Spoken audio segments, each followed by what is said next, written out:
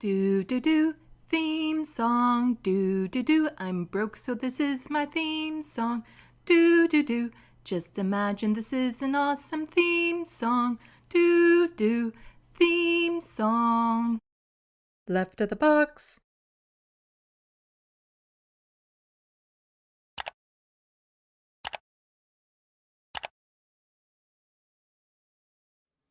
Hello, welcome to Left of the Box. Bonjour, bienvenue. I'm Sandy. It has been a week. Computer problems. Yeah, You see, last Sunday around this time, I was all ready to do a live stream. I'd spent like the entire day working on getting my docket ready. I knew what to say. There's some witty, funny stuff, and everything was good to go. And I opened up my OBS and none of my files were there. Yeah, you have no idea what that does to a person's mood when you realize that all the hard work you put into setting up a studio is suddenly gone. And then I realized what was happening. I accidentally hit yes to would you like your stuff backed up to the OneDrive when I was finishing the Windows setup. So Windows was stealing all of my documents and moving them off of my desktop onto their cloud desktop. So you see, when you have a program like OBS, which is what I use to stream, all the cute little graphics like this, you see this? They're all live linked to this, so you don't just download it into the program and it's there. So if I make a change to this and I keep it where it is, then the change will automatically update because it's live linked, which also means that if I were to move this to a different folder, I would have to relink it. And so all of my files were gone because OneDrive was stealing them and doing it very, very slowly. Like, I felt like my apartment was being robbed by a herd of turtles because you could see them going. And it's like, yes, I still had access to them and stuff, but it was on the OneDrive and I don't want my stuff on the OneDrive and I hated it. And I had to do all this research and stuff. And luckily I have a few really smart friends and one of them was able to come over yesterday and help me erase OneDrive from my computer. Because I followed the steps I found online where you download all your stuff after it gets uploaded and then you unlink your computer, but you're still on the OneDrive desktop, not the user of Sandy desktop. So, that was still annoying because I was still attached to them and I didn't want to be attached to them. So then I still had to figure out how to get rid of all that. And luckily I have a super smart friend who came over yesterday and got it all fixed, all cleaned up. So I'm back. I am back. So in the sandbox so far, we have Morbius Dragon, Hermeteorologist, Anti-Case Tarot, Old Grease, Jet, and am I missing anyone? No, thank you so much, everyone. I really appreciate your support. I'm sorry it's now been basically 2 weeks since I live streamed or recorded anything for my channel because I'm usually about a week in between live streams sometimes. And then with it going out this time last week. So if there's any glitches or anything, let me know because this is like the trial run after all the fixes. But oh my God, I hated it. I hated it so much. And it was also extremely demoralizing at one point because since everything was still being uploaded to the OneDrive, I couldn't turn off my computer. And so I found some 10-hour-long videos of like rain falling and stuff. And then, you know, like background white noise and stuff. And then I found out that there are channels because as soon as you click on one, you start getting recommended others. There are channels that have that live, like live. It's not like live footage of a rainstorm, but it's a live feed, a live stream of, you know, stocked up white noise rainstorms. And at any given moment, there are hundreds more people watching rainfall than I will get for the entirety of this live stream. It kind of hits me, you know, like, rainfall, more interesting than my channel. Oh.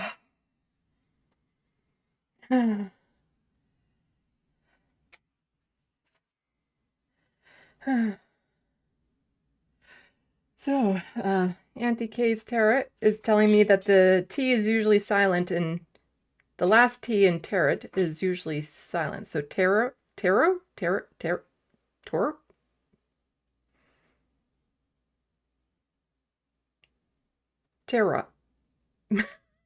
Is it silent or just quiet? Hello Sheldon. Hello Geodragon. Yeah, so it's been quite the week trying to get that all sorted. So what I have for you today is week old news. Because I'm like, gosh darn it. I got the dockets ready. I'm still going to do the live stream that I was planning to do last Sunday, even though there's been some massive updates because of all the times for my computer to act up. Now, with everything that is happening in Canadian politics. And so what I'm going to do is tomorrow do another live stream that covers this past week's news. Because yeah, it is tarot. Tarot is what Miss Man says. Tarot. Okay. I thought it kind of rhymed with carrot. I don't know. Oh. But yeah. And of course, while everything was being uploaded to the OneDrive, my internet just decided to give out at one point. It hasn't done that since I've upgraded my internet. It hasn't done it except for when that was happening. At one point, I was just getting so fed up because it was taking like over an hour for a single file to get uploaded that I'm like, fine, I have a backup. I just deleted the entire folder. Because once you delete it from OneDrive, you're deleting it from your computer. Good. I don't want anything on OneDrive. But oh, super annoying. But now my desktop is mine again. It goes to the right people. All my files are found. I can use my editing program because my editing program also has that live link thing. And my OBS is working fine. And I'm just like, yeah, it's nice to have like super smart friends that can help me through this.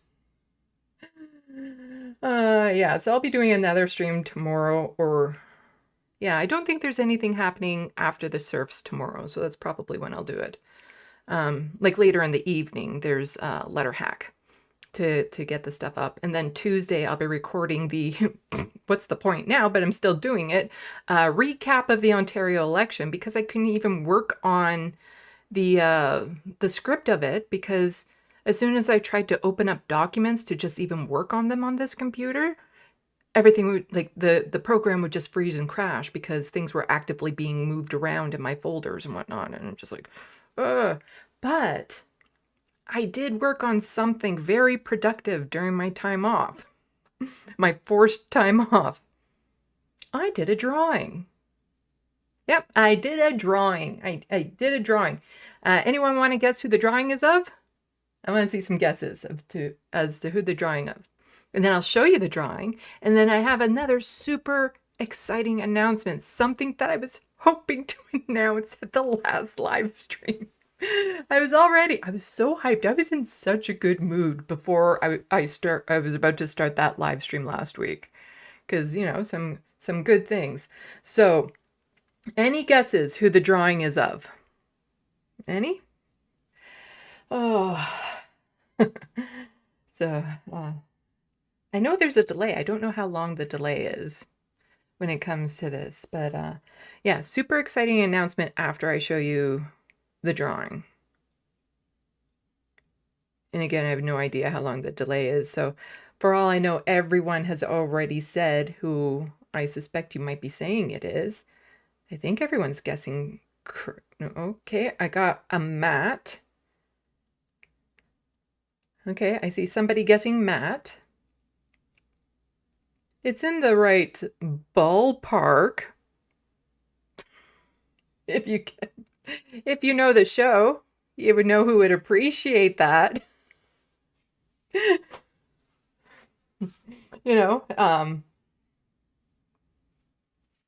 This might be a hint. I've already done a whole bunch of drawings of Sam Cedar Jet, so not Sam Cedar. But close, you're in the right ballpark. Somebody on that show would appreciate that reference.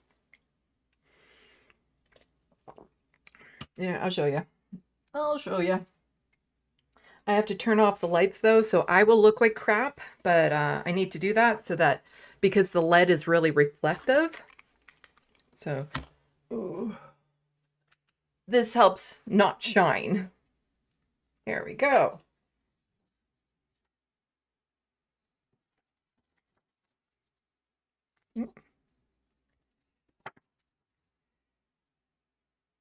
It's still a bit shiny because there's light coming in from the window. So it's hard to give a good representation of what this actually looks like.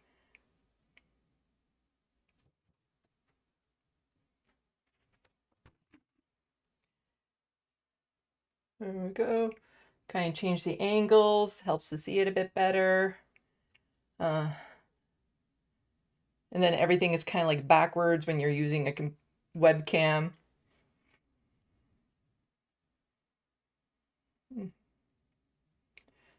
Yeah. So I took the progress photos of this, so I'm going to be putting together one of those little progress videos where you see the picture kind of come alive. But took 12 hours to do this one.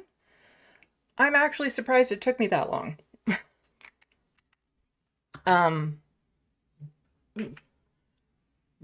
Because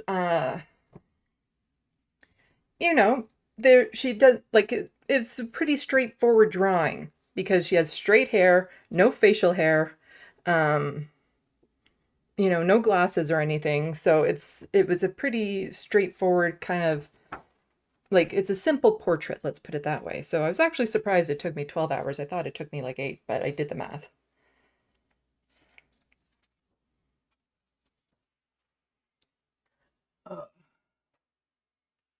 So that's what I did, and I'll be working on getting the little progress video done, and then hopefully then she'll follow me on Blue Sky. She follows me on Twitter, but not on Blue Sky. You see, that's the thing. I will never fully move over to Blue Sky until like Sam Cedar, Emma, and the Majority Report all follow me on Blue Sky because they all currently follow me on Twitter. But they don't follow me on Blue Sky.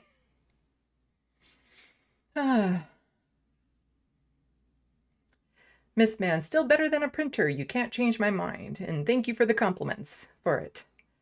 I don't know if she'll like it though. Like she might like the skill that goes into it, but I don't know how much she will like a detailed self-portrait like that. So anyway, my second announcement that I was super stoked about telling everyone last week is my book is now available in paperback. Oops, no, this way. Oh, right, I forgot. I was going to do it fun like this. Be like, you know this? And then do this. Ha. Well, boom, there. It's available in paperback. I totally forgot that's how I wanted the reveal to go, so whatever. There we go. Yay! It's available in paperback. And it's a full book. It's a book. It is, let's see, 269 pages? No, 67. 267 pages. So please, buy my book. Now that it's available in paperback. I've only sold 4 copies so far. It is what it is.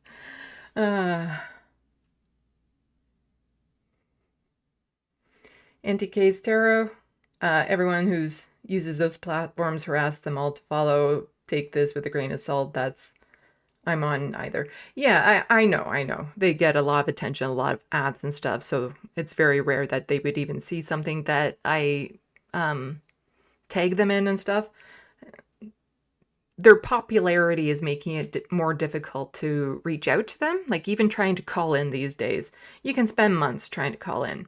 And it's nothing at a fault of what they're doing. It's just the fact that they've gotten so popular. There's so much more people trying to call in, trying to IM and all that sort of stuff. Let's see. Thought I heard a kitty cat getting into something. But yeah,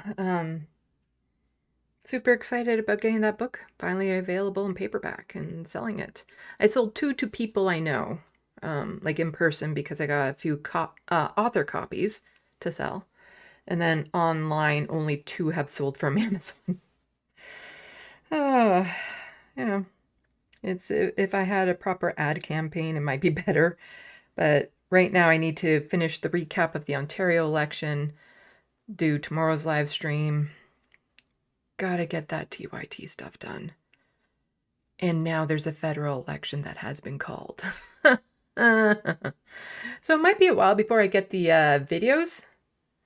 The videos up of me reading the book, but they will be coming eventually, because there's another book that I want to get printed, that book that I can't tell anyone about yet.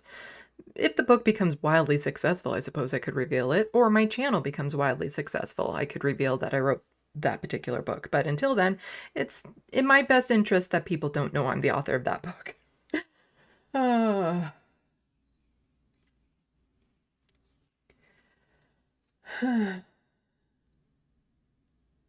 So hermatologist says I'll get it probably next week or so when these people pay for clocks. Okay. Jed, I'm poor, but I'll get one when I can. Thank you. Auntie K's Tarot. Horror scares me. I can't do it, but congrats. Yeah. Yeah, the news is pretty horrifying, as is. But at the same time, you know, it's a horror fantasy. It's a horror because there's vampires and there's, you know, scenes that are difficult in it, because it's a horror. But it's also like a utopia. I don't know. It's complicated, that book. Hello, the Wild West. Yay, perfect timing. I can now listen while I clean my kitchen. I also got some chores done while my internet was acting out my thing. But anyway, I've been blathering on. Well, only for 20 minutes, not even, maybe more. Because I meant to start at 4:15 and I started a bit early. So, you know, I haven't even been just blathering on for like a half hour like I usually do. Because I like to, you know, kind of see where everyone's at. And I hope everyone is doing okay. And I really appreciate everyone who, you know, puts up with the glitches on my channel and stuff. Things like, you know, my internet not really working and oh, the joys of live streaming. But yeah, the election for the federal election just got called today. So I'm going to have a lot to say on that. But more tomorrow. I still have a lot of Mark Carney stuff to cover today that I meant to cover last week. Still fairly relevant, I think. Even though, like I said, he just called the election, which is shocking to no one, except maybe the NDP. Because the NDP, like Jagmeet Singh was all like, oh yeah, as soon as we get back to the legislature, we won't call for a vote of non-confidence, you know, until something is sorted out with the tariffs. And it's like, yeah, no. Like before it was, we're going to call for a vote of non-confidence right away. And then as soon as the new leader was picked, it's like, oh, well, we'll hold off because of the tariffs and whatnot. And it's like, yeah, it's a moot point because everyone knew Mark Carney was going to call it as soon as he got in and as soon as he could. And that's pretty much what he did. But anyway, let's get on with all of this news and stuff that I had saved up from last week. And yeah, let me know if there's anything not working. Highlight my name so that I can see it, because I think all the little glitches are solved, but you never know. You never know. And my hair is just not, it's kind of fuzzy today, and I didn't know what to do with it. And, you know, I thought about letting it down too. It's just, I don't know. I feel like I'm not having a great hair day. Even though I love the curls, you know. I like the curly hair.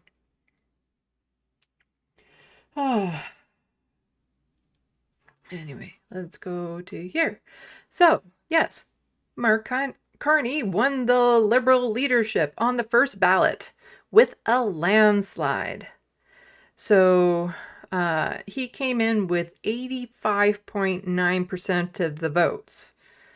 And the follower up was Chrystia Freeland with over 11,000 votes and 8%. Now keep in mind, she was the one that really kind of initiated Justin Trudeau getting kicked out. Like, she was the one that really, when she announced that she was no longer supporting him and all that sort of stuff, that's when things really started to heat up for Justin Trudeau, and he was eventually then had to step down. So she's part of the reason why we're having this election so early. And part of it was she was trying to strategically, be the next prime minister. Well, that didn't work out so well for her. Karina Gould only got 3.2% of the vote, which is disappointing because I was really kind of hoping it would be her. But I knew it wasn't going to be. I knew it wasn't going to be, but I had hoped that she would have done better. And then I don't even know who Frank is. So, and then so-called communist burglar said, add Freeland to the Victims of Communism Memorial because of the results. And I just thought that was funny. I thought that was funny because, yeah. If you know anything about Chrystia Freeland and her support of the monuments to the victims of communism, you'll understand that. But let's see. So we have Michelle Ferrari here, and she is an MP for Peterborough. I know the word. I can say it in my head, but not out loud. I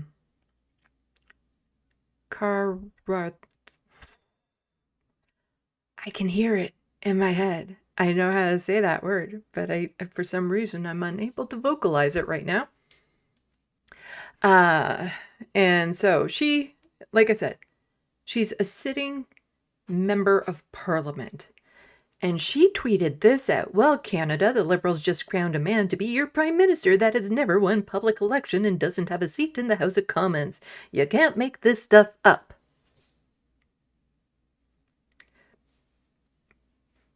So, does she not know a little bit more about the House that she's part of? The House of Commons? Because if we go here... List of Prime Ministers of Canada. And if we scroll down, we have the first Prime Minister, John A. Macdonald, who wasn't really elected in. He was just kind of granted the position when this country first formed. But then if we start scrolling down, we'll see... did not hold a seat in legislature, and that's Charles Tupper. So that person did not hold a seat in the legislature when he became Prime Minister. And if we keep on scrolling down, Arthur, whatever his name is, did not hold a seat in the legislature. He was appointed. See, appointed. Appointment. And if we scroll down, you might be starting to see a bit of a trend here because here's another appointment. So Louis St. Laurent, when he first got in, was appointed and then became an MP from the looks of it, which is usually how it goes. Let's see. Another appointment with John Turner. Another appointment with Kim Campbell. I think a lot of people remember that. So, but she was at least, a member of Parliament. But there were a few who did not hold a seat in the legislature. John Turner did not hold a seat in the legislature. So, Mark Carney here, not exactly an outlier. Not exactly, this isn't exactly unprecedented in this country. It happens. That's how the Westminster parliamentary system works. It can happen that way. And so for an MP to be tweeting this out, she should be embarrassed. And I'm actually surprised that there's not like a notes under it, the community notes saying, well, actually, there has been several prime ministers of Canada who did not hold a seat in the legislature when they became prime minister. So that's what I say to that. And then let's see. So we got more about Mark Carney. Let's learn a little bit about who he is. And by who he is, I mean, he's a conservative. Like, he's just a conservative. He's not a liberal. He's just a better conservative than Pierre Poilievre. But let's see. So David here says this was terrible and condescending answer from Carney. People can't afford rent, mortgages, and food. Read the room. And since this was over a week ago, I actually forget what he said in this. So let's find out why I highlighted this to begin with. Mr. Carney, I'm Jillian Piper with Global News. I understand that your assets have been put into a blind trust. I wanted to ask you, what is the value of the assets and where did they come from? How can Canadians know that there's no conflict of interest if they don't know where the assets come from?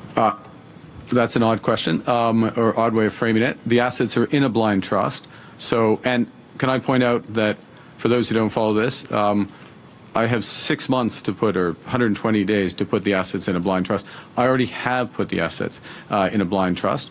And once assets are in a blind trust, you don't know that, by definition, you don't know the assets because the trustees take over the responsibility.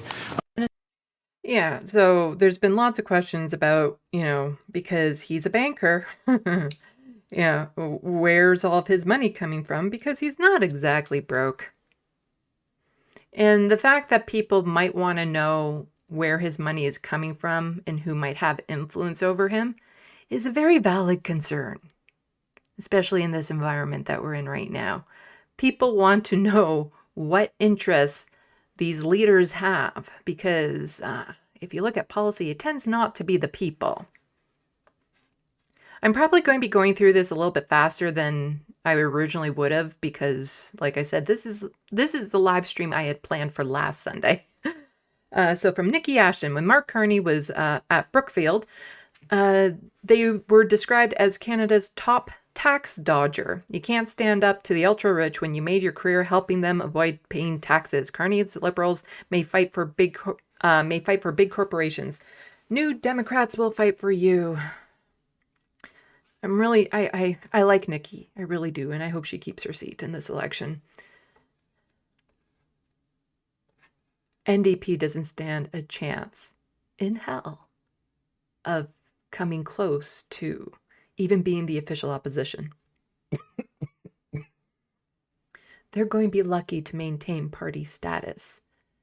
And a lot of it is because they keep on pointing out the flaws of all these other, of Mark Carney and Pierre Poilievre, like, ooh, they're horrible. What are you offering? Don't just tell us they're horrible. What are you offering? And don't just say, this is, like, we need to have those rallies, like the Bernie AOC rallies. Somebody who is unabashedly progressive and going up on stage and announcing this is the vision of Canada that I have, the future that I have for the people living here, and just go full in, like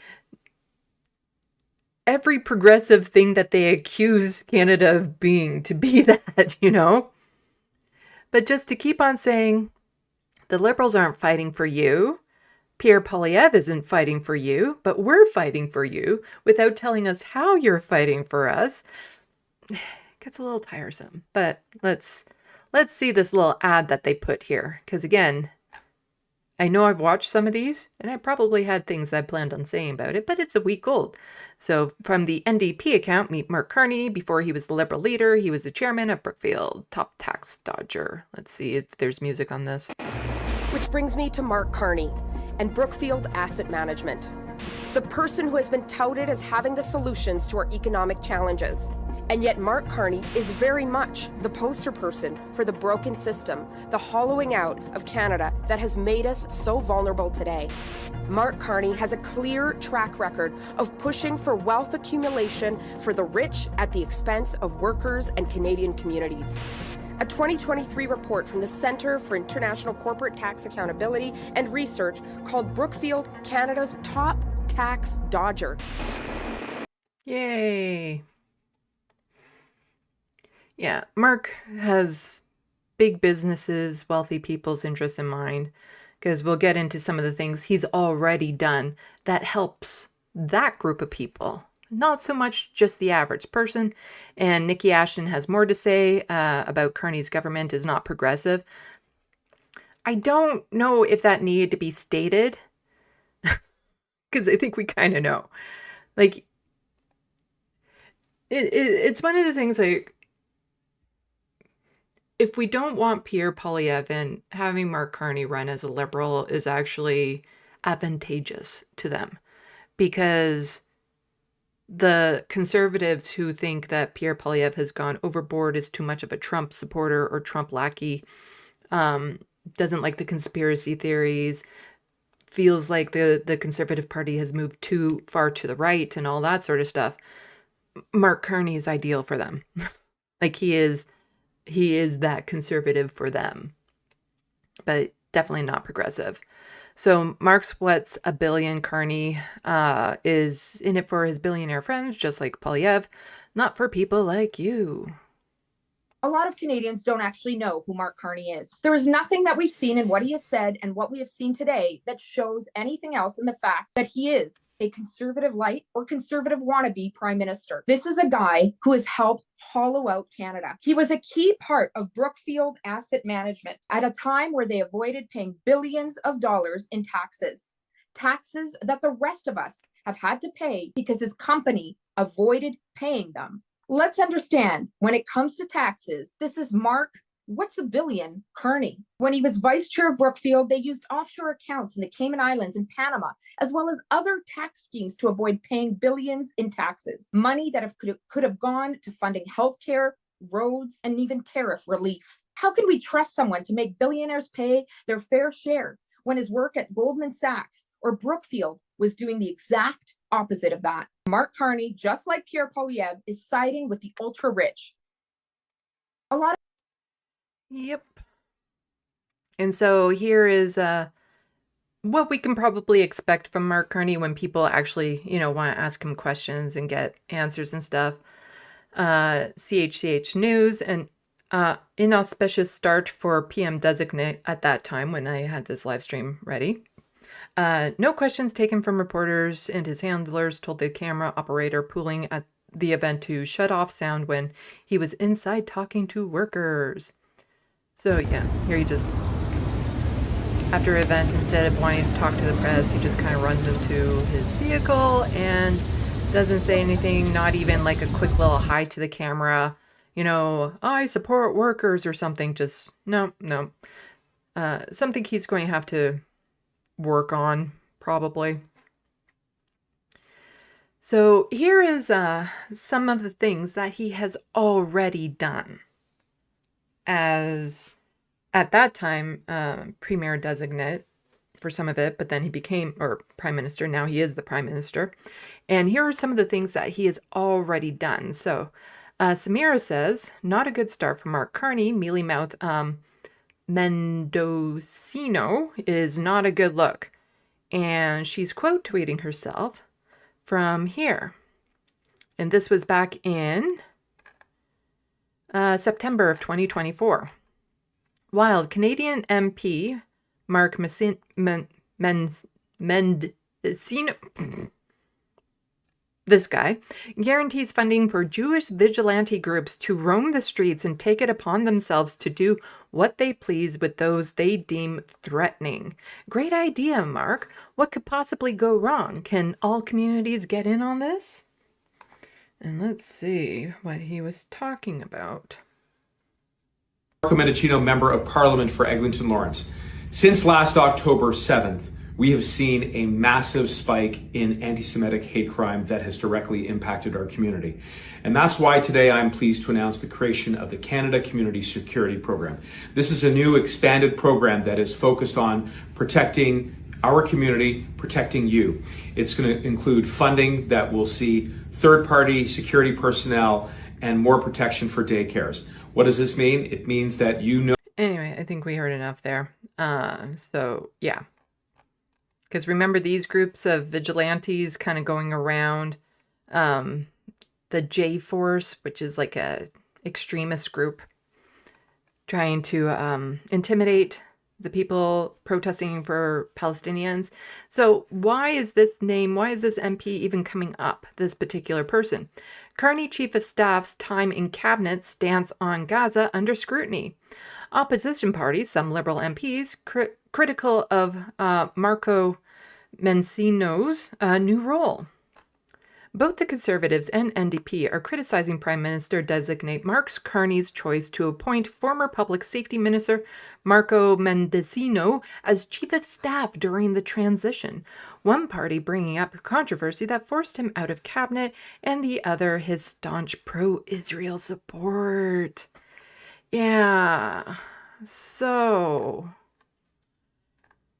under Carney, can't say that there's going to be any different stance on what's happening over in Gaza than if Justin Trudeau had stayed on board. It's just going to be the same old bullshit from them.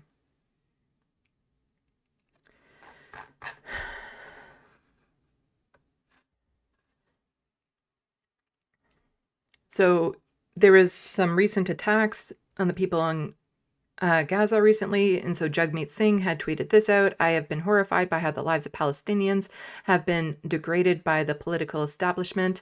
When Parliament voted on our ceasefire motion, children were being pulled from the rubble and entire family lines were being wiped out. In that moment, Mark Mendicino had a choice. He chose to side with Netanyahu and oppose a ceasefire.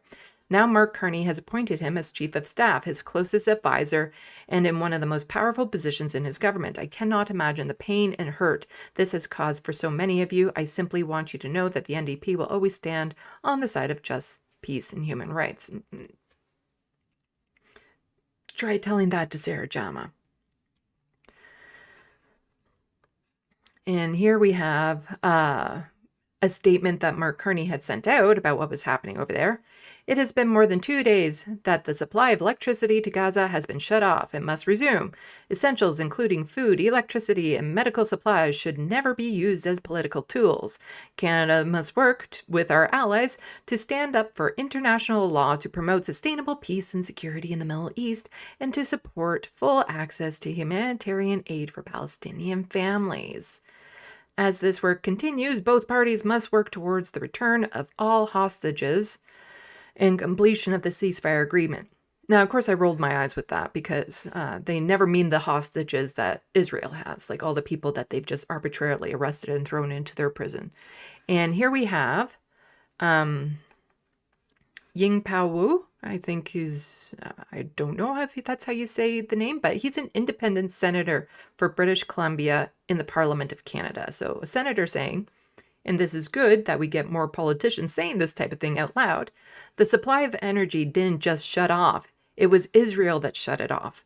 And the blockade on essential supplies is not just a political tool. It is a war crime. If we don't have the courage to name the problem, we will not be able to fix it. Mark Carney will just be another Justin Trudeau when it comes to anything to do with Gaza and Palestinians. He's not going to change anything with that at all, which is just horrifying because, yeah, he's not going to say, oh, it's Israel who shut off the supply of energy to Gaza. It's Israel who's bombing them. It's Israel who's doing this. He's not going to say any of that. He's not going to make, Israel look like the aggressor at all, which is just so frustrating. So then there was also the ministers that he put in place. And so here's Sam just saying, Sam Hirsch, no minister of labor, no minister for women and gender equality, but a minister of government transformation, which can only mean cuts to the public service. Mark Carney is going to be the most right-wing liberal leader since Chrétien. Austerity is not what we need right now. And so here's a list of the different ministers that he has right now. And sadly, Karina Gould is not on this list. She had been a minister, but now she's not even on this list of the ministers. And it's interesting, the ones that he chose not to have a minister for, like no ministries for. Women and gender equality. Also disabilities. Not there. Not there. And so Christo Avalos is just pointing out that the government transformation, make no mistake about it, this is copying Elon Musk's Dodge. And like Dodge, it will be a disaster for public servants and everyone else. And here's Jagmeet Singh commenting on this new cabinet that Mark Carney has put together. What we saw today with the cabinet selection really shows you the priorities of Mark Carney at a time when people are really worried. There's a lot of fear, there's resilience and strength, but a lot of worry about the cost of living already being high and a trade war increasing it. People are worried about losing their jobs. And what Mark Carney has shown is that he has not made a priority a lot of the people in our country. Women, there's no minister related to issues impacting women, youth, people living with disabilities, people with diversity. He's also notably, and this is one of the most notable things, he does not have a minister for labor. Even Stephen Harper had a minister for labor. At a time when we do not have a plan for workers if they lose their job, 60% of workers are not covered by EI, he doesn't have a minister for labor. Now you might say it's just a name. Well, the name means something. He's signifying clearly that he is not interested or not prioritizing labor, unions, workers. That is very problematic to me. He's also showing us his plan. His plan is to ignore the plight of working people and to have a tax cut for millionaires, to cut services and cut workers. That is not the right plan for Canadians. Also notably, Karina Gould is not in cabinet, and that's sending a message to progressive Liberals that there's no place for you in this new Liberal Party with Mark Carney at the head. We're going to continue to fight for workers. We're going to continue to fight for supports for those workers. Yeah, so it's, it's sending a clear message to people where his priorities are going to be lying. And it's not with, vulnerable groups of people. It's not with workers. It's for the upper 1%. It's for businesses and rich people. He's a banker, it's just, I would hope that people aren't surprised at this. You could have seen it coming, and I'm going to have more to say about it in the coming days and stuff, because will I still be the person that says I'd rather Mark Carney in than Pierre Poilievre? Yeah. But I'm going to explain why. It's not just going to be like just something, but there's reasons, very valid reasons why I would still much rather have Mark Carney in than Pierre Poilievre. And I'll probably put that in a bit in the script that I have developed for the Ontario election recap, because it's along the same lines. And it's frustrating to me, the people who will complain in the meantime saying, oh, I don't want to vote for either party because it's just you vote for one conservative versus the other conservative. It's no different, blah, blah, blah. There is a difference between those two conservatives. And as I keep on trying to say, if you don't like who's on the ballot, then the rest of the years in between elections, you need to be working your ass off to make sure that by the time the next election comes up, there's somebody on the ballot you want to vote for. But when the election comes, whoever is on the ballot, that's your choice. That is not the time that we get to influence them. They've already made up their minds as to what kind of campaign they're going to do, what their platforms are, all of that, like who's up for election. By the time the election is called, those decisions are already made. You have to be working the rest of the time when it's not election season to make sure that there is some change happening for the next time. But to just complain about it in the moment without acknowledging all the rest of the time, it's useless. Because I think the parties have proven over and over again that not voting for them doesn't change them. It's never worked. Withholding your vote from a party doesn't get the party to sit back and be like, maybe we've done something wrong. That has never worked. Never. But I'll have more to say about that in my recap of the Ontario election, which would then kind of carry over into this upcoming federal election. And so this is from Faye Johnstone. The decision by Carney gives Pierre Poilievre, if he wins the next election, cover to not appoint a women and gender equality minister either. Hey, stay away from stuff, kitty. A dangerous and frankly stupid precedent. Come on, Mark Carney. Yeah. So when you have the Liberal Prime Minister not appointing women and gender equality minister, then yeah, if Pierre Poilievre gets into power, he's going to be like, so why do I have to? Like, your radical liberal prime minister there, Mark Carney, he didn't. So obviously these radical leftists don't see a need for it because, you know, it's been solved. So we don't need a minister for that. And Canada's Women Foundation had just tweeted out, the removal of this cabinet position is not just a symbolic loss, it's a real world implication for millions of women and gender diverse people. But it's not just that, it's also persons with disabilities. Mark Carney is going to be just as bad or worse than Justin Trudeau when it comes to people with disabilities. So no progress will be made in that department either. And so this is from Batina. She is a NDP member of parliament for Moody Coquitlam. Today, the new Prime Minister was sworn in, and I want to say thank you to Justin Trudeau for your years of service.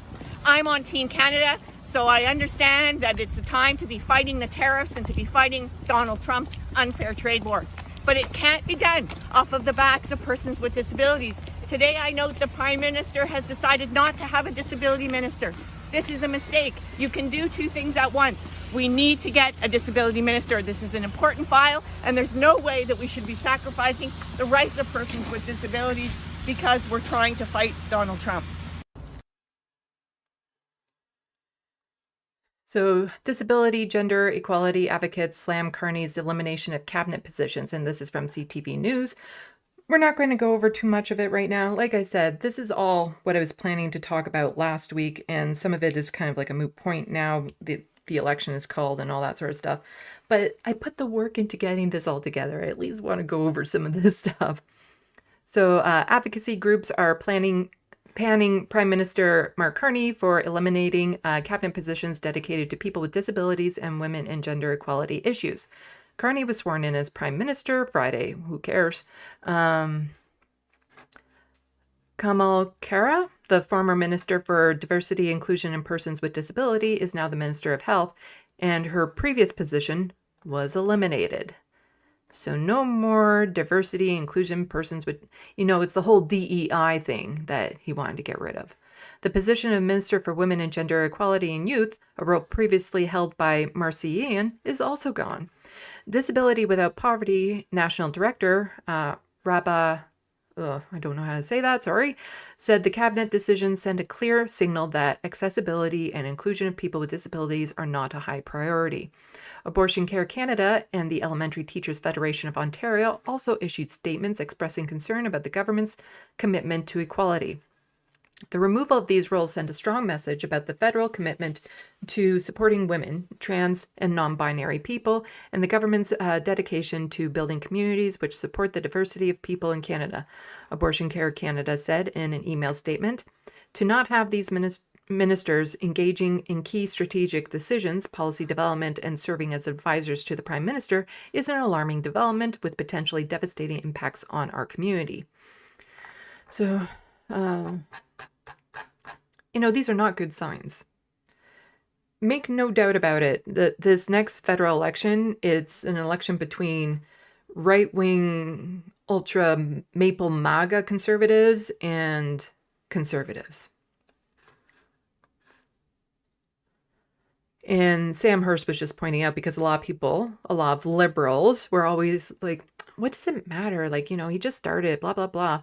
So lots of liberals are saying we shouldn't criticize Carney's cabinet just because it's transitionary, so it doesn't matter. If it doesn't matter, then why'd he make such significant changes as to remove women and gender equality, labor and disabilities? Why not just keep them in? And yeah, what Mark was doing was he was signaling to corporations, to billionaires, to rich people, this is where his policies lie, like his agenda, his values lie. It's not with these groups. He's not going to be a woke leftist. He's going to be right of center for issues. And so this was sending a signal to the donors, to people potentially voting, that this is the kind of person he is. So he didn't just do this on a whim. He did this as a strong statement as to what he's planning for this country. And already he's made some changes. So Carney wins, kills Liberals' much delayed capital gains tax change. Funny how somebody who's like the top tax dodger was so concerned about not just the capital gains tax, but also the carbon tax, which I'll just be getting into in a moment. So the capital gain policy is still causing confusion for taxpayers, even though the higher inclusion rate isn't in play. And this is from the Financial Post. So Mark Carney's victory in the Liberal leadership race put a final nail in the coffin for Ottawa's controversial plan to hike the inclusion of rates on capital gains. Now, I remember people getting so upset with the capital gains tax.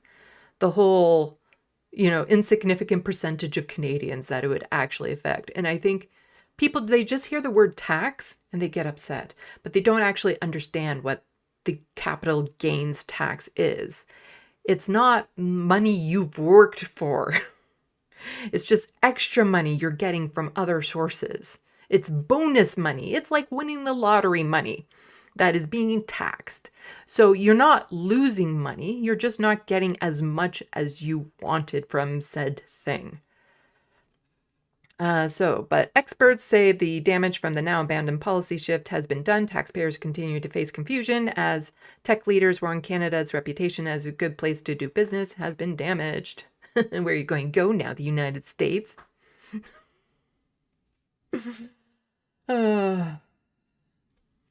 Let's see. What did I want to read anything else in this? Oh, there was also this that just kind of breaks down what a capital gains tax is. Because again, not too many people know, and this is from Money Sense. So capital gain tax highlights. And this is from back when it was kind of first announced. So March, this is new. Sorry, I thought this was an old, I guess the other article was an older article. This is a newer article. So the latest news on January 6, 2025, former Prime Minister Justin Trudeau prorogued Parliament. That's not what I cared about. What was it in here? So maximum tax rate. With the current 50% capital gains inclusion rate on our federal and provincial and territorial tax rates, no one pays more than 27% on capital gains in Canada. I think it was just at the bottom.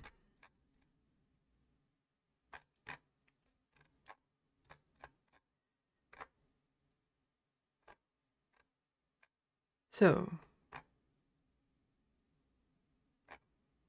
what is the capital gains tax rate in Canada? For purposes, we'll look at the capital gains tax rate for individuals. Just know that different rules apply for trusts and corporations. Now that we've established capital gains tax is based on your marginal tax rate combined with an inclusion rate of 50. Okay, this is probably very boring to listen to. But here, in other words, very few Canadians would have been affected by this. You can calculate the number yourself to estimate your capital gains tax rate and all that sort of stuff. Did this actually say?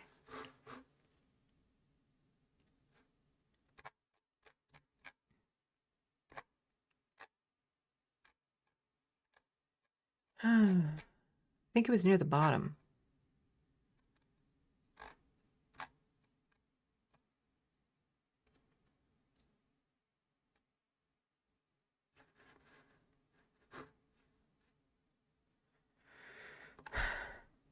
Anyway, it's been over a week since I've looked at this and knew what I planned to say about it, so I'm terribly sorry.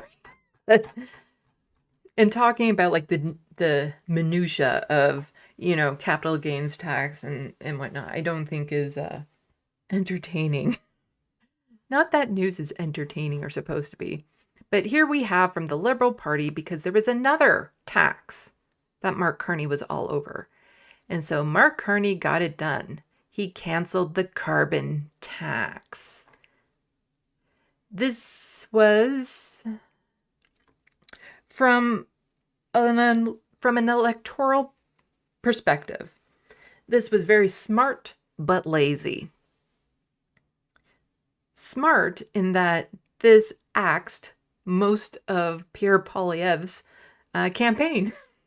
Because for the past how many years, ever since this tax first started, Pierre Poilievre has all been about axe the tax. And he was talking specifically about the carbon tax. Axe the tax, axe the tax, his most popular slogan. Well, Mark Carney just axed the tax. So he took Pierre Poilievre out at the knees, pretty much, with this. So it's smart, strategically speaking, but it's very lazy. Because instead of just basically conceding that the Conservatives were right with this, they should have done a better job educating people what the carbon tax was and how it benefits people. Instead of, this is just a conservative platform. Whereas people like me will lose out a lot not having the carbon tax, because there was those lovely little rebate checks that would pop up in my bank account every now and then that will no longer be happening. And again, I think this country is so politically illiterate. I'm fairly certain a lot of people don't realize that they're not going to be getting that money anymore. That the rebate checks that just pop up in their accounts for, the environment or something like that, I don't think they've connected it to the fact that it's tied with the carbon tax. And so this person was just saying, remember until 5 minutes ago, they told you that 80% of Canadians were better off as a result of this ridiculous tax. Will they be sending out compensation checks for cutting this off this windfall? So for people like me, will I still be getting that money? No. So instead of doing their job and actually educating people and getting the public behind them and saying that this is a good thing, actually, they just went the route of the Conservatives. They just took the Conservatives platform. The federal election vote will be on April 28th. Yay! So Prime Minister Mark Carney's cabinet terminates a consumer carbon tax. Prime Minister Carney's first move after taking office on Friday was to eliminate the consumer carbon price, undoing Justin Trudeau's signature climate policy. It was like the absolute bare minimum that this country could have done when it comes to the environment. So now we're not even doing that. Carney addressed members in the media after Friday afternoon cabinet meeting, saying the government is focused on action. We will be eliminating the Canada fuel change, consumer fuel change immediately, he said. The order in council, Carney signed in front of the cabinet ministers of the press, blah, blah, blah, blah. The price is big for industrial emitters remains in place. So people might be thinking, wow, our gas is going to go down. Sure, maybe within the regular fluctuation of what gas usually goes around. But also, when a corporation realizes that they can charge a certain amount and their profits don't drop and they still make money and all that sort of stuff, well, if something happens, like they get rid of a certain tax, which means they can pass that saving on to the customers, do you think they do that? Do you really think they do that? Or do they just keep the prices exactly where they were and take in that extra revenue as more profit for themselves? When have you ever seen a corporation pass on the savings? I've seen it once, actually. Once. My internet, tech savvy, they did it. Because they have to use Bell and Rogers lines in order to provide internet. And one time they were able to work out a better deal for bundling and stuff with Bell, and they passed on that savings. So my internet dropped by $2 a month because they passed on that savings. So I've seen it happen once, but do you think gas companies and corporations are going to pass on that savings to the consumers? Carney also said people who have been getting rebates on the carbon price will get one final payment for the next quarter in April. Carney has pledged to end the consumer price during the Liberal leadership race and said he would bolster the industrial price paid by big polluters. So Agriculture Minister Cody Lois says he thinks it's a really good move because the policy has become very divisive. And again, that's That's the smart part. Yes, it was a very divisive talking point in tax. And it's something that, conservative leader Pierre Poilievre, whose rallying cry of axe the tax, had him riding high on the polls until about 6 weeks ago, claimed on Friday that Carney can't really abolish the carbon tax without recalling Parliament and blah, blah, blah, blah. No, there's other ways. There's always workarounds. But yeah, this took out Pierre Poilievre at the knees.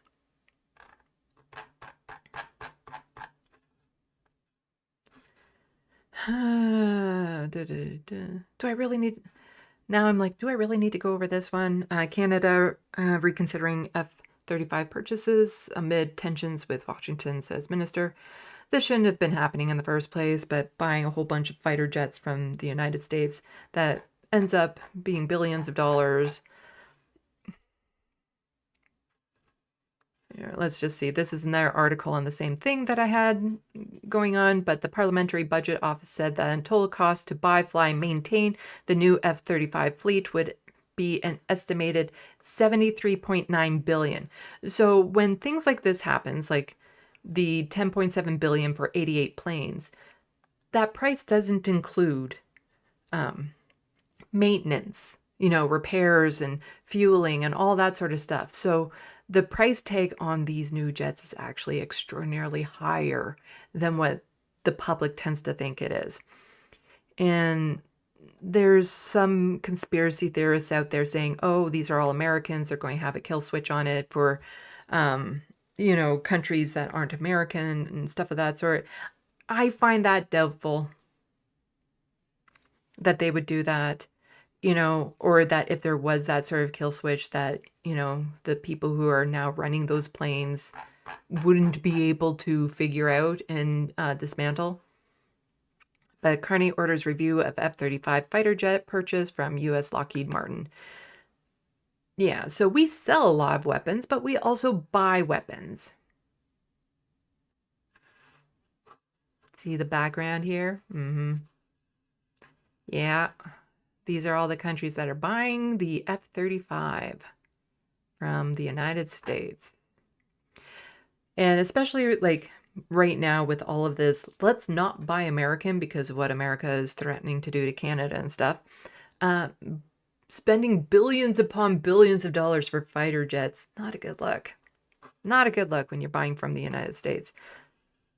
Let's see. So Doug Ford had tweeted out, good riddance to the worst tax ever, talking about, I believe, that was the carbon tax.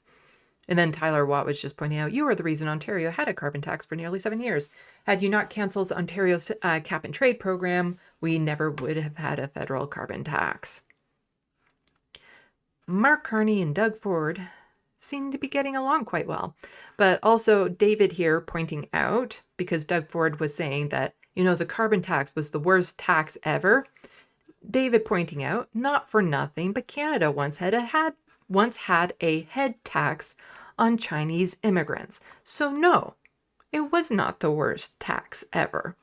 And a little bit of information about that from Wikipedia, Chinese head tax. The Chinese head tax was a fixed fee charged to every Chinese person entering Canada. The head tax was first levied after the Canadian Parliament passed the Chinese Immigration Act of 1885, and it was meant to discourage Chinese people from entering Canada after the completion of the Canada Pacific Railway. The tax was abolished by the Chinese Immigration Act of 1923, which outright prevented all Chinese immigration except for that of business people, clergy, educators, students, and some others. Yeah, this country its whole foundation is built on racism, white nationalism, all of that sort of stuff. So yeah, there has been worse taxes in Canada than the carbon tax.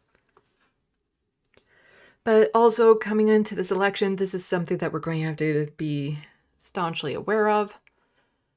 There's lots that can be said about Mark Carney that are true. But we're going to be running into things like this. From Press Progress, this photo of Mark Carney and Tom Hanks on Epstein Island is going viral. The photo is completely fake. Fake photos insinuating Canada's new prime minister is linked to crimes of sexual abuse are going viral on Elon Musk's X. And this is from the article. So the claim, did Mark Carney visit Jeffrey Epstein's private island with Tom Hanks? One recent post on Elon Musk's platform presents what purports to be a photo of Canada's new prime minister and blah, blah, blah.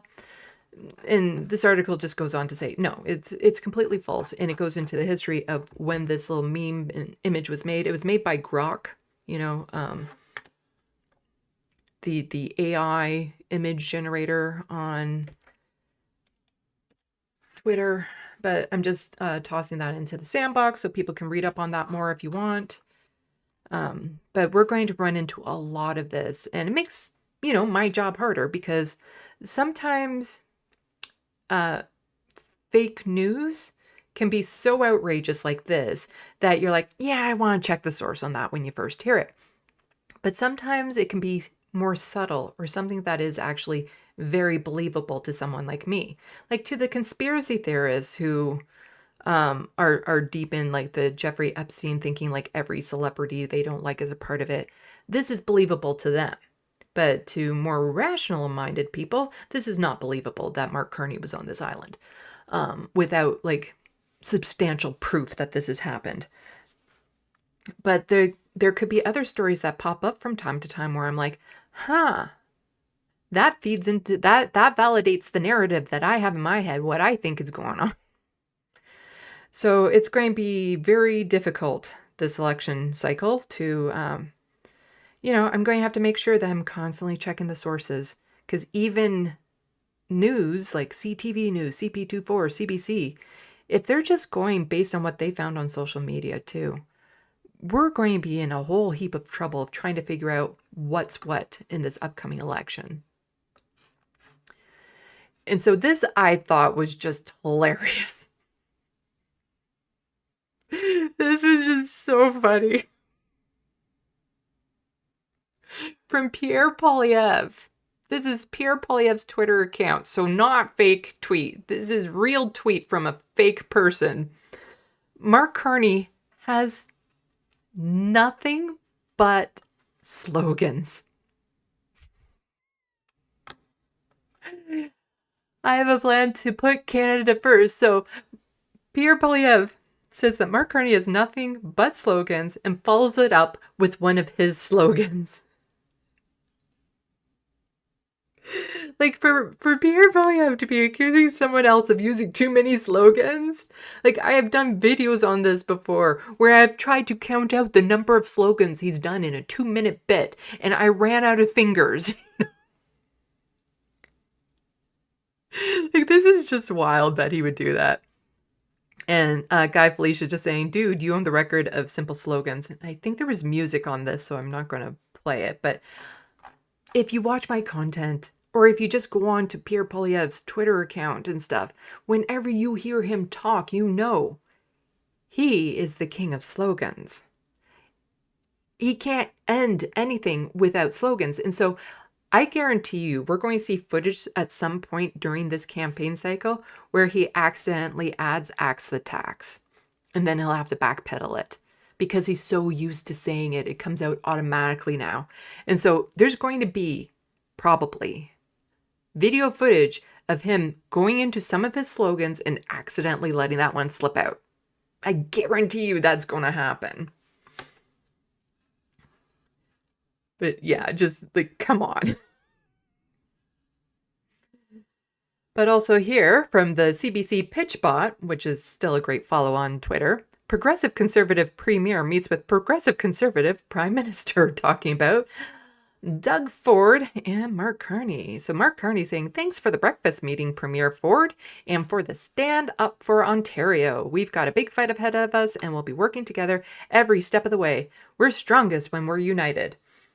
This must have pissed off Pierre Poilievre so much. That Doug Ford is sitting down having a pleasant conversation with the Liberal Prime Minister. And I'll be covering a bit more of this in my next live stream, which will probably be tomorrow, because over the past week, like Donald Trump has been saying, that he's never liked Pierre Polyev, but he likes that Carney guy and all that sort of stuff, which some people think like maybe that's some reverse psychology because they know Donald Trump is a bad brand right now. But to counter that, I would say that is giving Donald Trump way too much credit for thought. He can't strategically think like that. Like that's too much effort put into it. But it is funny, all the people that are now turning their backs on Pierre Polyev.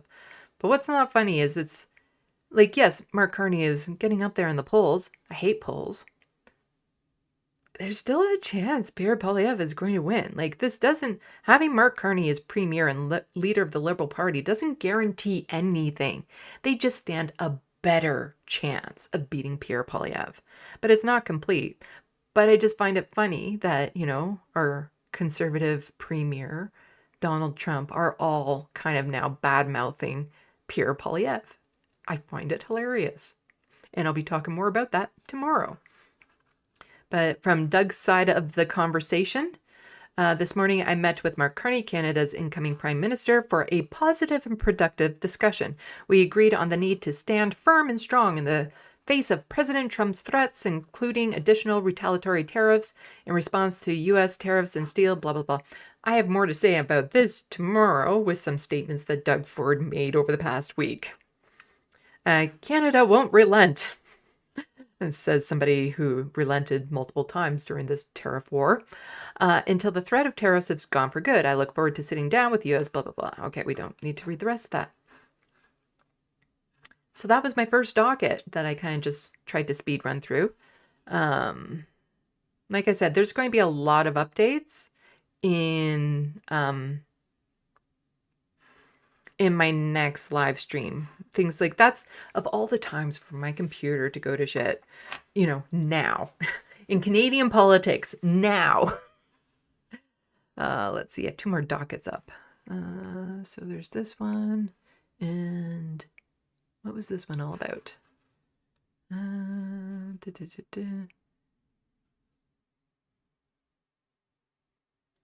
I want to do this one next?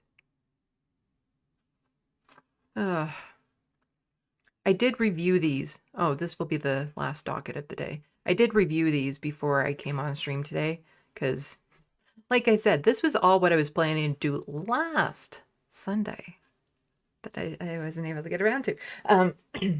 So the next docket will be more about the tariffs and some other things. It's going to be about Mark Carney, more about him because he's the new prime minister of this country. So we're going to be talking about him a fair bit. But let's check the Sandbox. Oh. Let's see.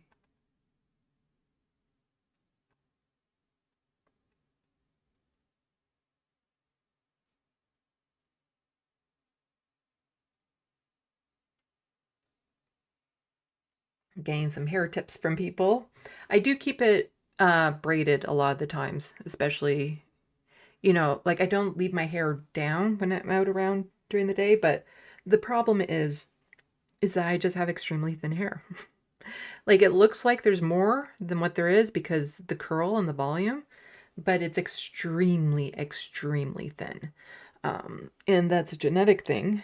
I would love to be able to get the Nutrafol that the Majority Report advertises, but we don't get the discount here in Canada. And even with the discount, I still couldn't afford it because the color is still natural. My grandmother had color of what remained of her hair. And her hair just looked like wisps at the end. And that's going to be my future, unfortunately, I think. Because it's extremely, extremely thin. And also I didn't put gel in it. I just put mousse in it. And I probably should have put the gel in it to crispy up the curls even more. Hello, Rachel Atwood.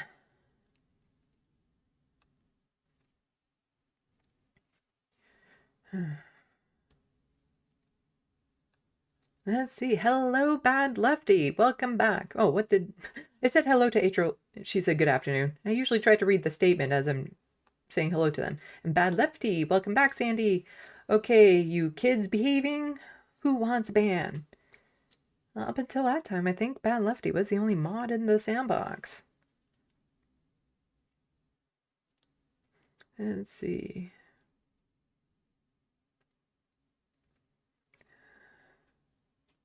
Jet, gotta love that business as usual attitude when life right now is anything but. Mm-hmm. Hello, Grand Theft Autobot. PP, a Trump lackey? No, he says boots, not suits now. Yeah, he had to make up a new slogan for Mark Carney getting rid of one of his most popular slogans.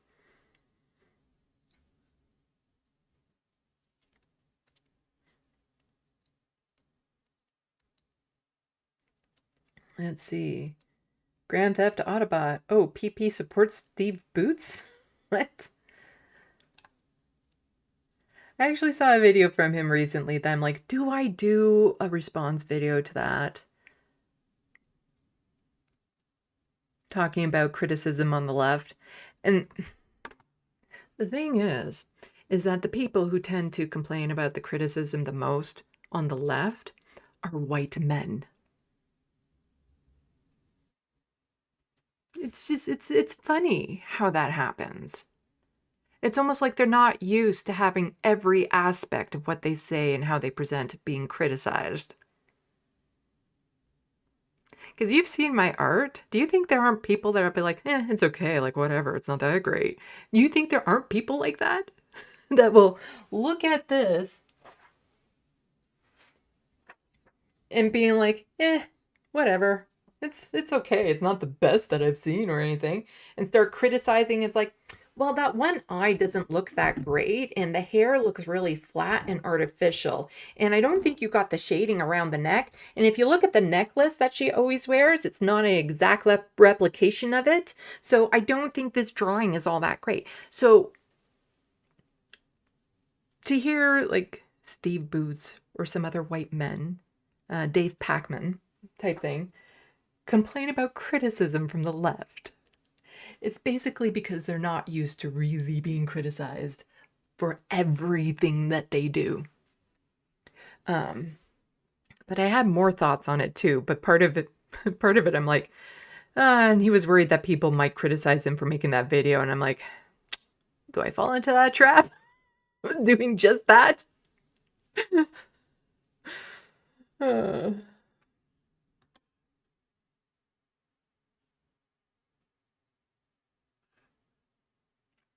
Anti-Case Tarot, I agree with her about which politicians aren't taking advantage of taxes for the rich and offshore accounts. Correct, they all are.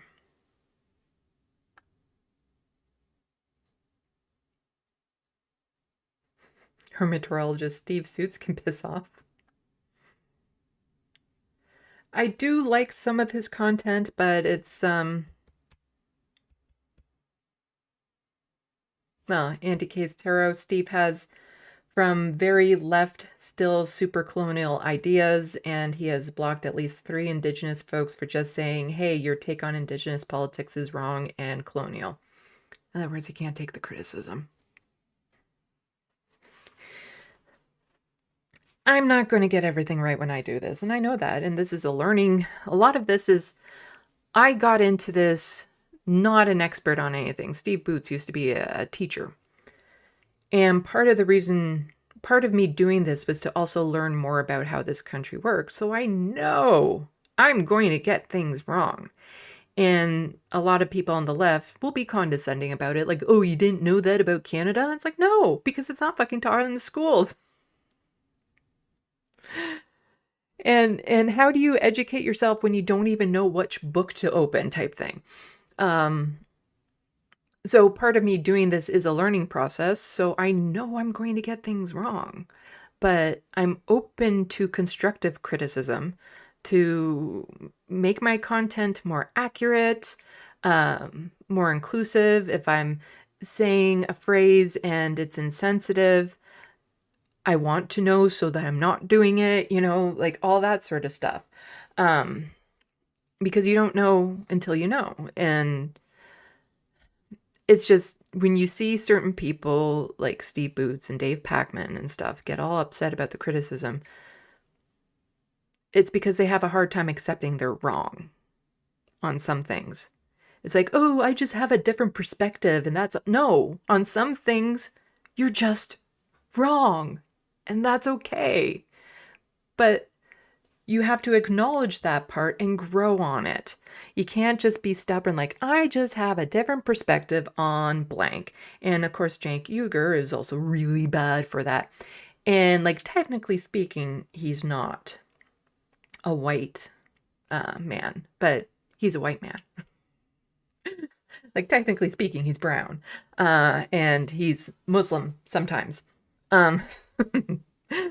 And but he's generally has received all the privileges of white males, other than, you know, he gets racist attacks, of course, but he has the same perspectives a lot of the time. And also cis heterosexual white men tend to have the hardest time with any sort of criticism, and they have the hard time just kind of acknowledging that I was wrong on this, because from their cis heterosexual white man perspective, they've just never seen blank. And because they haven't, there's so much other perspectives that they've never really had to think of before, they feel like that they're being constantly bombarded with like, oh, well, you shouldn't say that, or there's this perspective, or you need to include this and that and the other thing. Whereas someone like me, like, you don't have to tell me about a lot of queer issues because I already know them because I'm part of that group, or issues around women and things of that sort. But when you live in such a tiny bubble that those men live in, trying to have to then account for all these other changes in perspectives and being inclusive of that in your language and how you present the news and all that sort of stuff can feel like you're being criticized nonstop. But, you know, criticisms aren't necessarily attacks on people. Sometimes it's from people who just want to see you grow on an issue. But, yeah, I might rewatch that video. It's a 20-minute long video from Steve Boots where he was talking about that, and see if I want to do like a response to it, but I don't know if I'm going to have time with like all the other things on my plate right now.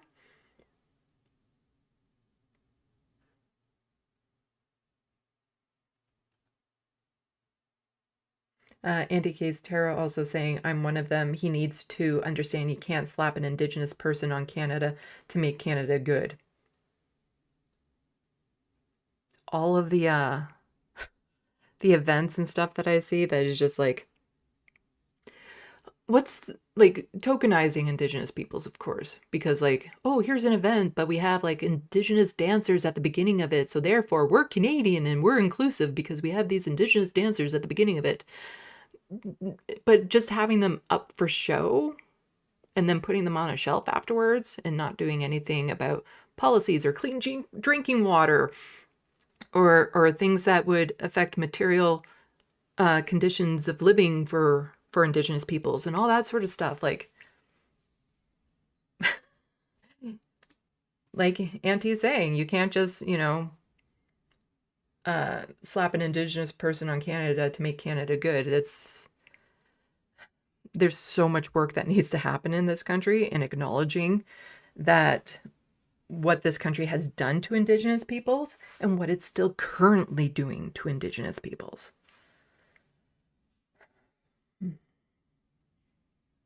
Bad Lefty, oh my god, not to give away how far behind the live stream I am, but that drawing of Emma is stunning. Why, thank you. Yeah, I'm hoping to make the video, because I started the live stream nice and early tonight. So I'm hoping to put together the progress video of the drawing of Emma so that I can get that posted on Blue Sky and Twitter tonight. Because, you know, she's been under attack a lot lately, so I hope it maybe, if she sees it, it kind of boosts her mood a bit. But I've kind of mentioned it before. It's one of those things, especially when it comes to drawing women, that they might appreciate the skill and the talent that goes into it, but they don't necessarily want to be seeing themselves in photorealistic aspects, which I can understand.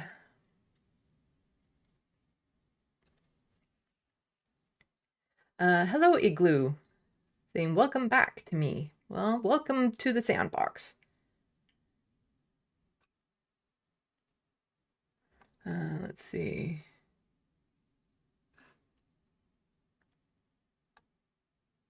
Because now that I was talking about all this stuff, I'm going to catch up to the Sandbox to find that the conversation has returned. Hello, John Davis. Yay, Sandy is back with a whole bunch of emojis.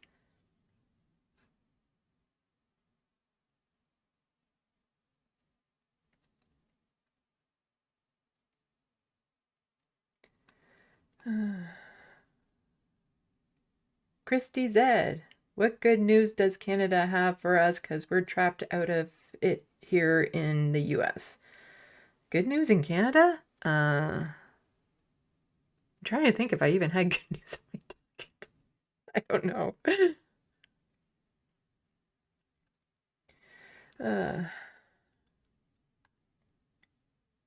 Miss Man. Manned fighter jets are on their way out anyway, all about unmanned drones now.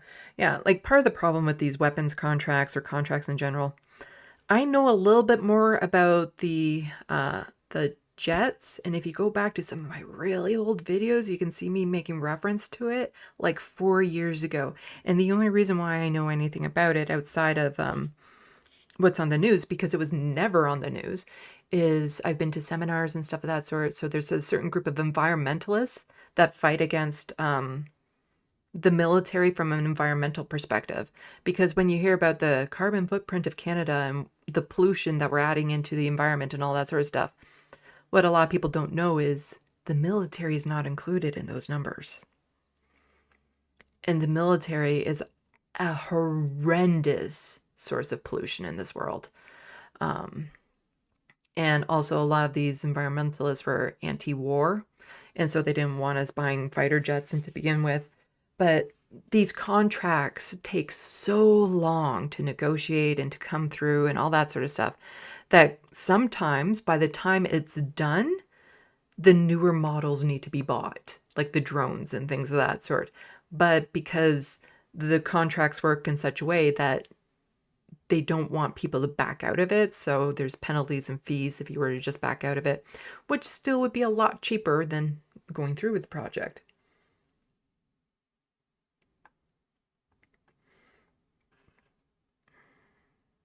Oh, hello, MIDI doctors. You were watching reruns of Ace of Wands. I watched reruns of Wheel of Time so I could get caught up on that. It's like my last good memory of John Iderolda from the Damage Report was him constantly recommending Wheel of Time, that he absolutely loved that series. So I'm like, oh, I'll give it a try. And I'm like, I really like that series.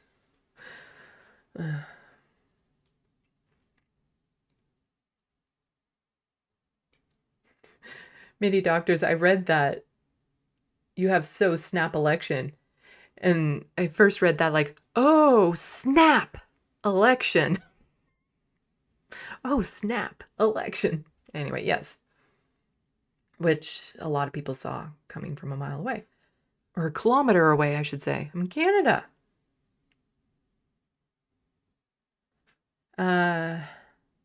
Oh my God, I know you've told me how to say your name. Jakara.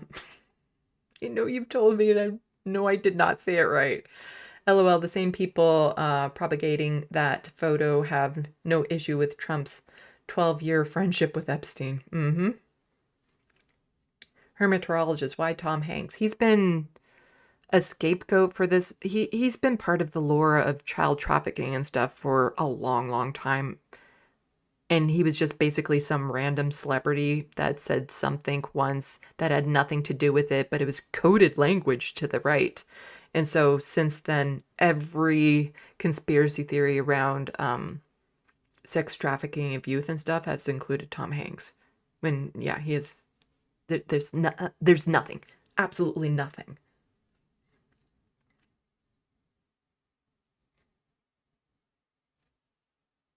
Hermetologist, he said that in a speech and I lost my coffee. I saw that pop up out of the corner of my eyes when I was talking about the Pierre Poilievre accusing Mark Carney of being nothing but slogans.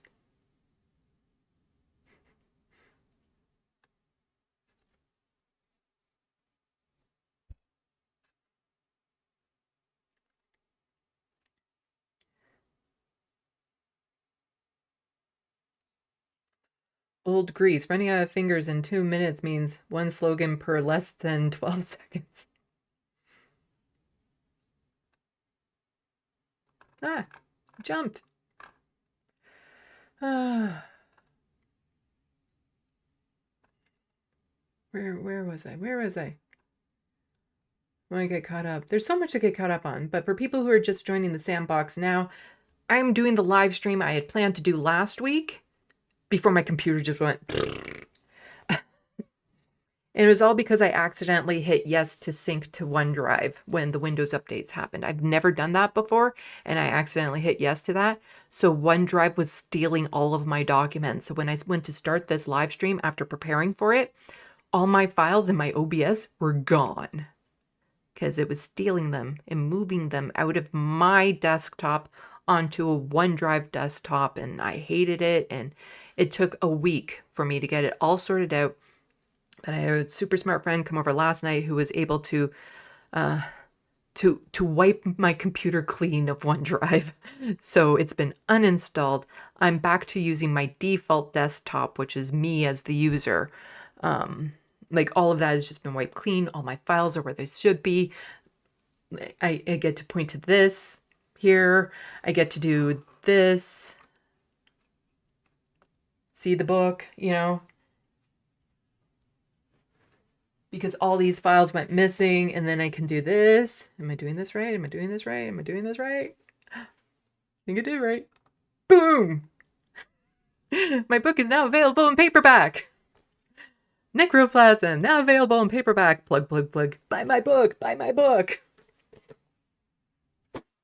I've sold 2 copies online and 2 in person.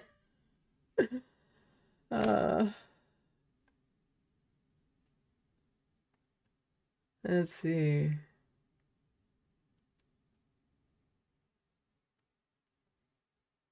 But yeah, just it's been a week of absolute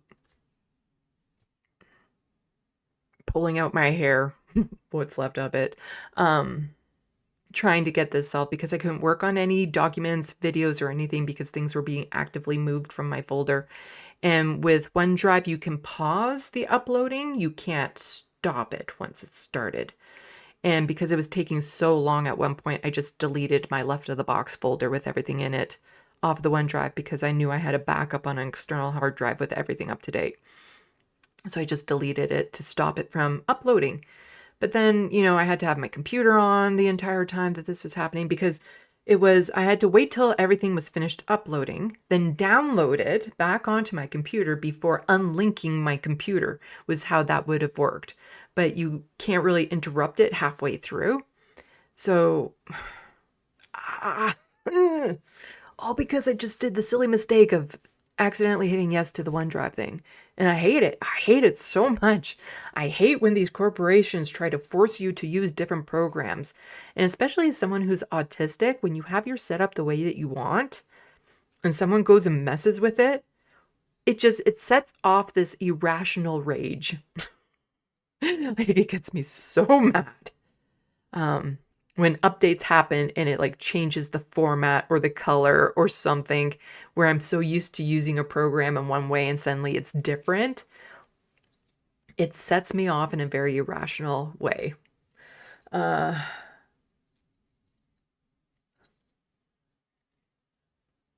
see. Jet, can we trade hair? Mine is so thick, I don't need winter hats. I would like to have thicker, longer hair. This is also as long as my hair will grow. It doesn't grow any longer than this.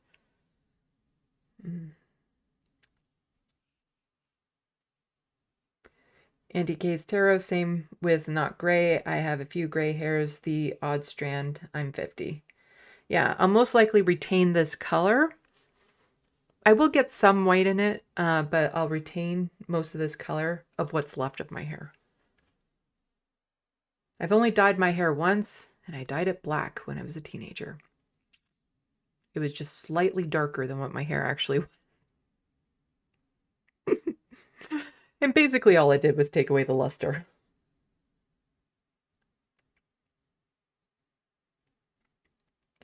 Anti-Case Tarot, yes, and Steve Boots cannot take criticism from Indigenous women. it's just this knee-jerk response of like being called out in a way. Like nobody likes to be wrong, but especially cis white heterosexual men who think they know it all can't stand to be told they're wrong. Oh no, it's just a different perspective. Meh, meh, meh. Oh, hello, Soul Life. You're lurking at work. And Jakara, WTF, Sandy, that Emma drawing is exceptional. I'm in awe. Miss Man, you didn't give them a vampire teeth. 010, just kidding.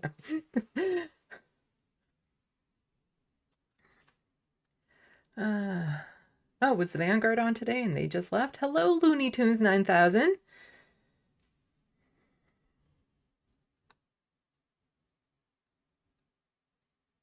Yeah, I find watching Steve Boots is helpful if I just want to know some ins and outs of certain policies and how the functionality of government works. But when it comes to analysis, I find his analysis is lacking.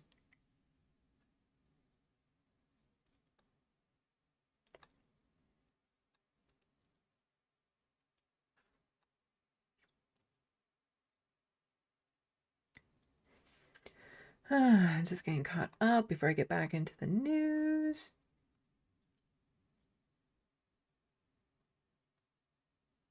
Looney Tunes 9000 asking, since OBS screwed up last week, does that mean your soon-to-be videos are gone too? No, I have not lost any of my information. I just couldn't work on anything while that was happening. But like all of the prep that I've done for like that massive TYT video, all the tabs that I have open for it, all the little clip videos that I have for it, that's all still there. My script for the Ontario election recap is still there. It needs to be cleaned up still. So like all the information was there. I just could not work on anything. And because OneDrive was stealing all my files. Like they would have still been accessible on OneDrive, but I don't want to fucking use OneDrive. Hello, Angela W. Hi, quietly hanging around. Glad your computer is working again. Such a relief once everything got moved back and it's back to everything is normal again.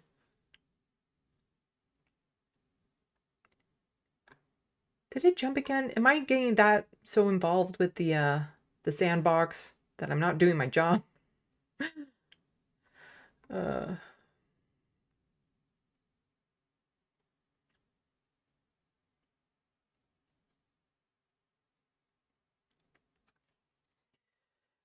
OneDrive changed your folder structure. Easy fix, said So Life. It wasn't that easy of a fix. If it's an easy fix, I can figure it out. But there were glitches and issues. And refusals because of Microsoft not wanting to let me go back to user. Just me being user and my desktop computer being my default desktop. And so I had a friend come over yesterday and he had to look up some things. And when he has to look up some things to figure this out, you know it's not good. Because he's like a genius when it comes to computers. But yeah, it's just such a headache. But it's back and OneDrive has been uninstalled from my computer. So yay! PB, it bothers me. That guy on the damage report allows himself to remain attached to TYT in any way. It's one of those things. I'd like to see him walk away, John Iadarola, but I also know he's a new father and the healthcare situation and how it works in the United States makes that sort of thing really difficult. But, you know, principles.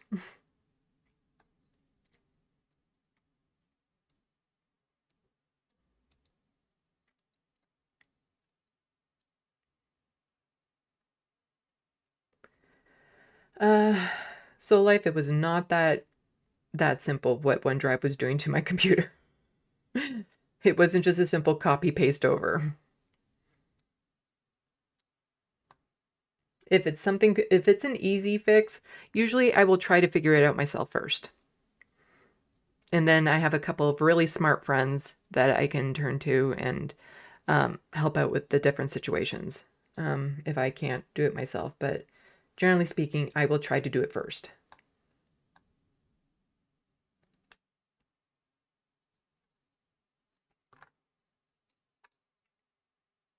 Let's see. Anyway, I should probably get back to the dockets at hand.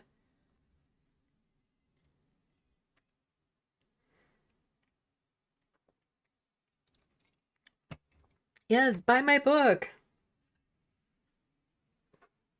I was all ready to launch this on my last live stream because I had just gotten them in and got that new book smell and everything. So excited about it, and then I couldn't do my live stream. I had even set it up on YouTube, so if anybody noticed last week, a live stream was about to happen and then suddenly disappeared. Because I had set up everything and then I open up my OBS and all my files are gone. And so I started freaking out. And then I would go to my desktop, my normal desktop, to find my files not there because OneDrive was stealing them. But yes, I got my book. Please buy my book. It would make me feel really much better because I feel like, you know, doing this channel is my primary job. And so if I can't get out a video or a live stream in a week, I feel like I'm not doing my job. And I feel like I owe it to like my patrons and people who give super chats and stuff of that sort to be semi-consistent with what I'm doing. So I felt like super bad in that aspect too. But, you know, to feel productive and focus on anything else, I did the drawing. And so later tonight, I will probably have the progress photo of this or progress video of this done because those don't take long to do. Yeah. It looks better with the lights off. Because it removes the glare, but I look like crap. There we go.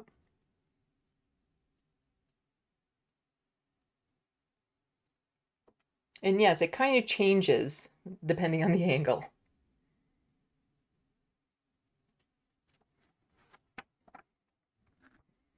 And this took 12 hours to do.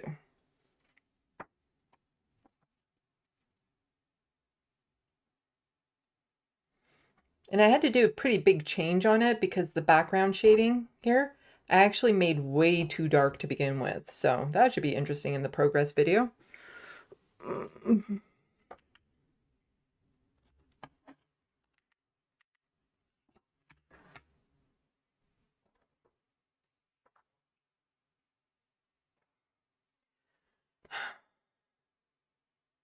But yes, please buy my book. Okay. Let's get back to it. So a little bit more Mark Carney stuff, but instead of just general who Mark Carney is, we're moving on to the tariff issues. So Mark Carney wants call with Trump. PM respects president's economic goals, ambassador. You respect Trump's economic goals, do you? Do you? Mark Carney is a conservative. More about that in my next live stream because more videos and stuff have come out that really pointed out over the past week. And this is CTV News. Canada's ambassador to the US says Prime Minister Mark Carney is looking to set up a conversation with the president, of course.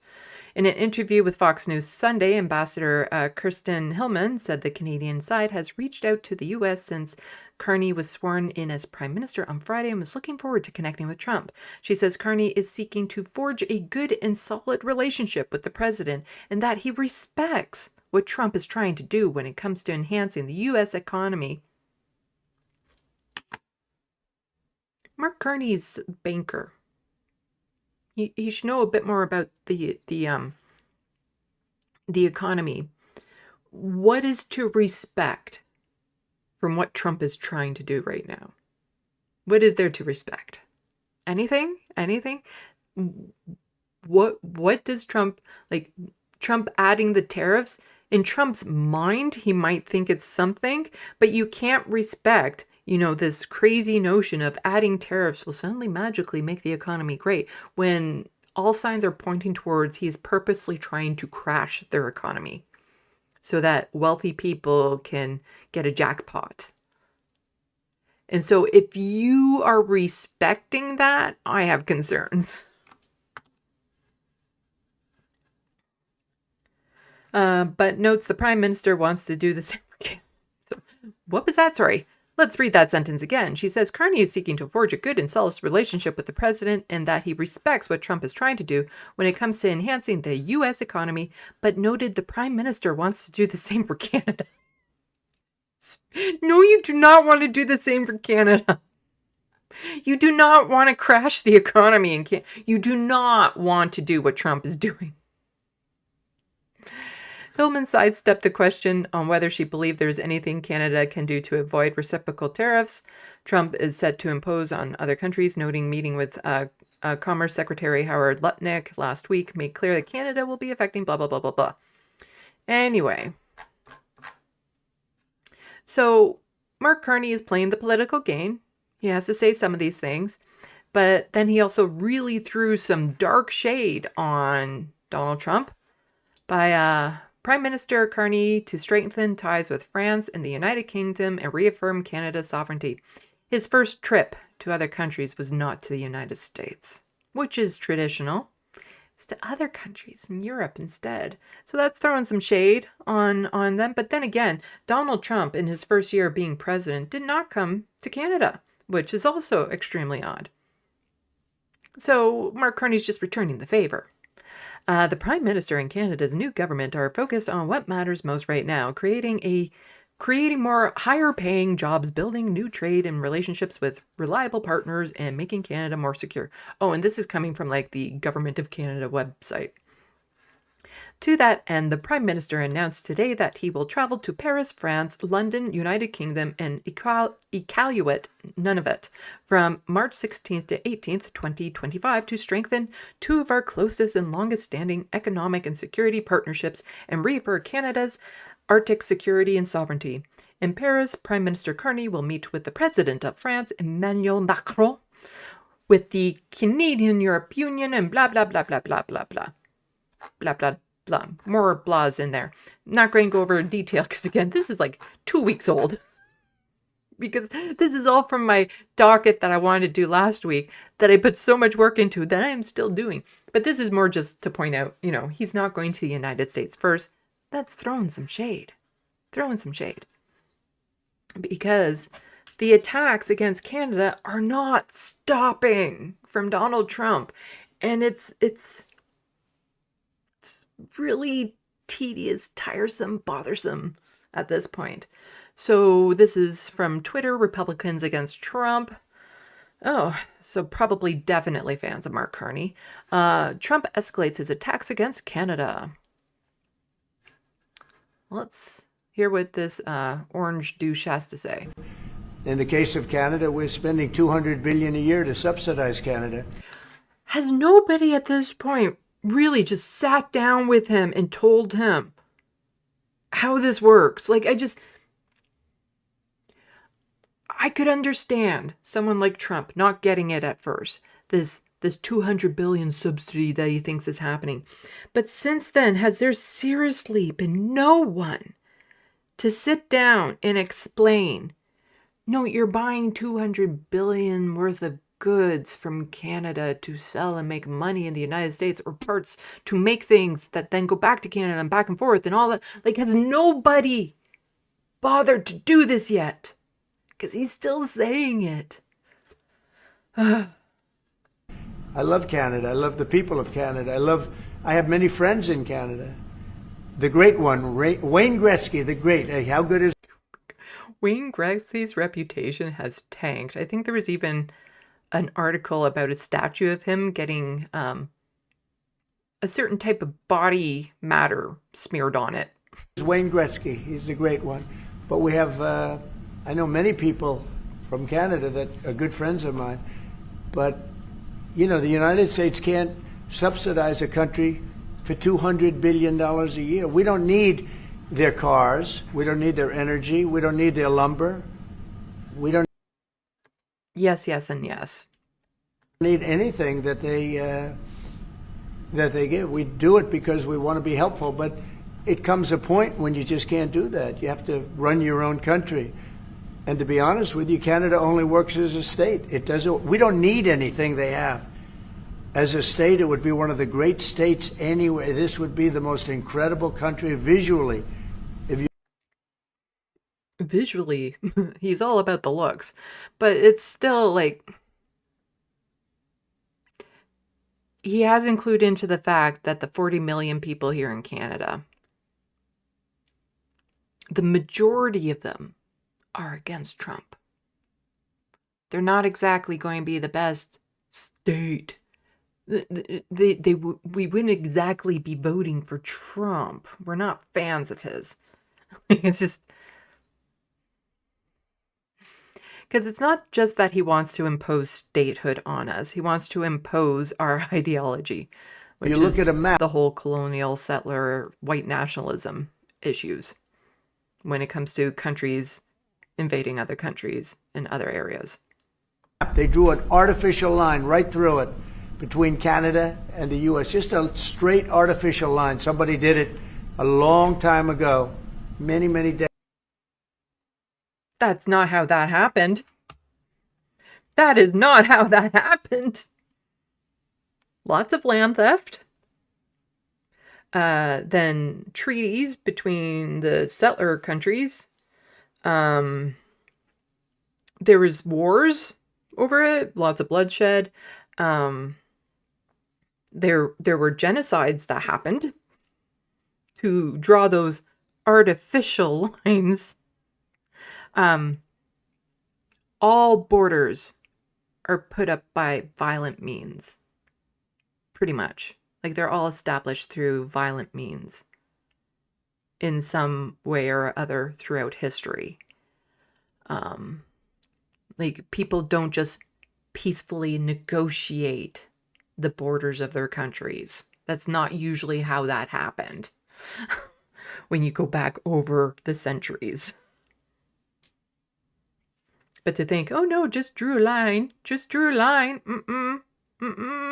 Not how that happened. Decades ago, and makes no sense. It's so perfect as a great and cherished state. Keeping "O Canada," the national anthem. I love it. I think it's great. Keep it. Oh, aren't you so holy and gracious and thou? You'll let us keep our national anthem, will ya? It'll be for the state, one of our greatest states. Maybe our greatest state. But why should we subsidize another country for two? Okay, we don't need to hear that. It's just talking about that. So, Jim, don't know how to say his name. That artificial line is a border, the longest peaceful one in the world, between two sovereign nations and allies, which was agreed under multiple treaties. It's hard to understate how deeply offensive and unifying this 51st state talk is to Canadians of all political stripes. And there definitely has been this resurgence in Canadian nationalism since this happened. It's kind of like the Freedom Truckers took over the Canadian flag, but now the Canadian flag is being reclaimed by liberals and moderates in Canada. But yeah, these borders were not artificial. They were not arbitrary. They were put up by violent means and also, you know, land theft and treaties and wars and all that sort of stuff. But currently it is the longest peaceful border in the world that Donald Trump is just, you know, throwing to the wind. And this is from the breakdown. It's been said many times that the treaties supersede the separatists. Alberta can't simply leave without support from treaties signatories. And today, Chief Billy Joe, I don't know how to say those, unfortunately, sorry, Cree Nation made it clear. It's a hard no. So along with this whole idea of Canada being the 51st state is Alberta saying, yeah, that sounds good. But you see, this was an issue too, back when Quebec wanted to separate, is not all the land in the borders belongs to Canada. And so you can't just separate that's a lot of land that you can't just separate. And with all this talk, and this would still be an issue if Canada were to become the 51st state, is not all the land up here is Canada's land. So here we have a statement from Mikiwasu Cree First Nation. I'm so sorry. So MCFN is a sovereign Treaty 8 nation. Our land, our rights, and our jurisdiction are not up for debate. Treaty 8 is a binding nation-to-nation agreement between First Nations and the Crown carrying legal and constitutional significance that Canada is obligated to uphold. We will not allow our treaty, our people, or our lands to be compromised by any notion that Canada or any part of our traditional territories could become the 51st states of the United States. Canada exists because of treaties. Treaty 8, signed in 1899, was an agreement between our nations and the Crown ensuring that our lands and sovereignty would be respected. Any suggestion of U.S. annexation is a direct violation of that treaty, international law, and the fundamental principles of indigenous and treaty rights.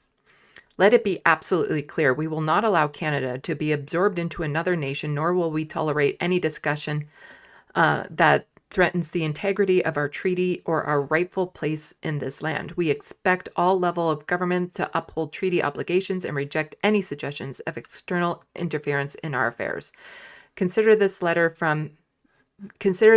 formal notice that the MCFN stands firm. Canada is not and never will be the 51st state.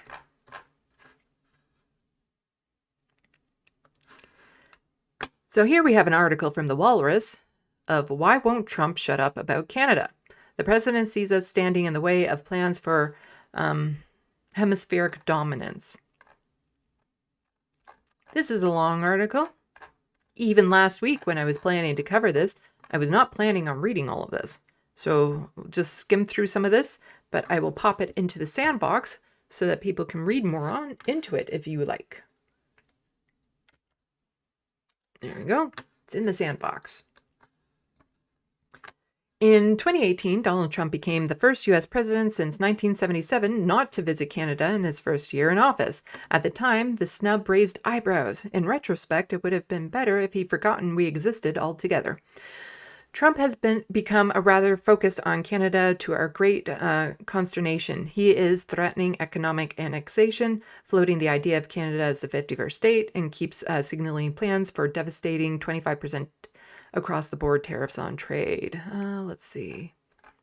Let's get to... Where did I want to go to?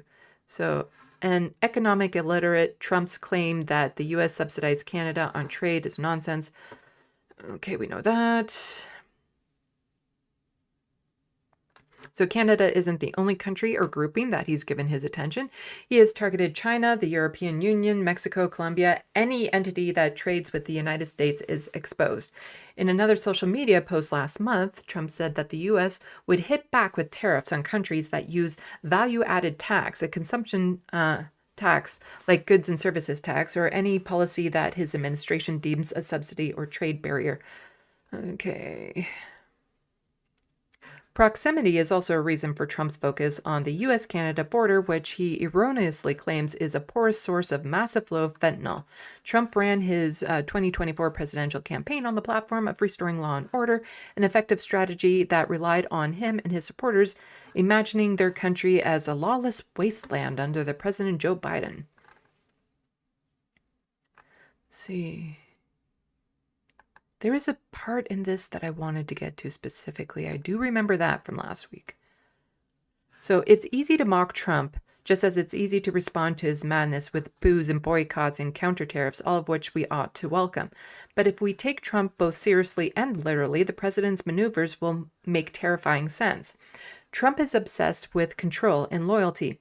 In the early 2000s, ahead of the U.S. invasion of Iraq, George W. Bush adopted a Machian worldview, which individuals and states were either with his country or with the terrorists. Trump has expanded this view to include any policy or strategic goal he deems as essential to U.S. security, well-being, and supremacy, from defense spending to trade, border security, and beyond. And he's willing to torch relationships, alliances, norms, and anything else to get in his way of his designs or his conception of fair dealing between countries.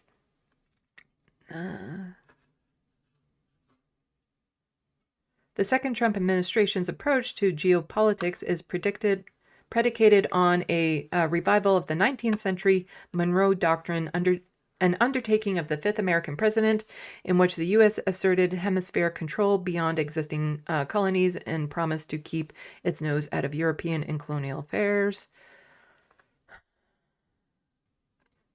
Sorry, I know there was a part in this that I actually did really want to get to, but it's been a week since I was going to do this, and so much has happened since that last potential live stream.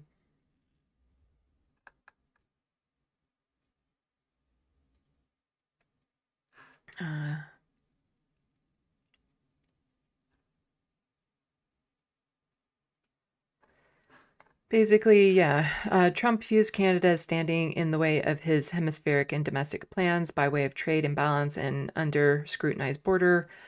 Wrong place, wrong time for Canada. If a country can't or won't serve Trump's 19th century program, he'll force it to, as a hammer forces a nail into a plank. And to Trump, that's what Canada is, a nail. A piece of project no more animated or sacred or sovereign than a tiny spine of metal. Yeah. People can give that article a read. It's by David Mosgrop, somebody I follow on Twitter who, generally speaking, does good work. But also from Elizabeth May, who's been one of the more outspoken and sharp leaders when it comes to talking about Donald Trump. She has some sharp wit and stuff. But here, so breaking, Canadian Green Party leader Elizabeth May just completely obliterated President Trump's saying. And I don't need to read that because it's quotes of what she actually says. As a country, we have been as a country in, and to put it mildly, we've faced unprecedented challenges since the election of Donald Trump in November, and more recently since his inauguration January 20th. I want to share with Canadians how much being able to say we are Team Canada, being able to ride on the strength of the Canadian people standing up, grabbing a flag and waving it, and saying we are united, has given us a strategic advantage that Donald Trump never imagined we'd have. Worse than that, we now know that Trump continues to express an interest in taking our territory, just as he does about, as in his speech to Congress the other night, Greenland will get it one way or the other. These are illegal threats. It's important. It's part of our ability as a country to stare down the increasingly erratic, unhinged threats from Donald Trump. Like, what other couple of countries out there that share a border? Could you have one that has a lot of power, military power and stuff, constantly threatening to annex its neighbor without, other nations being like, that's wrong? But so many other nations are just kind of keeping quiet on this because I still think a lot of people aren't taking it seriously. And to me, this has always been a serious threat from Trump. Again, I'm not picturing boots on the ground type thing. I'm picturing more like economic hostile takeover. And, we need a lot stronger pushback. I do believe Mark Carney will have that to some extent, but business dealings come first for him. Right now, it's just good politics to strongly say we will never be the 51st state. And here's from CPAC, and this is Melanie Joly talking about the tariffs and the shifts of it. Again, I don't need to read the quotes because these clips always include what is quoted. So you've just heard the actions we're taking from my colleague and friend Dominique Leblanc. Canada is holding strong and will continue to do so together. Well, make no mistake though, this is going to be a day-to-day fight. This is now the second round of unjustified tariffs leveled against Canada and Canadian goods. The excuse for the first round was exaggerated claims about our border. We addressed all the concerns raised by the U.S., and in return, they agreed to temporarily abide by the free trade agreement President Trump signed himself with Canada. The latest excuse is national security, despite the fact that Canadian steel and aluminum add to America's security, not take away from it.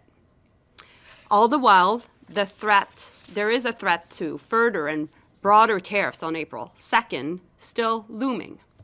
The excuse for those tariffs shifts every day. The only constant in this unjustified and unjustifiable trade war seems to be President Trump's talks of annexing our country through economic coercion. Yesterday, he called our border a fictional line and repeated his disrespectful 51st state rhetoric. Well, Canadians have made it very clear that we will not back down and we will not give in to this coercion. And of course, Doug Ford has to be in on this because he's been very outspoken about, Canada not becoming the 51st state, but he wants to build his whole am-cam thing.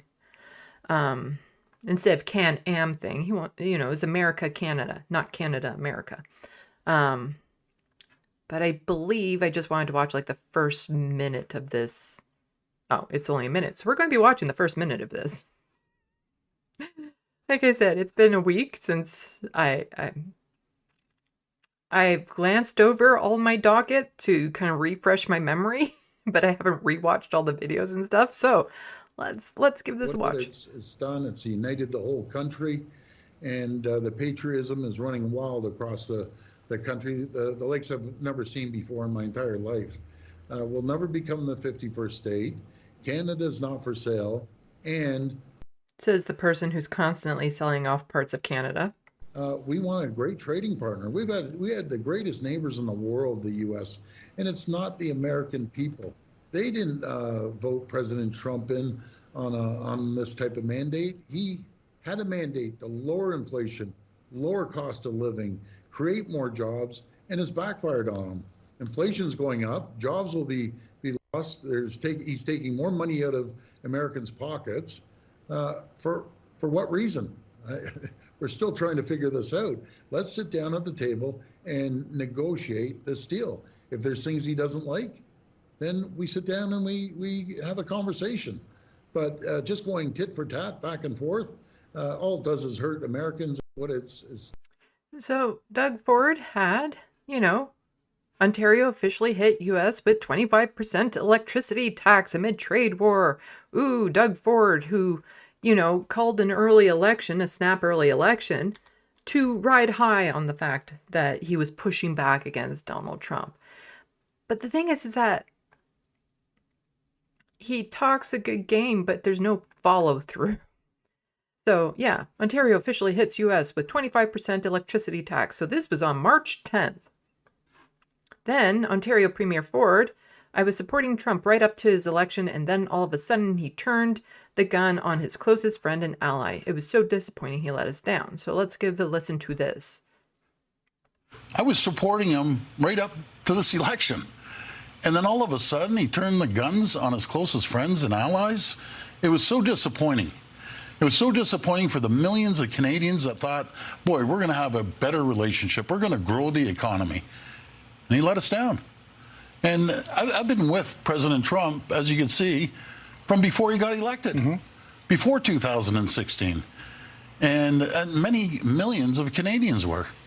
Now he wants to attack our families, take food off our table, shut down our manufacturing facility. And as the Premier of Ontario, I'm supposed to roll over? I can tell you, I'll never roll over. Never, ever. I want to work and make a stronger AmCan fortress. I want to make sure we have a wealthier country, both countries. I want prosperity for both countries. But I'll tell you, when you start putting tariffs on Canada, it's a tax on Americans. Well, Yep, so we'll never, ever, ever roll over. We won't, never. Except like 3 days later, Ontario surcharge on energy sent to U.S. still suspended after productive meeting. So that 25% surcharge tax, yeah, that's not happening. So Premier Doug Ford's team confirmed Thursday afternoon the short-lived energy surcharge would not be reintroduced after a sit-down with Commerce Secretary Howard Lutnick, which Ford described as the best meeting I've ever had in Washington. Yeah, no rolling over from Doug Ford. None whatsoever. He doesn't do that. It's not like that didn't happen the first time the tariff threat happened with things like Starlink and whatnot. Nope. And here's Doug Ford. Again, this was just a day after, please see joint statement from United Secretary of Commerce, Howard Lutnick, and myself, that they had a really good, productive conversation. Blah, blah, blah, blah, blah. And here is Trump calls Doug Ford a strong man after he drops the tariffs. Calling somebody a strong man isn't the compliment you think it is. Or maybe it's exactly the compliment you think it is. And in my live stream tomorrow, I will be pointing out the clip of Doug Ford saying, really, Donald Trump saying Canada should be the 51st state, that's just Donald Trump's way of complimenting us.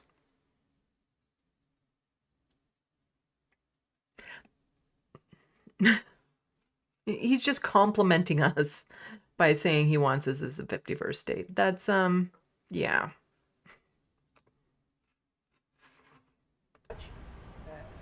Already Canada, and I respect very much.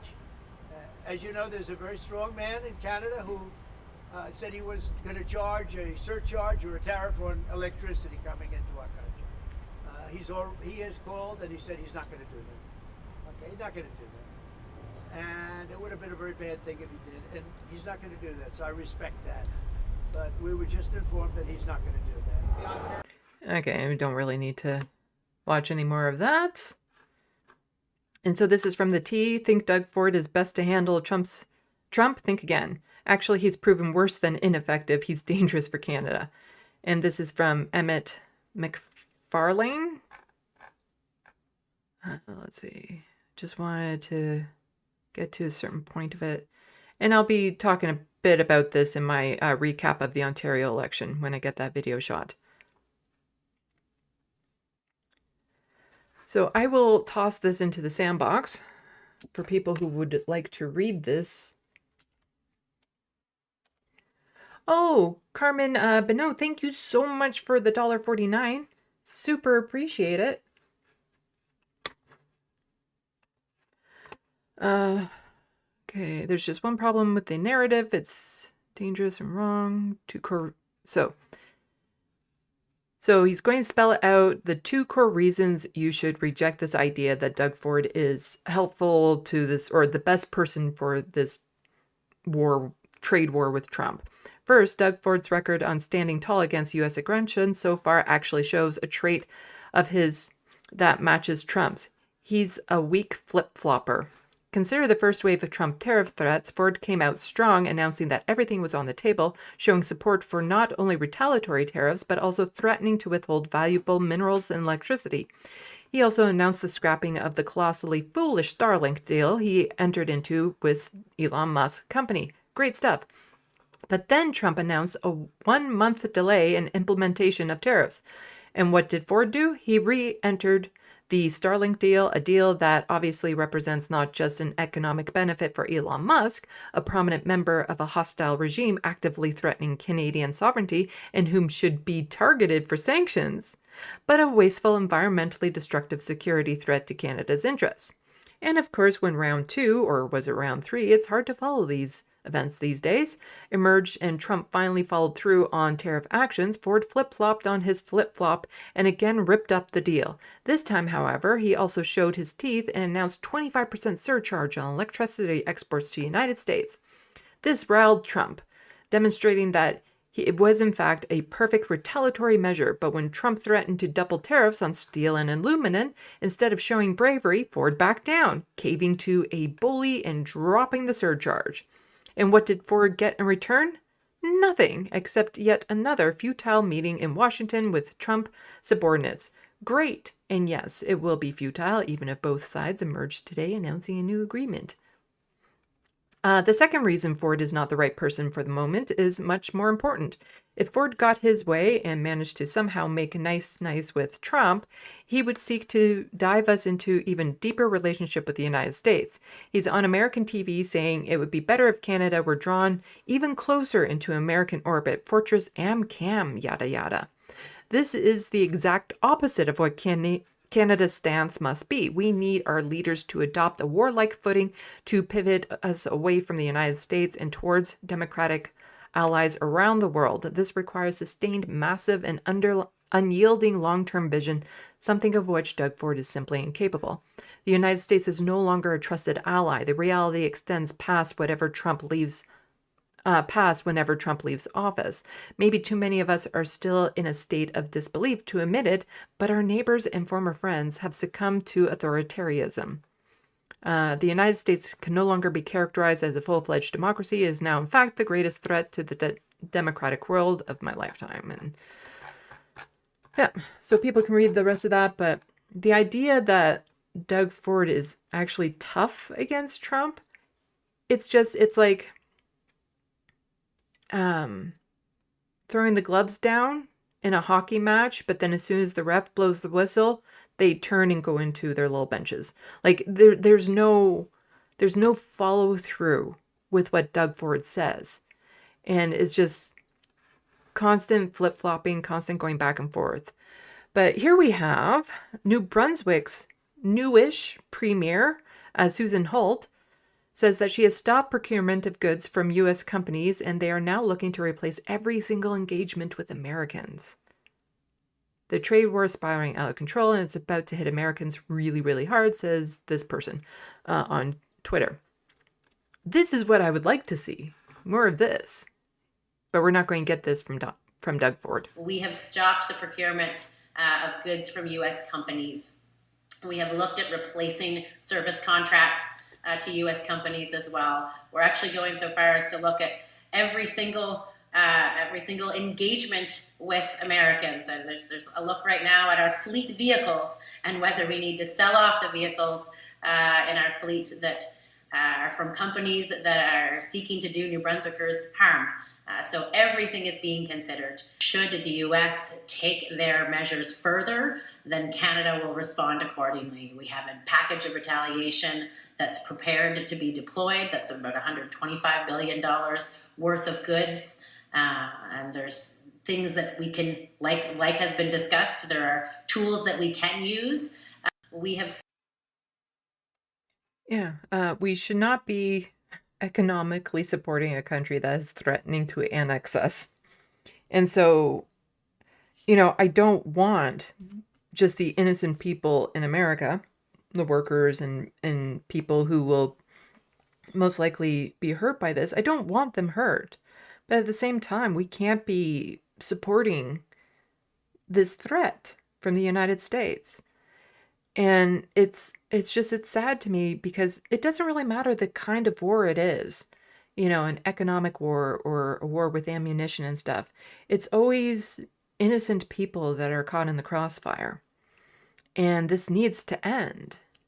And in this instant, it's Donald Trump who is the aggressor. This would end tomorrow if Donald Trump stopped. That's, how it works. Just like, what's happening in Gaza would stop tomorrow if Israel stops doing what it's doing. they're the aggressors in the situation. And we need to find ways of separating ourselves more from the United States when it comes to economics and stuff, because, the economy in the United States is about to crash.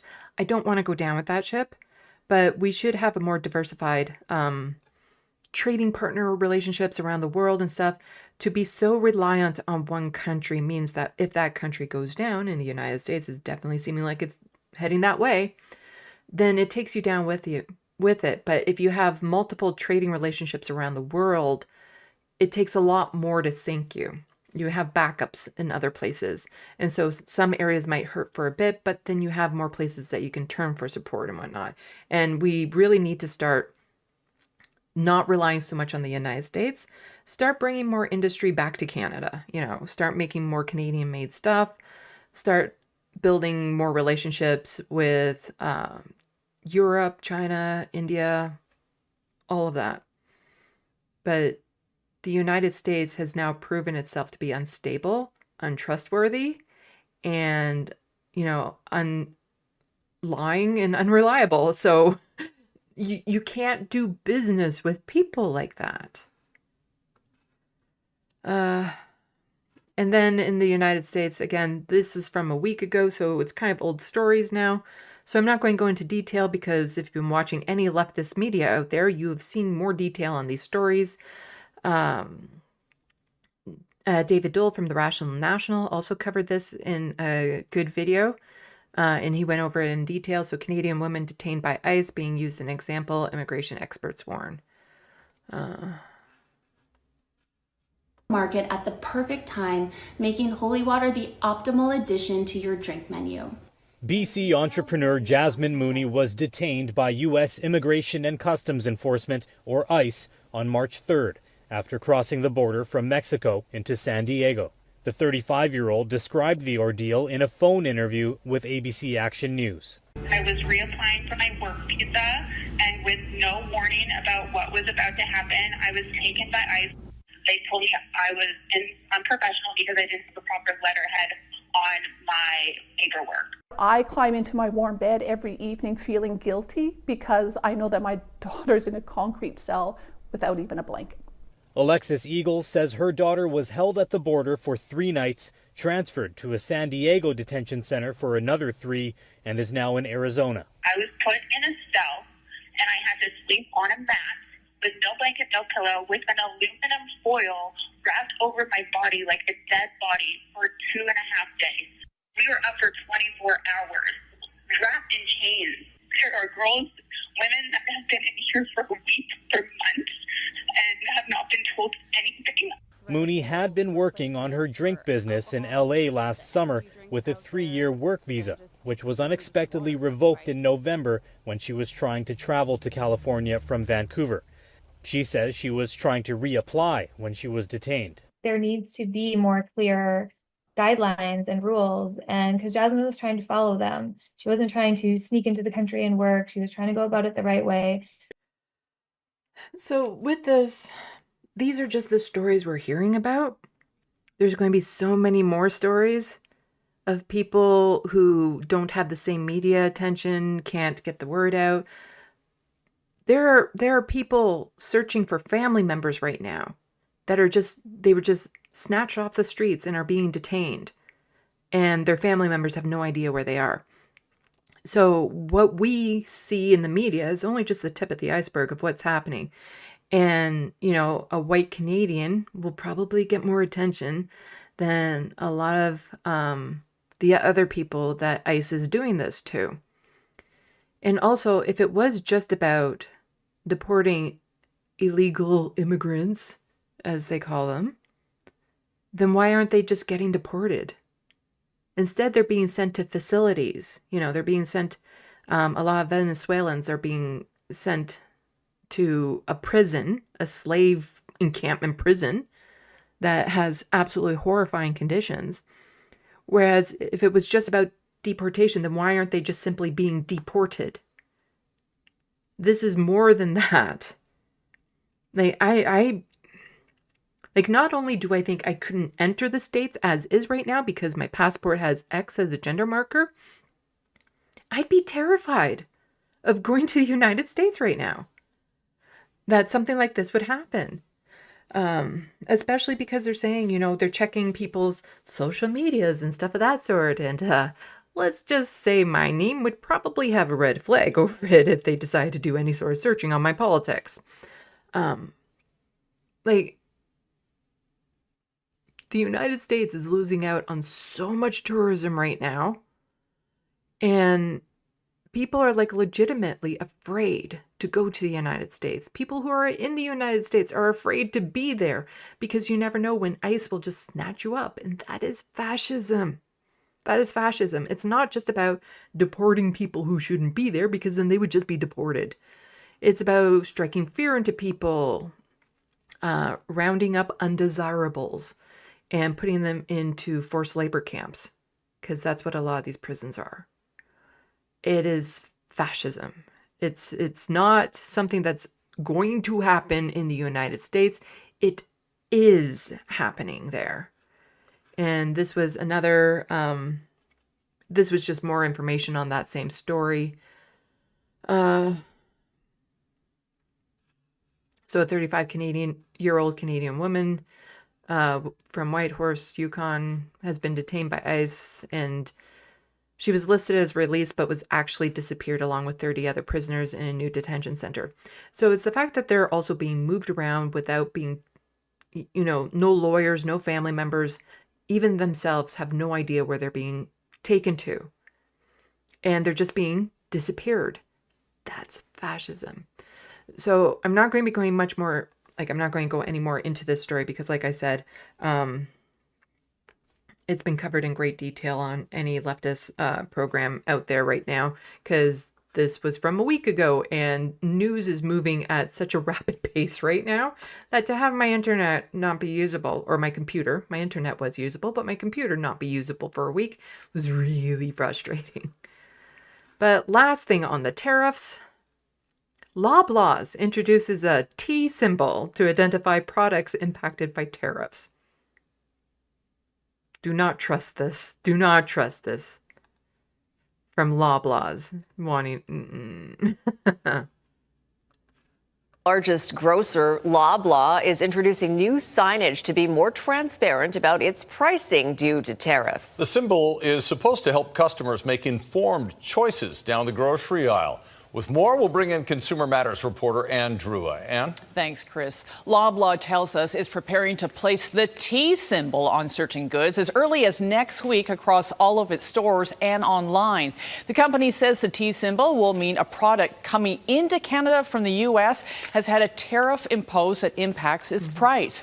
You see, it's not us raising the prices. Oh no, it's not this grocery chain that has absolutely raised prices beyond what is necessary in any other situation. We're not raising the prices. It's because of the tariffs. We're putting the T on it. So you know it's not our fault.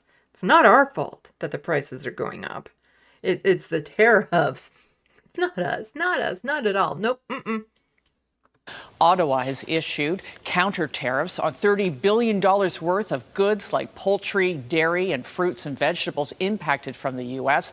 On a recent LinkedIn post, Loblaw CEO Paperback said Canadians should be prepared to pay more for goods originating from the U.S. in the weeks ahead, and goes on to say it's simple. When customers see a T on the price tag, they know it has been directly sourced from the U.S. and impacted by tariffs. But some people, like food professor Sylvain Charles. This looks like something that should be in a WMIS manual. I'm just looking at this as like, so that's in a WMIS manual for something toxic. Loblaw says Loblaw's approach may be too simplistic. So I think that what Loblaw is doing right now is preparing. Oh, its and never listen to customers for- anything this douchebag says. He is a corporate shill through and through, so I'm actually going to skip over it. Related to the T. No. Increases on pantry items could take about 6 weeks, depending on inventory. Loblaw CEO also said it's important to know that products prepared in Canada may also face partial tariff-related cost increases due to ingredients that may have to be. Yeah, so even the stuff in Canada that the prices are going up, we're going to put that T symbol on because, tariffs. It's not our fault. We're not profiting from this at all. No, no, We just want to make sure that all you Canadians know we had no choice but to raise these prices. We're not profiting from it. Just like during, the pandemic when all the prices went up, it was supply chain. It wasn't our fault. It wasn't us, hiking up the rates because we were taking advantage of that situation. Not at all. Us being the richest family in Canada. Yeah.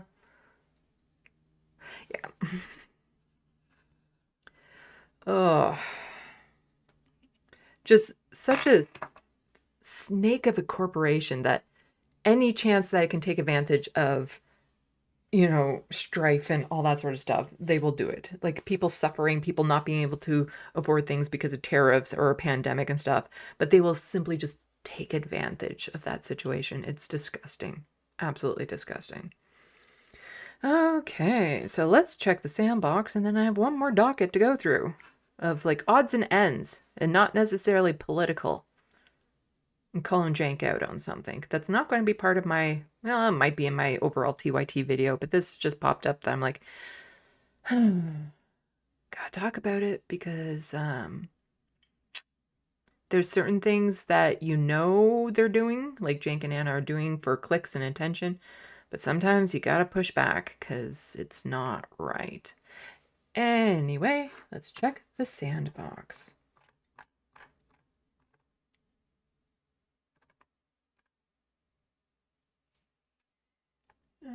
Let's see. And thank you everyone who has been hopping into the Sandbox, watching the stream. I really appreciate it. Sorry it's been so long since the last live stream, but computer issues. Also, buy my book. It's available in paperback. Yay! Buy my book, buy my book. It's finally available in paperback. And I live in this world. I live in it. Whenever I go for my walks and stuff, because I want to do prequels and sequels and stuff, which will be really good and interesting. Buy my book. But it's like just living in that world is a nice escape from this reality. And that's a horror book. Let's see. Just scooch back up to where the super chat came in. Again, thank you so much for the super chat. Let's see.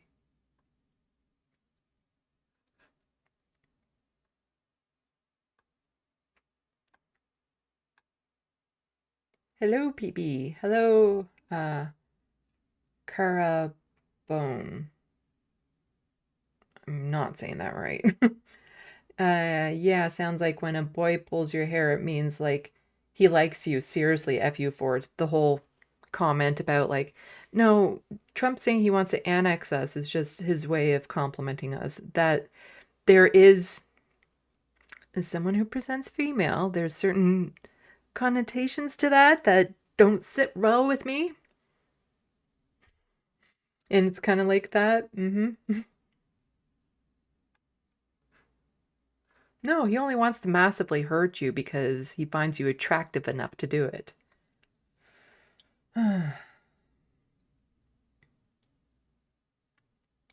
Let's see.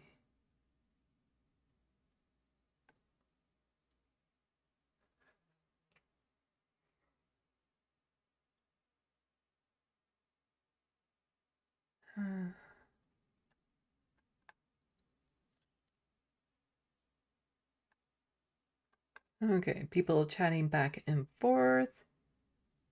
Jet, absolutely do not support the US at this time. Even a lot of Americans, like even some Americans who will be hurt by this are like, yeah, no, you can't support us right now. But there was also that attitude with when it came to closing down the government shutdown and stuff.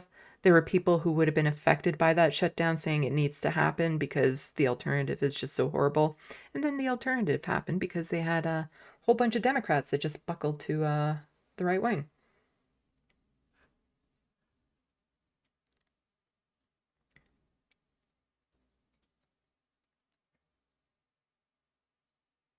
Atticus Among Us starts a crowdfund to get a commission from Sandy of a painting of soul life in a moo. Who's in?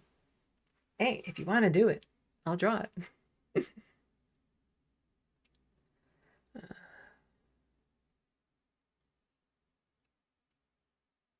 Let's see.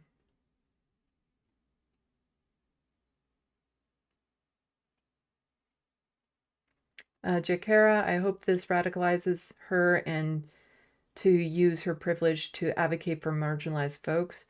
In David Dole's video, I think it has, because she realized a lot of her privilege, and at one point she says, like, I couldn't feel bad for myself there because there were women there who had already been there for weeks and weeks and weeks that were getting no attention at all. And of course those were all, you know, people of color that were being treated that way and whatnot. So she does seem to be more aware that she had a lot of privilege still being in that situation. So, talking about the Canadian woman that got abducted by ICE. Like, I do not feel safe going to the United States right now. The Wild West saying, Jakara, yes, she said she was privileged because she had a Canadian passport and the media and the resources. She collected letters from some of the other prisoners to get to their families.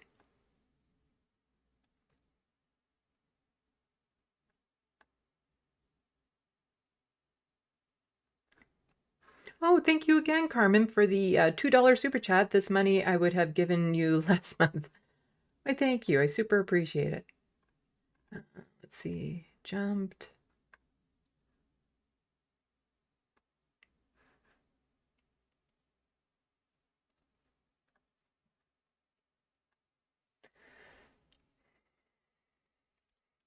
Miss Man, they say blah blah, as I hear blah blah.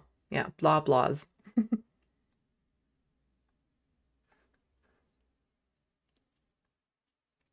Yes, please, people, check out Looney Tunes is saying to check out my Amazon wish list. And yes, please do that. There's lots of things on there. I put a lot of treats on there, and I could really use a pick-me-up after this last week. It has been so stressful what was happening to my computer and not being able to work on anything on my computer. Like, you have no idea how stressful it was. Like, I did the drawing to try to help calm down. So I could really use the pick-me-ups.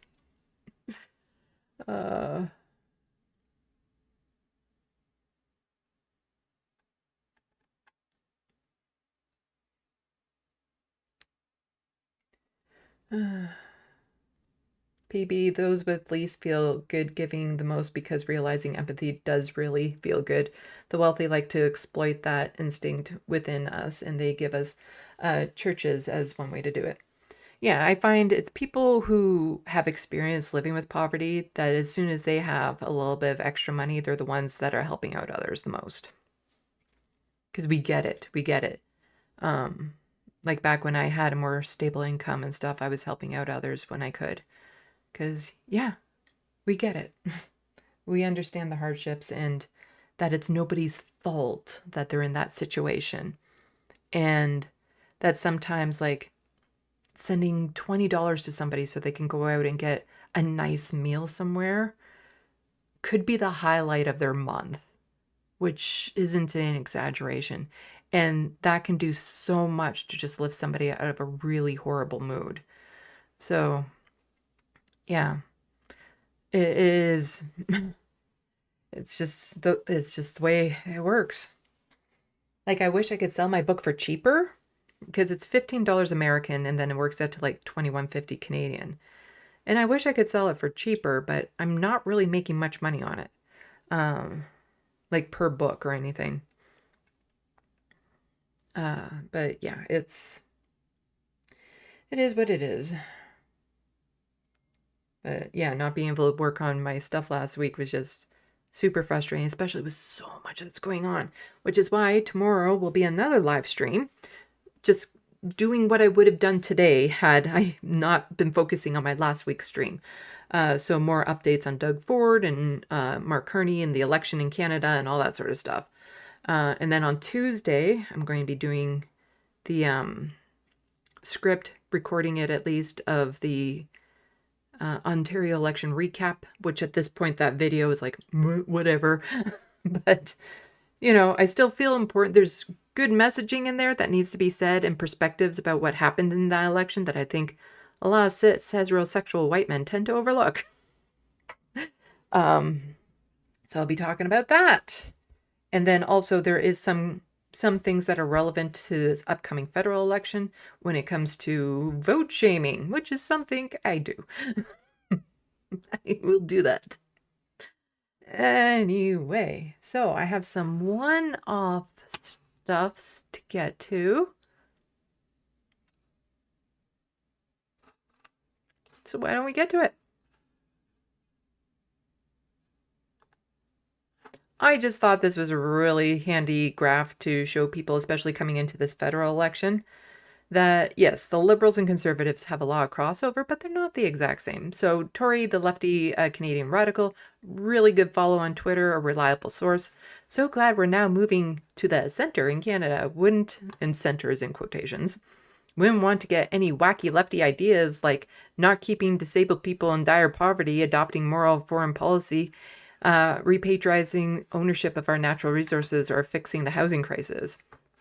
And so here is just Liberals and Conservatives, stuff they agree on and then stuff they don't agree on. And stuff they agree on, like their Venn diagrams, they're pretty close. They're pretty close.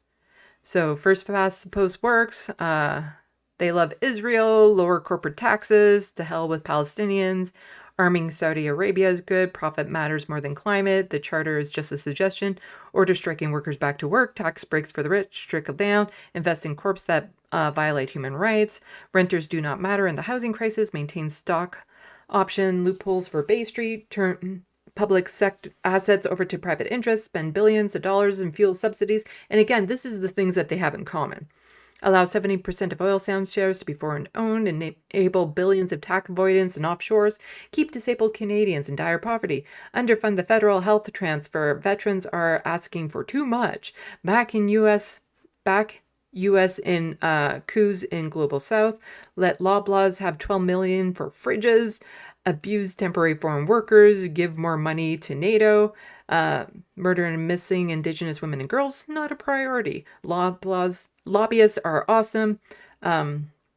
Rental corporations are good. That's stuff that there's a lot of overlap. Like I say, we only really have two parties in Canada. So during an election, the Liberals will, well, they used to, they're not going to anymore, but they used to move their policies, their spoken policies to the left, and the NDP would move to the right to try to capture a certain group of voters, so they became the same party. But then the rest of the time, the Liberals moved far more to the right and overlap mostly with the Conservative Party. So it's really just two-party system here in Canada. But the things that they don't agree on is the Liberals want increased gun control, the Conservatives don't.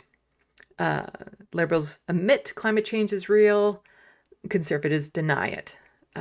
Liberals want to keep abortion as is, Conservatives want to restrict abortion rights. Liberals say MAID is good, Conservatives say MAID is bad. That's a very nuanced conversation that I've had plenty of times on here. Liberals say convoy protests are bad, and Conservatives say Indigenous protests are bad. Liberals say don't attack trans people, Conservatives say attack trans people. Liberal, conversion therapy is bad. Conservative, conversion therapy is good. Liberal, follow Supreme Court rulings. They appeal a lot of them, though, I just gotta say. And Conservatives override it with the notwithstanding clause. The Liberals, especially when it comes to rulings on Indigenous issues, they love to appeal them. Spend more taxpayer money appealing them than it would have for them to pay out on said particular issue. Let's see. And this breaking news on March 7th, you know, a week or so after The provincial election, top court finds Ontario spending limits on third-party election ads unconstitutional. Great. Glad you got to that now. So glad that came out now. Just on time for it not to be relevant at all. The Supreme Court of Canada has found an Ontario law that limits spending on third-party election advertising violates the constitutional right to vote. The country's highest courts dismissed Ontario's government's appeal with the 5-4 split decision and struck down that part of the law. Before 2021, third parties in Ontario could spend up to $600,000 on advertising in the 6 months before a fixed date provincial election call. That year, Premier Doug Ford's government stretched the restricted spending period to 1 year while keeping that spending limit the same. The law did not contemplate snap elections like the one Premier Doug Ford recently won. Law lets parties drown out other voices, rulings say. Top court's ruling released on Friday said the spending limit law is so disproportionate that it allows political parties to drown out the voices of third parties. The statutory provisions create an absolute disproportionality in the broader political discourse that deprives voters of a broad range of views and perspectives issues during critical period in the democratic cycle. So on and so forth. And a little bit more on that. So this is from OPSU, the official account for the Ontario Public Service Employee Union, saying today's Supreme Court ruling finds Bill 307 unconstitutional. Ford's campaign to silence criticism ruled unconstitutional. Again, bit late. So working people took Ford to court and won again. Ford's unconstitutional Bill 307 was always an attempt to shield his government from being held accountable for the myriad of ways they failed the people. And their bigger statement on it needs to reconfirm I'm a human, apparently.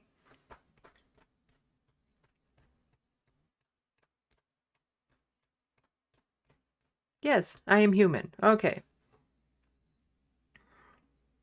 Make this bigger. There we go. Ford's campaign to silence criticism ruled unconstitutional. So, the Working Family Coalition and Ontario unions fought against Bill 307 since it was first introduced by the Ford government in 2021. The right to meaningfully participate in the electoral process and informed vote includes hearing from a diversity of perspectives and interpretations during the election writ period. This includes integral third parties such as labor unions, civic organizations that can speak across party lines and with unique insight into real issues of affecting everyday Ontarians. Yeah. So democracy is something we have to make and remake every day, especially when it is increasingly under threat from politicians willfully abusing the power to run interference, added Hornick, who is president of the union. This was a victory for democratic rights, but it's not the last time we'll need to fight. When that time comes, we'll be ready. Okay. Let's see what's next. And yep, more stuff that's a little bit too late. Wow, great. After Ford has secured another 4 years, now the NDP is saying, you know what, we should really meet with the Liberals and talk about this whole vote splitting thing. A little late. Just, and again, this is something that they're also talking about on a federal level. So Elizabeth May confirms discussion with Liberals and NDP to join forces to prevent a single party from forming a majority with 100% of power with less than 50% of public support. The NDP and the Greens tend to be on board with that. And the last provincial election here showed that, because a Green candidate stepped down, an NDP candidate stepped down so that they wouldn't be splitting the vote. The Liberals will never be on board for this. Federally or provincially, they will never be on board for it unless it's to have the other party step down and make them the only party on the left. That's the only way that they would support this. But if it requires one of their candidates to step down, they will never be on board with it. So this is where I get a little frustrated with, you know, the parties in particular talking about, oh, you should stop splitting the vote. And it's like, yeah, well, the liberals, they're not sincere about it. They're not. It's all about party politics to them and getting their own party back in power or supporting their party. And it's so frustrating when other people start talking about it because they still haven't woken up to what the liberals are. Super frustrating. Another kind of one-off story I wanted to touch on. So from the breakdown, the Conservative Party in Alberta, 12-year-olds don't have the capacity to understand the risk of gender-affirming care. We must protect them. Also, the Conservative government there, unsupervised guns for 12-year-olds is totally reasonable. Huh? So apparently in Alberta, getting life-saving health care for trans kids, can't do that. Can't do that. But they can have things that can end a person's life. That's not a problem. So from City News, Alberta hunting bill to permit 12-year-olds to hunt without adults around, among other Wildlife Act amendments. Like, it's bad enough to, like, just to have 12-year-olds hunting in the first place, but to be able to have a 12-year-old go around with a gun unsupervised.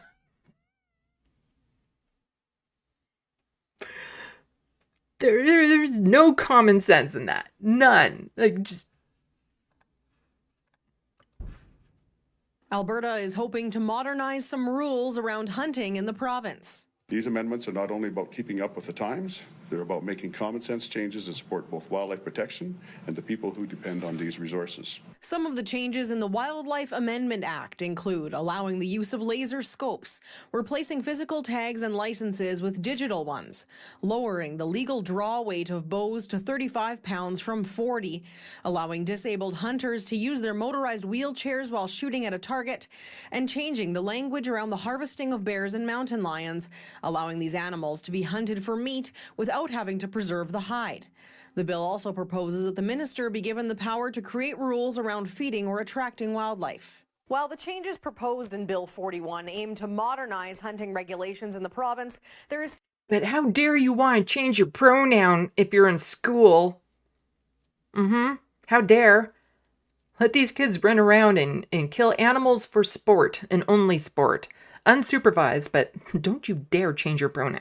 Still concern about another potential change to hunting in Alberta, the legalization of servant hunt farms or shoot farms, where hunters would be able to pay to hunt deer or elk raised in an enclosure. Alberta Wildlife Federation CEO Kelly... Yeah, like shooting fish in a barrel type thing. Just, yeah, we have them in an enclosure so you can just kill things for sport. Carter says that legalizing shoot farms would harm both the ethics of hunting and the health of the community. We want to keep wild animals wild, and we do support, the hunting and harvesting of animals, for sustenance and meat. But with this kind of enclosure, that is not something that we support. And fenced enclosures can create disease within wildlife, and if it gets into our wildlife populations, or that it can be really critical. And if it ever got across to humans, it'd be even worse. In an unattributed statement to City News, a spokesperson for the Ministry of Agriculture and Irrigation said, in part, department staff are currently performing a comprehensive analysis of the issue, considering a broad range of economic, social, and environmental perspectives. To date, they have met with several industry and advocate groups to gather feedback. In Edmonton, Bianca... Yeah. It is one thing if you're hunting for food and, you use the hide and all that sort of stuff, but to hunt an animal for sport, I find, like, what is going on in a person's brain? That you just want to kill an animal for sport.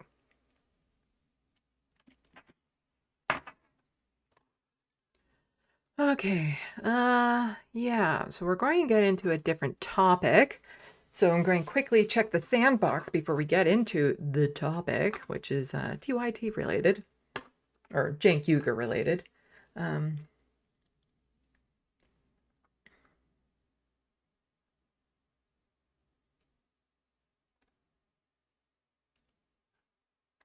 Let's see.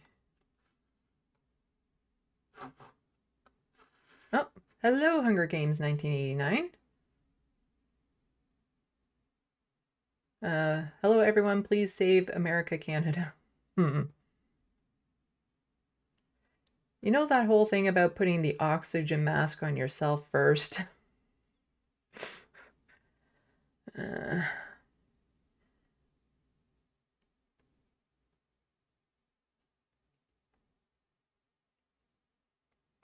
Let's see. Looney Tunes 9000, protect the children, is a sad excuse for the conservatives to watch kids die and give love to their guns more than their kids and wives.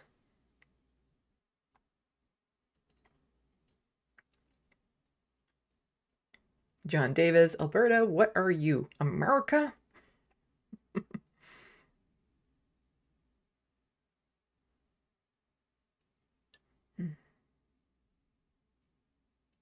Jet, alone in the woods with an adult that has a loaded gun. Yeah, that's not scary at all. Not an adult, a child. Like, that's the whole bear in the woods thing, isn't it? Like, who would you prefer, a man in the woods or a bear in the woods to encounter? And it's like, well, I know the bear isn't carrying a gun or a knife.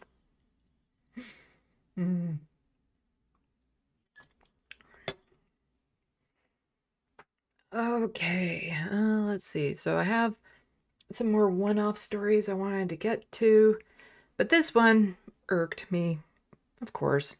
Cenk Uygur, he was on vacation, so I was really hoping to get my TYT video worked on, like really get some good solid work done on it, but then of course my computer.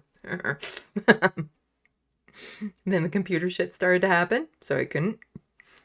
And I was thinking, since Cenk was apparently in Europe for 2 weeks, I'm like, oh wow, this will give me a chance to get caught up without him adding content to that video that I'm working on.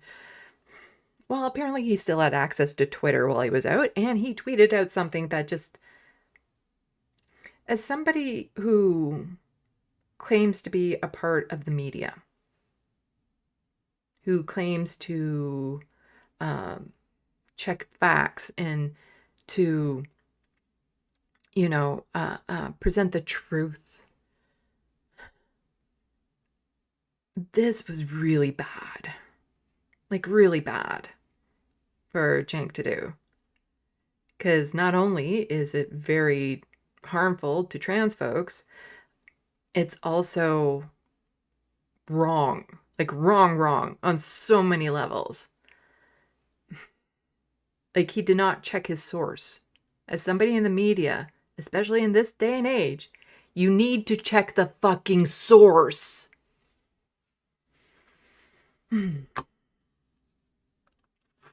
So Ben Dixon had quote tweeted this from Cenk Uygur. So first, Cenk tweeted, 60% of Democrats agree that biological men who identify as women competing in women's sports is deeply unfair. That is also deeply transphobic wording. I told you that the majority of Democrats don't agree with the far left take on the issue. They don't speak for the left no matter how much they claim to.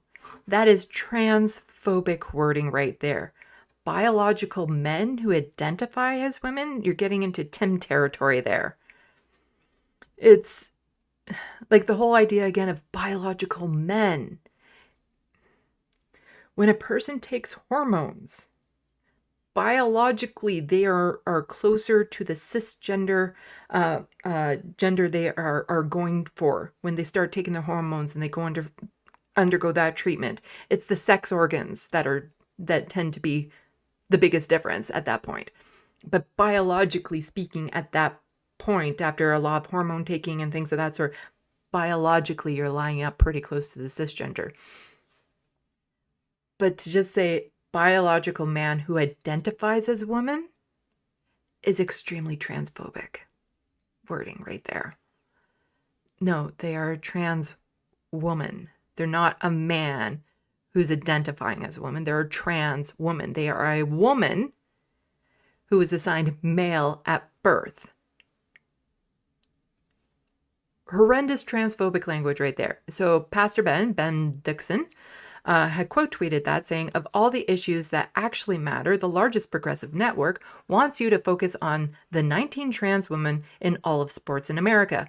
Truth is, Jank Network is dying with fewer live viewers than the Vanguard that he hates so much. And it's because of Jank and Anna." So not only is what Jank tweeted out horrendously transphobic in its language, where's that stat from? Where's the source? Why isn't Jank linking to the source of the study that says that 60% of Democrats agree that trans women shouldn't be allowed to participate in sports? Where is it? I Googled it. So he read a Mediaite article, apparently. He caught the headline. He just read the headline of this Mediaite article of when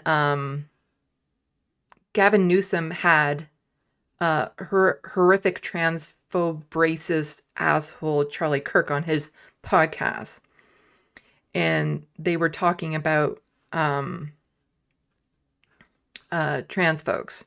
Again, very, very transphobic in all of their wording and stuff. So here this article says, a hefty majority of Democrats agree with Republican office holders that California Governor Gavin Newsom, a recent convert, that male to female transgender athletes shouldn't be allowed to participate in women's sports. They need to shut up about it. They just need to shut up about it. And again, it's the language of this tweet, like of what Jank put out. If there is a survey out there with that language, you know it's skewed. You know it's biased, because any legitimate survey out there would not use such horrendously transphobic wording in their questionnaire. And so they're talking about fairness and all that sort of stuff. So these articles tend to link to the source. So let's see. Oh, here we go. But a new survey from Echelon Insights suggests that most Democrats agree with Newsom rather than Lightfoot. According to said poll, 60% of the 457 Democratic or Democratic-leaning respondents indicate that they are either somewhat or strongly agreed with Newsom that biological men who identify as women competing in women's sports is deeply unfair. So Jank is literally quoting this article. He's quoting this article. He's using the transphobic language in this article, but also either somewhat or strongly agreed. There's nuance there, but a greater portion strongly agreed, that combined figure for those who either somewhat or strongly disagree. Anyway, I wanted to see the language of this survey. I wanted to see it. So, but a new survey. So this is the link to the new survey. Click it. Donald Trump's approval rating remains positive at 49% approve and 48% disapprove.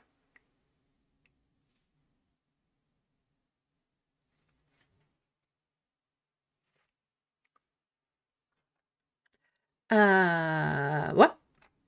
Let's scroll. No, okay. That's all it goes to is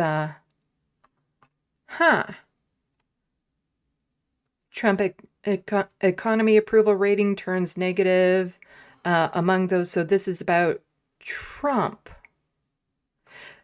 Maybe I clicked on the wrong link. So let's see.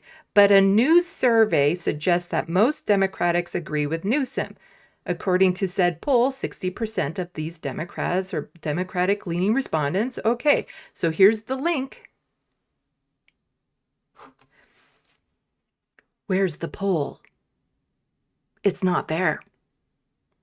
I checked the website. I couldn't find it. This is a poll on Donald Trump. There was a second article that was by the same person that I came across. So by this Isaac Score, whoever that is. There was a second article from a different media organization that also carried this, that also had the link. And I also clicked on that link, and it also led to this. That's not the poll. That's not the poll that they seem to be citing.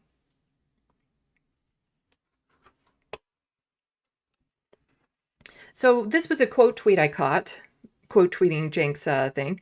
And this person, Sky, says actual polling not sourced from Führer Institute has it at 34% of Democrats, but that doesn't fit your narrative, I suppose. And so this is from the economics YouGov poll. So I searched that. Economics YouGov poll. This is their Twitter account. So percent of Democrats, Republicans who support banning transgender athletes from participating in women's sports. So already starting off with better language, but still, this shouldn't even be a fucking poll. This is a human rights issue. It's not up for debate. So also abolishing OSHA and all this sort of stuff. And so when I click on their link, it takes me to their whole big report on it. And so here you have it here in their big report on all the different polls that they had done. And so we have over here, age, income, ideology. And this is for support or oppose policies banning transgender athletes from participating in women's sports. Would you support or oppose the following? And so if we go down here, party ID, age.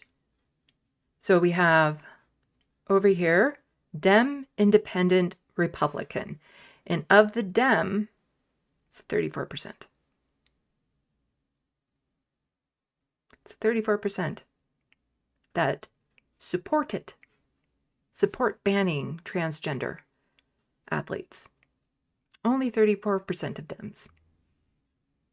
64% of independents and 93% of Republicans. Can't say I'm shocked there. But yeah, it's right there. Just 34% of Dems. Party ID. Even party ID with leaners who support this ban. And 51%, so more than half of Democrats, oppose banning transgender athletes.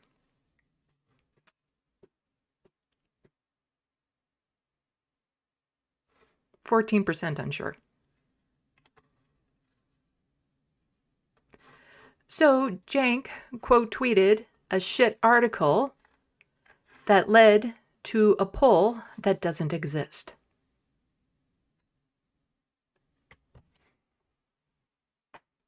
He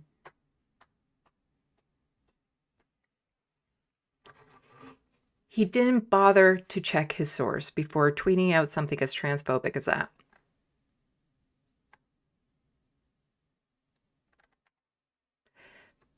And why? Like, why?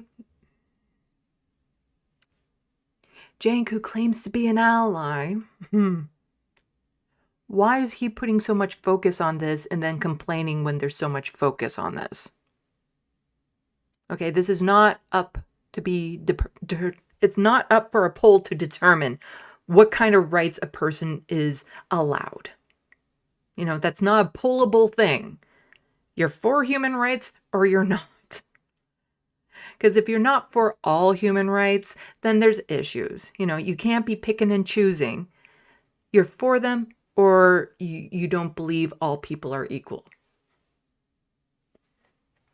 So yeah, he literally just like copied and pasted part of this ad or this article onto the tweet without actually checking the source, because if he did, he would have found a poll about Donald Trump's approval rating remaining positive. And he's supposed to be a member of the media that we can trust and rely on. What a bunch of bullshit. Like, that is so unprofessional of him to have that. So completely unprofessional. And like I said, I did actually try to search this site, but it's not easily searched. I'm not saying it's absolutely impossible that they don't have this poll somewhere on here. I could not find it, and I did look.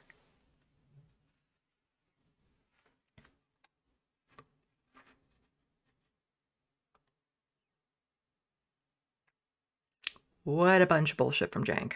Oh my God.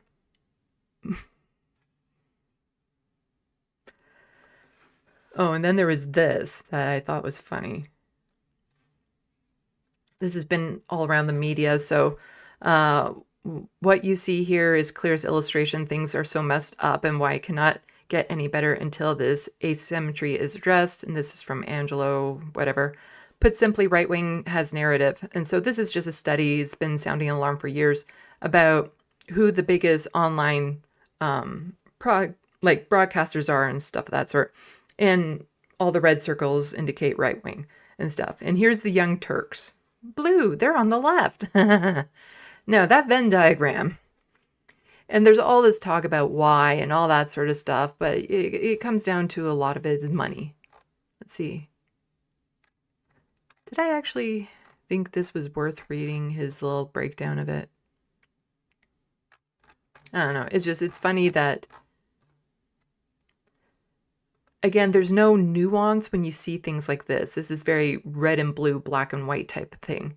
Whereas there's nuance in a lot of this, where some things might be a little bit on the left, but might be on the little bit of the right, and might be more center. And this just kind of breaks it into two camps without any nuance or anything of that sort. Like they have the H3 podcast as being left-leaning.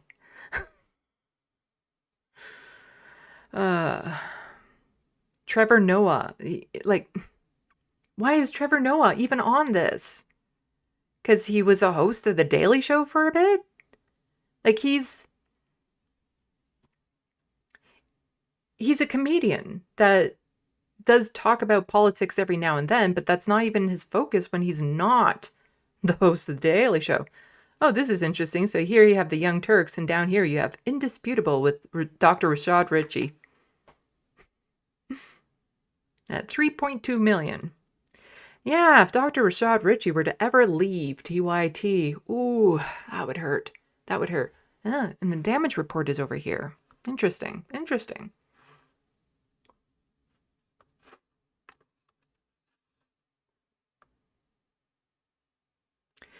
Yeah. This is why I don't put a lot of weight in polls and stuff too, because a lot of the polls are skewed depending on wording and stuff. But it was just absolutely disgusting that Jane tweeted that out. That language. It was, yeah. A few more kind of one-off stories that I wanted to touch. Oh, right. This is kind of connected. So let's get to this one. So from CBC News, BC nurse committed unprofessional conduct for transgender comments, committee finds. Yeah, that poll would have been unprofessional conduct. Panel says Amy Ham can share her views, but not while identifying her professional affiliations as a nurse. This is the same thing that happened to Jordan Peterson. So Jordan Peterson has free speech. He can say whatever he wants, but he can't do that under the guise of being a psychiatrist. And so this is the same for this particular nurse when it comes to transgender comments, because there's a lot of healthcare involved with that. And to be making horrifying comments about that under the guise of being a nurse is unprofessional conduct. A disciplinary panel of the BC College of Nurses and Midwives says nurse committed unprofessional conduct for making discriminatory and derogatory statements about transgender people. The panel's decision, released Thursday, says Amy Hand's statements made across various online platforms between July 2018 and March 2021 were partly designed to elicit fear, contempt, and outrage against members of the transgender community. Again, we do not have completely free speech here in Canada. We have freedom of expression. And we have like hate speech laws and stuff of that sort. So if you're trying to elicit fear, slander, lie, entice violence and things of that sort, you can't do that in Canada. And there was another case where some drag queens were able to sue someone over that because somebody who had an online social media presence were accusing them of being groomers, which is defamatory and false. And they were able to sue him, and they won. So the decision said Ham's public publicly identified herself as a nurse or nurse educator while making statements that were mostly untruthful and unfair, challenging the existence of transgender women and advocating for less constitutional protection for them. The panel found Ham's statements were targeted towards vulnerable and marginalized people, and her comments may deter transgender people from accessing the healthcare system. The decision says the statements included an online article identifying Ham as a nurse educator where she claimed that transgender activists wanted to infiltrate or destroy spaces designed for women only. A hearing still has to be set to determine the penalty for Ham, and the decision says Ham can appeal the ruling in the BC Supreme Court. By identifying herself as a nurse or a nurse educator while posting discriminatory and or derogatory opinions regarding a vulnerable and historically disadvantaged group on various online platforms, Ham undermined the reputation and integrity of the nursing profession, the decision says.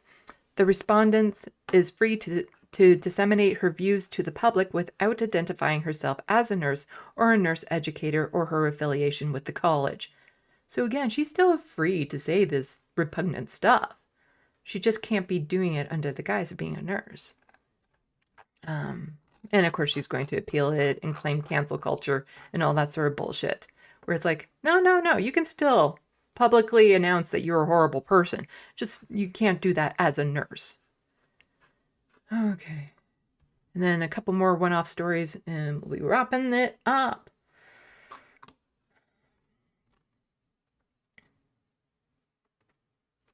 Let's see.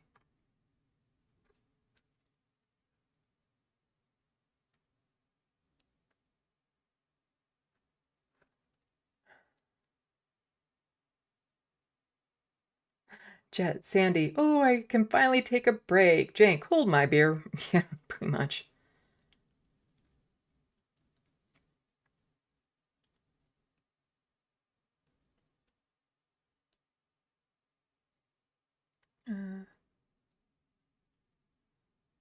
Bad Lefty sounds like J.K. Rowling wrote that text. John Davis, Jank went to Europe to try to get some of that Tim Pool Russian asset money.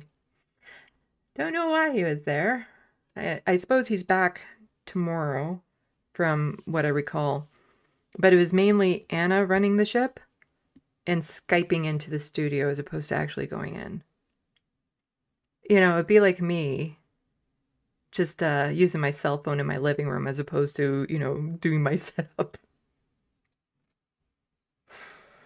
I was tempted to actually try a live stream on my cell phone, but I didn't want to run into the whole Sam Cedar thing of like, how do I turn this thing off? Plus, the lighting in here, the way that it's face on and all that sort of stuff, and the camera, and it's not high quality and stuff like that. And I don't look as bad as if I were to hold a phone cam in front of my face and try to record a video that way. My age would show a lot more that way.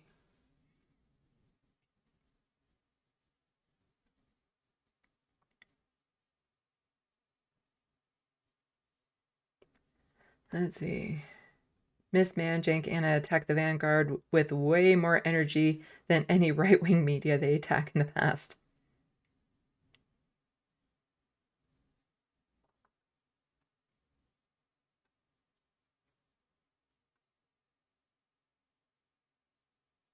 Jet, 60% of Democrats. That doesn't really seem to reflect reality.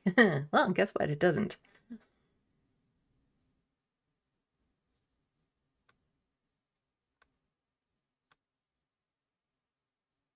PB, 76% are asking, can we stop pulling on issues like this and get to the issues that impact us all, like the environment, like food, clothing, and shelter, and preparing us for the future? We need to consolidate our forces around human rights for all.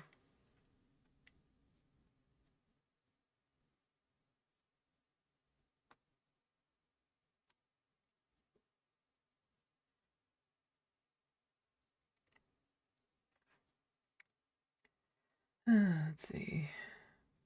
Oops. Jumped.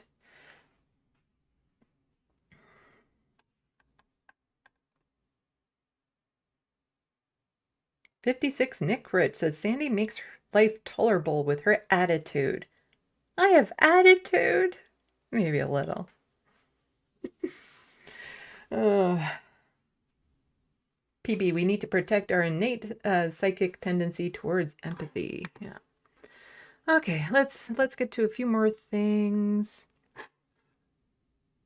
So this is from Eve's Angler. There was a great deal of police brutality today at Montreal's 29th annual demonstration against police brutality. Yeah. Mm-hmm. Yeah. Do I need to say anything more to that? Of course, there was police brutality at a protest to demonstrate against police brutality. And what can you expect when at I think, yeah, at that police brutality demonstration, the thin blue line patch was very visible at yesterday's protest against police brutality, and even the Journal de Montreal suggested it was problematic for cops to be wearing a symbol recuperated by the far right. And here you can see this police officer, and right there is the thin blue line badge. Shocking that a police officer with the thin blue line badge would be participating in police brutality.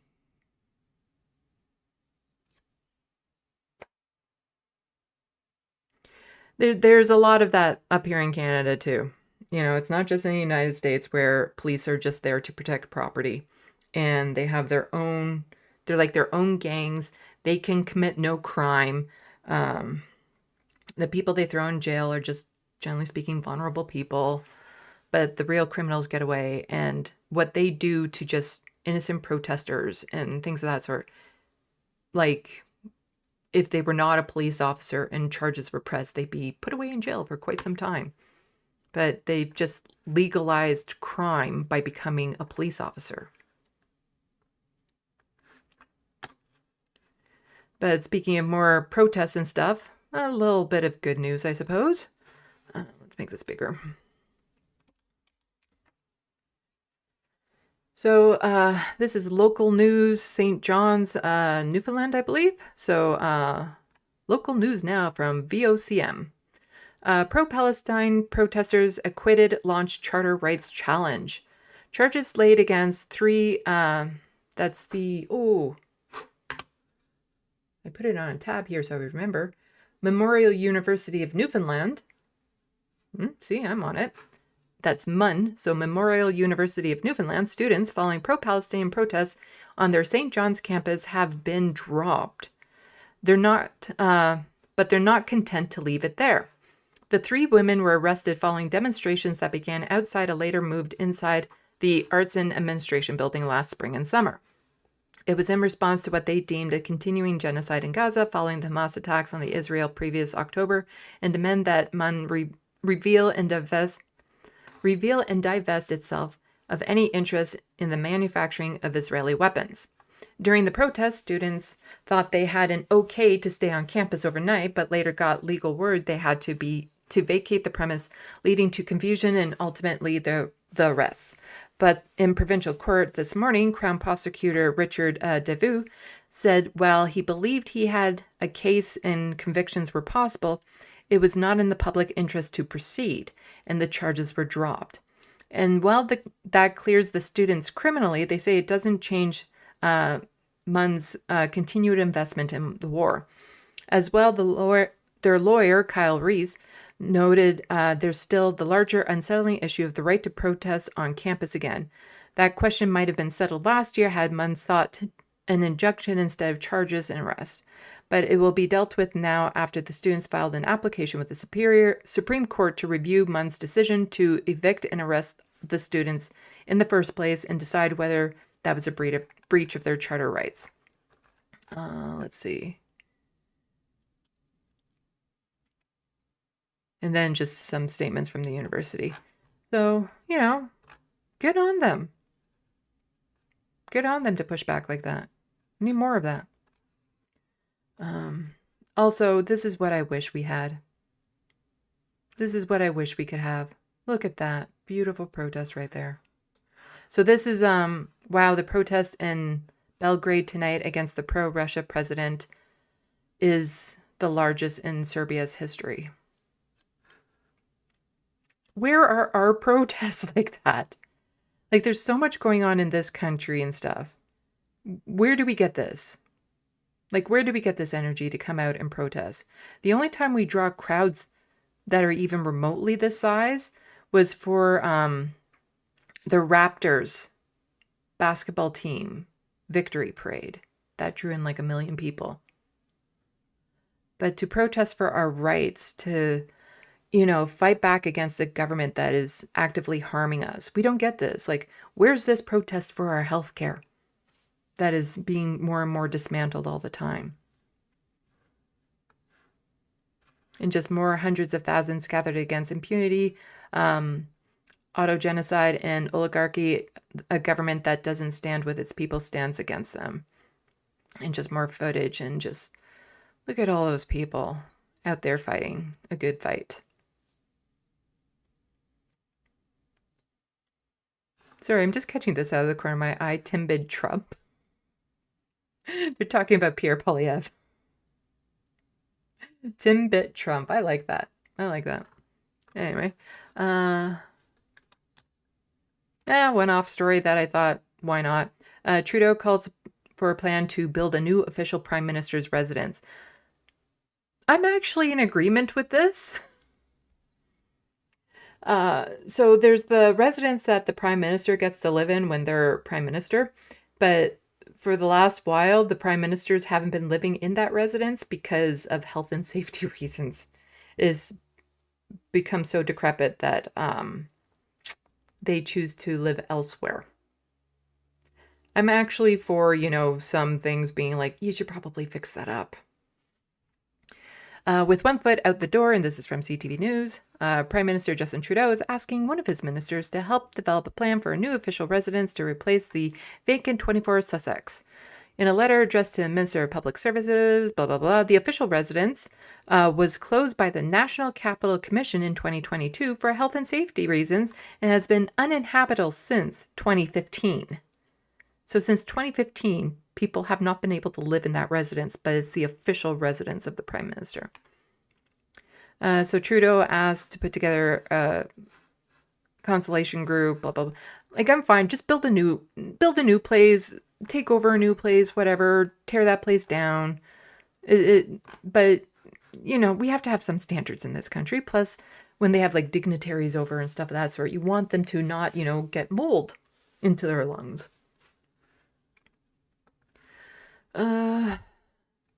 Some good news from Mexico. Mexico. Wow. I wish we had Claudia Sheinbaum up here for a prime minister. Really, really good. Again, good, bold, progressive moves. Gets the people behind you. And this is just amazing. Mexico's president declares start of nationwide census in all elementary schools to provide free glasses to every child who needs them. The program will also provide them with dental assistance and weight and metabolic management. Fantastic news to do that. Like, just wonderful. I really, really wish we had her here.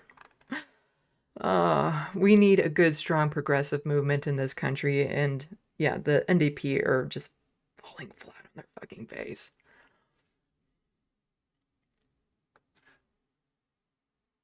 I'll skip over this for now. I just thought it was interesting and can be worth talking about, but I'm all talked out right now. Just somebody wondering, is human intelligence starting to decline? And somebody pointing out, you know, that poll or that graph shows it going down after the smartphones came in. And I just thought that would be something interesting to talk about. So we'll talk about that maybe later. Don't really need to talk about him. I don't know if I wanted to talk about that or not. Maybe not right now. I'll keep it on my docket just in case. Something that was said during a leftist mafia live stream that kind of rubbed me the wrong way. Unless you guys want to hear that now. Put a 1 if you want to hear me critique the leftist mafia. Put a 1 in the chat. In the Sandbox. If you want to hear my slight critique of something that was said during the leftist mafia. and hope that it's still queued up to where it happened. Let's check the Sandbox. But other than that, that's all my dockets. So like I said, tomorrow I'll probably be doing another live stream to just kind of get caught up on last week's news. Tuesday, I'm focusing on getting the video at least recorded of my Ontario recap, and then I have a whole bunch of other things. I'm starting to see some ones. For people who are just showing up a bit late, I want to show this off again because it's amazing. My drawing of Emma Bigland. Again, it looks better with the lights off, I think. As do I. But it's just because the pencil is reflective.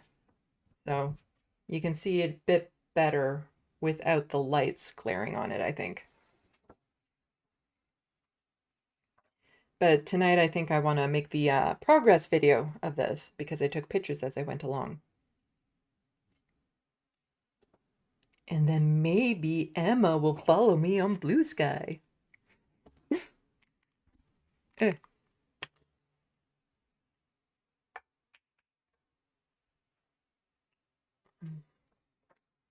Okay, I'm seeing a whole bunch of ones. Okay, I'll see if it's queued up to where I wanted.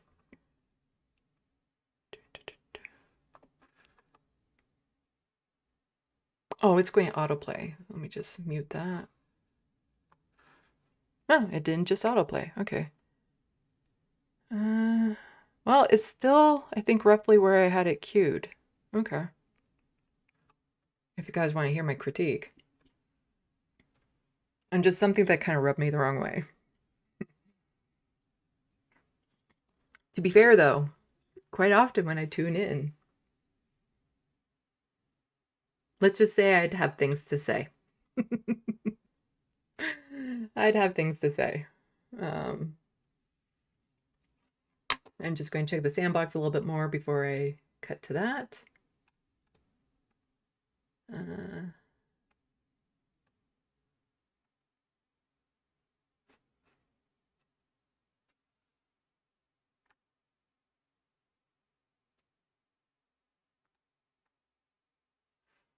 What is that Onion headline?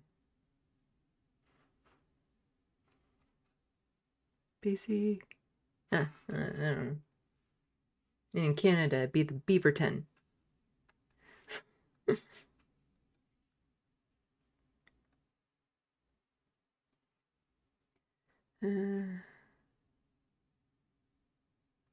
Looney Tunes 9000. Remember, kids, the moral of the story is don't grow up to be a cop.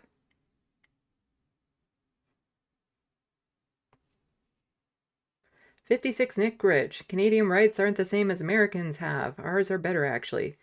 Are you Canadian? Because, yeah.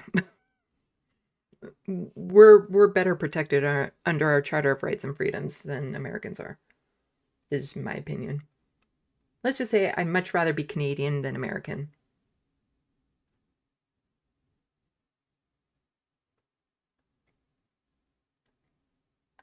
Like, even when it comes to voting and things like that, like, they don't try to gerrymander. There's set guidelines around it because Elections Canada is government run, but it's not run by a party. So there's certain standards and stuff that it has to meet. We have more guidelines around financing in elections and whatnot. Even though, like the Doug Ford thing shows, there are workarounds that they do try to go for. But there's follow through, like the story that I showed of Doug Ford. But also, like, my rights as an individual is protected better on paper. And I say on paper because things like abortion access. On paper, everyone who needs an abortion should be able to get one in Canada. However, the provinces find workarounds by, like, defunding all the clinics so you can't get to it. It's not covered under our healthcare insurance, especially because you have to go to specific clinics to get it done, or you have to cross a provincial border or a country border in order to get it done. So there are workarounds to prevent it, but on paper, it's there, but in practice, not necessarily. And it'd be nice to maybe see some people sue the government to be like, if we're supposed to have this right to get an abortion, then why isn't it accessible? Oh. John F. MC dropout, or maybe make the Prime Minister live in public housing that they will now build in my fantasy world. Yeah. That'd be nice.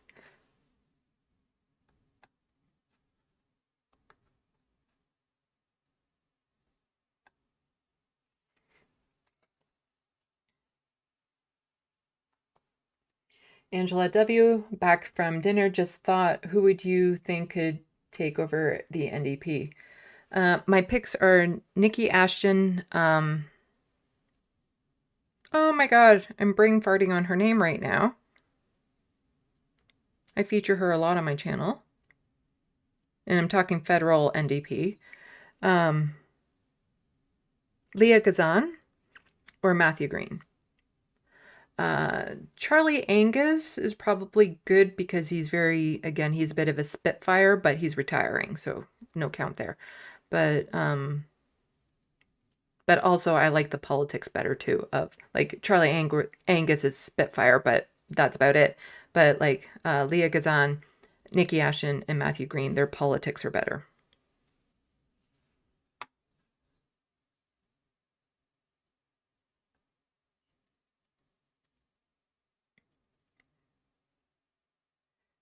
Groove Dragon, oh my God, taking care of children, what will they do next? Yeah, and then there's all the ones, and people want to hear me critique the leftist mafia. The Wild West looks like a black and white photo. Why, thank you. Talking about the drawing.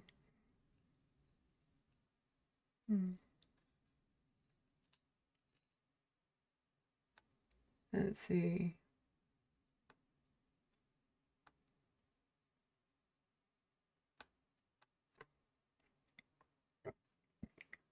"56 Nick Rich, Charlie Angus is a great voice." Yeah. Wait a sec, where were the compliments about my drawing? Oh, there it is. Okay. Okay, so, well, I put it out there, so let's do it. Let's do it.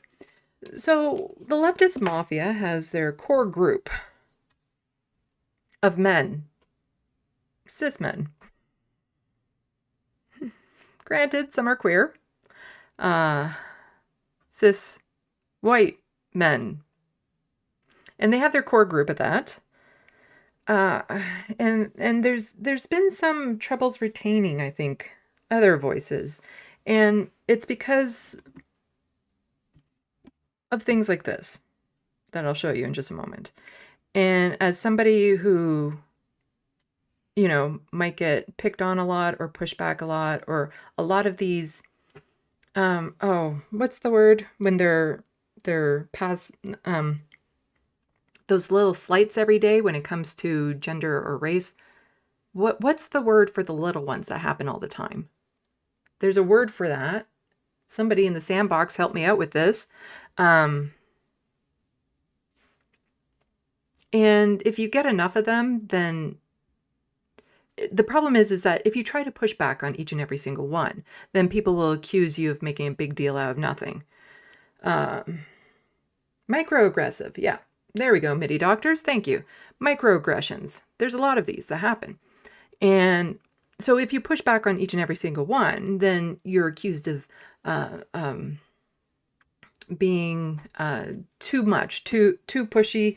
Like, oh, you're making a big deal out of nothing. You're just causing trouble where there's no trouble and stuff. But then if you don't push back on all of them, then after a while, they just kind of eat away at you, and then you just go off and do your own thing, because then you don't have to deal with those microaggressions.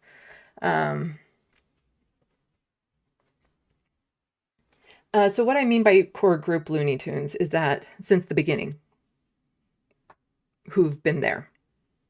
So yes, like they do have women on there, but since the beginning, there's a core group that has been on there that hasn't changed. That's what I mean by that. And there's been turnover when it comes to the non-cis white male category. So let's see if this is, okay, there we go. So I'm going to back this up a bit because it might be a bit past where I want it to be.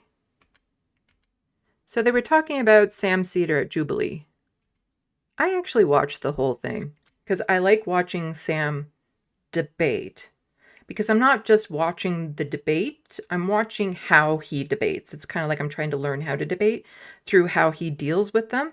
So it's a dual layered thing. So I can usually handle watching him debate, even in horrible debates, a lot longer than most people. Let's just want to make sure that I'm in the right place for when I start this.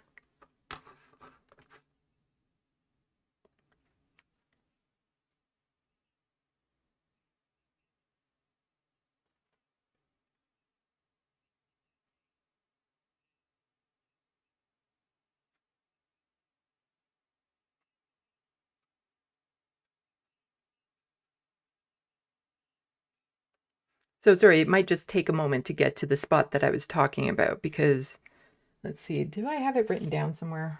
The timestamp that I wanted. Sometimes I'll write it down on a scratch of paper, but you know, like I said, this is from a week ago, so I don't think I have the exact timestamp written down. But it was still saved here, so I know it's around here. But hopefully we'll get to it in just one moment. Oh, no audio. Okay, well, you guys weren't missing anything. So it hasn't gotten to it yet. From living in their dystopia. That would be just tough noogies for you. You know what I mean? Pull yourself like up by your bootstraps. Yeah. That's their philosophy. Yeah, I mean, But Social of course Security keeps 22 million people out of poverty, including 16 million. Okay, bad lefty, I get it. It's muted. It's not muted anymore, and it hasn't gotten to what I wanted to get to yet. I think it's around, well, it is around here, so it hasn't quite gotten to where we are yet. Elderly people. Without that, this country is so cooked, more so than it is now. I mean, we're probably not going to have it when I'm like 65. Like it's not. No, I don't know. I don't see We it will. really We happening. absolutely will, unless they steal it from us. But basically, So here, Ariana is talking about Social Security, something Sam loves to talk about. And she's worried that she won't have it around that age, but let's back up. This is the spot that I wanted to hit at. 65. Like it's not.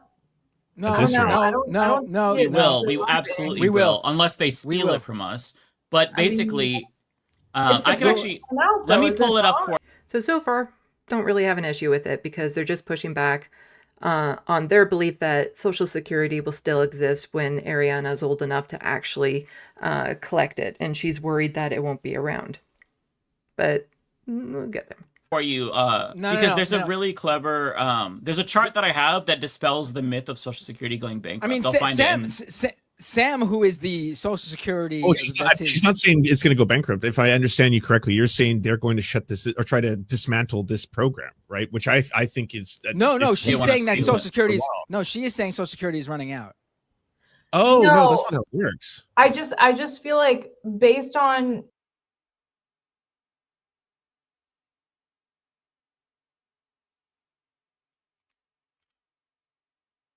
Let's just back that up again.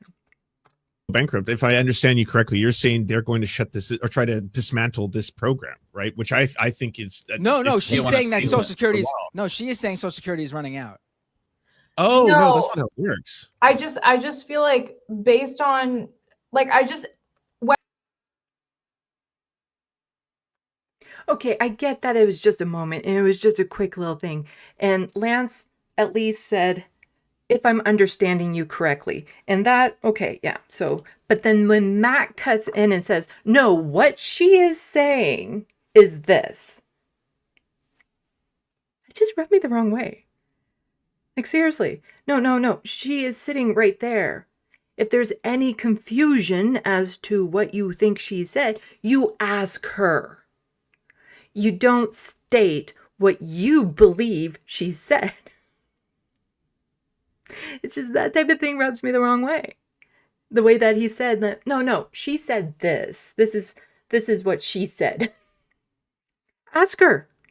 Like I said, at least Lance said, if I'm interpreting you correctly type thing, and talking to her, but talking about what this person who is sitting in this chat with us is talking about. And I'm going to put in the words that this person who I could ask who is in this chat with us.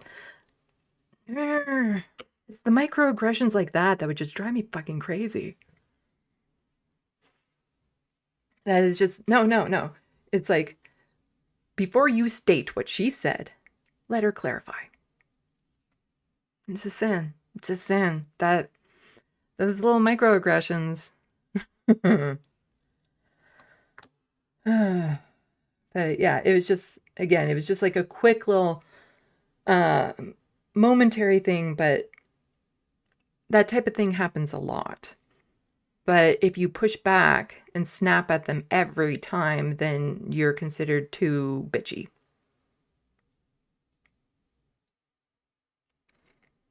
But I'm too autistic to keep my mouth shut about those things, though, if it would happen to me. I'm just saying. Like, I understand it. I understand that you just don't want to deal with it every time, but after a while, it builds up.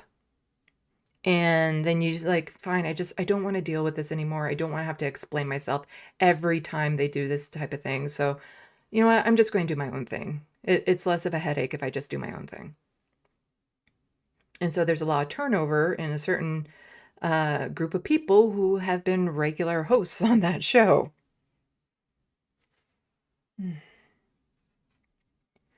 So let's see what happened after I unmuted it.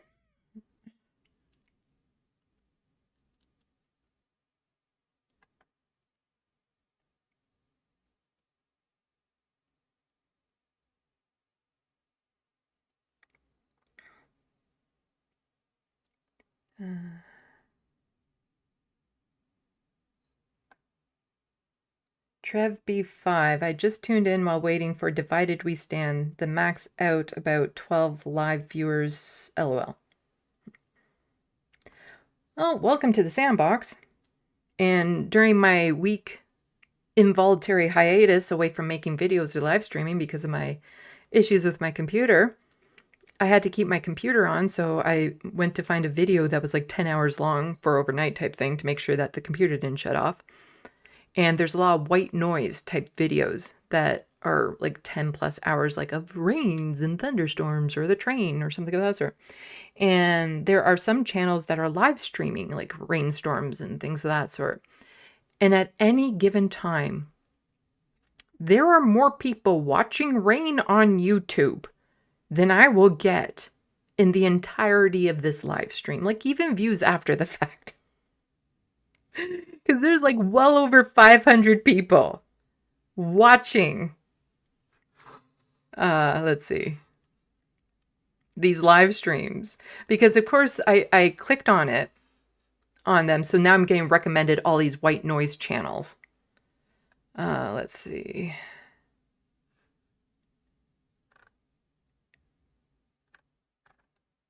There we go. Oh, there's only 285 right now watching Heavy Thunderstorm. So far more people would rather watch rain than I can get watching my live stream. Oh. What? Fall asleep quickly with terrible hurricane, strong wind, heavy rain, and thunder. That's not... Yeah. I'm seeing that down here. So fall asleep quickly with terrible hurricane, strong wind, heavy rain, and thunder. 350 watching that live right now. I watch a lot of storm footage, but it's the fall asleep quickly with terrible hurricane sounds that doesn't quite make sense to me. But like up here is one that I've looked at plenty of times, and there's like over 500 people watching it at any given time. Oh. And I can understand like Storm Chasers live. There's like 11,000 people watching that live because again, I'm into the natural disaster stuff, so I can get the lure of that. But here we have ocean waves and wind sounds. Streamed 10 hours ago, has 458 views, which is probably double what I will ever get on this live stream. It's just, it was so kind of disconcerting. Cat wins election. Oh my god, I'm going to have to watch that as soon as I can.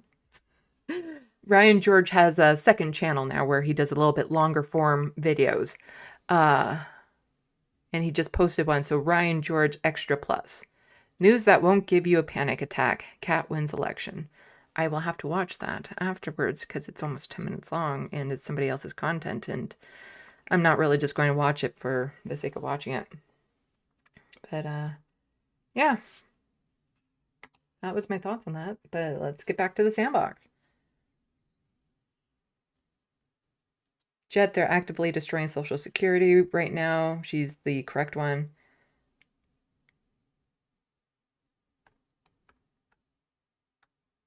Yeah, in Canada, we have the CPP. Canada Pension Plan. And something that a lot of people don't know on the Canada Pension Plan is if you're on disability, like I am, people might think, oh, well, once I get CPP, it's more. And technically speaking, dollar value, it is more. But you don't get any benefits. So on disability, I get my medication covered. I can get some medical devices and stuff covered, some dental covered, all of that sort of stuff.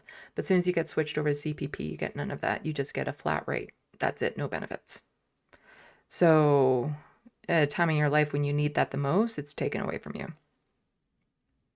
Which is why the dental care that at least started to get rolled out is good, because seniors are the first ones that need that. And again, it's not covered by CPP, and dental care is really fucking expensive.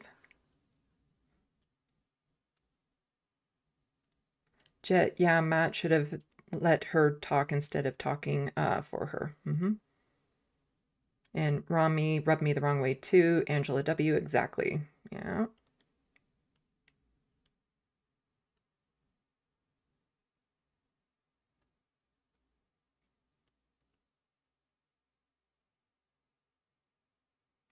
Hunger Games 1989. I don't know if it rubbed me the wrong way, but it did make me wonder why they didn't ask her to clarify first. Yeah. Like that should be the first instinct is like, can you explain more what you mean by that? As opposed to she's just saying she's worried that it won't exist by the time she needs it. Instead of inserting words into her mouth as to why you think she said that, just say, could you explain what you mean by that? That's all it takes. That's all it takes.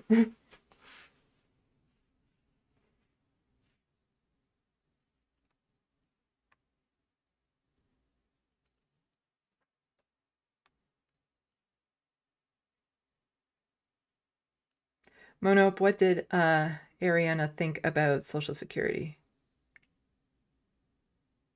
I don't remember off the top of my head, so instead of speaking for her, let's see how she did respond to that. Sorry. Probably should have let it play out a little bit longer. Whether it runs out or not is a different thing. I just don't feel like it's going to be able to help people to live by the time I'm 65. Like the cost of living won't add up to Social Not just the Security. cost of living, but they're also trying to bring up retirement. They're trying to make it older than 65. So this is from my last video, and I explained. So that was her response to what she was meaning. That it just basically won't be adequate.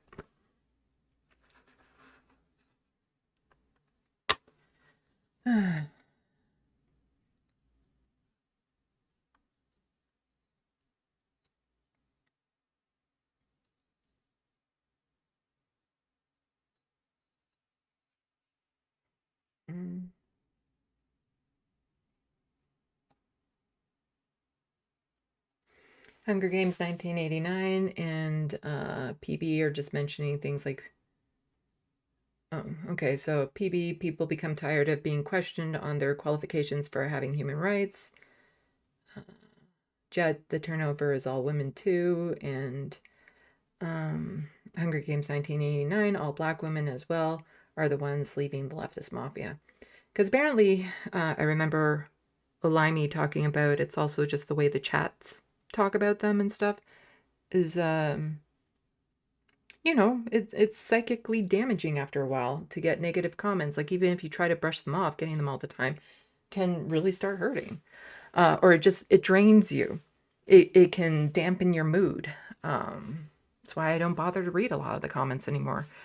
And like, I've never even come across like particularly nasty comments on my videos, but there's enough that I'm just like, yeah, I don't need to deal with it, because it's usually coming from very insincere people anyway, online, or bots. Like, who knows if they're even real. Oh, one thing I wanted to check, gotta write it down so I don't forget, for my TYT video. T-bots. You're right. Sorry, I just need to write this down so I don't forget to investigate it for my TYT video. But under that tweet from Jank, and under another tweet recently from Jank, there's always a flood of people saying, I don't normally agree with you, but I agree with you on this, or I'm a Republican and I 100% agree with you. And it's like, finally a take that I can get behind from Jank. There are so many of those every time he tweets, worded roughly the same. I'm like, you got fucking bots for TYT at this point to try to boost Jank. But like I said, it's something I need to look into. And we got a kitty cat. Kitty cat. Abernathy. Ooh, look at that belly. Look at that belly. Oh. There we go. There we go. Oh.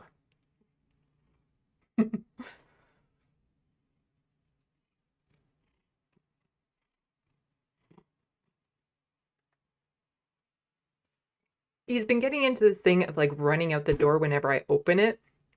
And I don't terribly mind so much because I want to get them harness trained to help this guy lose weight, to take him on walks up and down the hall at least.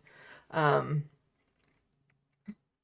have to be conscious of when I open the door though, to make sure that none of my neighbors have their dogs out.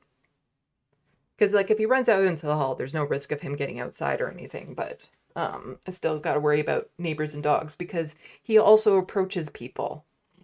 He likes meeting strangers, which is nice to have a cat that actually likes to meet strangers. And like when my friend was over yesterday too, Lanier is also very much of a suck.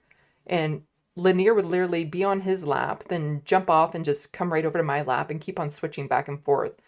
Like as soon as one lap got too hot from his body heat, he would go to the next one. Are you happy, Abernathy? Oh, look at the belly. Look at the belly.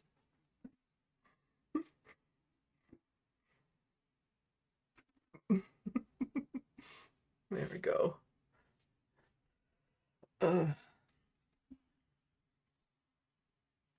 Tom Trask, is Rebecca Azor still around?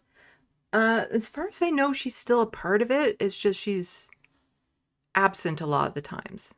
But I don't think, as far as I know, she hasn't officially quit Leftist Mafia.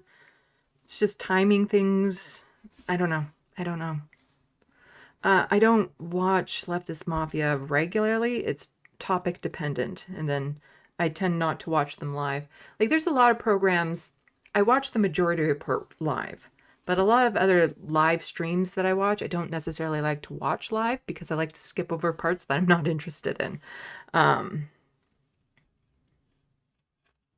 it's a bit of a hassle with some live streamers because as soon as their live stream is over, they make the video private so you can't continue. Whereas if they just unlist it, you can still continue to watch it till the end. But as soon as they hit private, it ends the stream, even if you're behind on it. So that can be a bit frustrating. So yeah, like a lot of live streams, I don't tend to watch live. I just try to get caught up and skip over parts that I'm not necessarily interested in.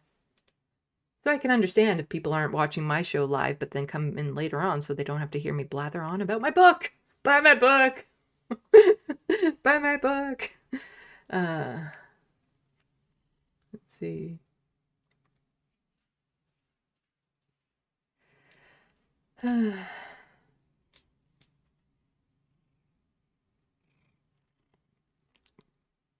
Soul Life. She didn't know who Michael Brooks was, and Matt wouldn't tell her. Let's see.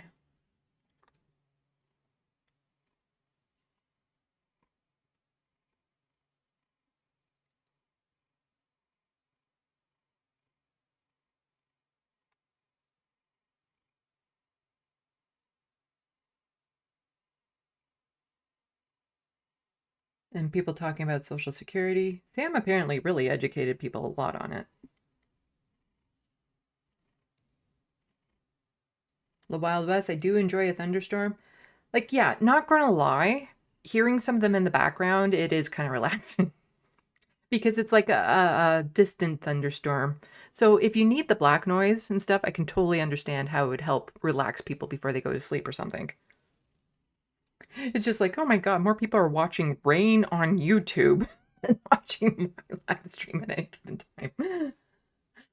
time. Angela W., as someone with ADD, those channels have saved me. I tend to watch dominoes a lot, dominoes falling. But another genre I've gotten into are marble runs. And there's one channel in particular, I like it for the most part, except it speeds up and slows down every now and then. It's like, no, just show the marbles. Don't show sped up, slow down, just normal speed. And then they also have this annoying toy train gate that has alarms every now and then. And it's a very irritating sound. But other than that, I tend to like it's Japan Marble Run or something like that.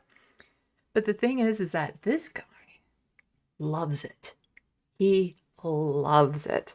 At night when I'm trying to unwind and I'm watching it, he'll go and sit on the little coffee table in front of the TV and he will just watch those marbles. As soon as he hears that channel start, he'll run over and sit in front of the TV to watch it.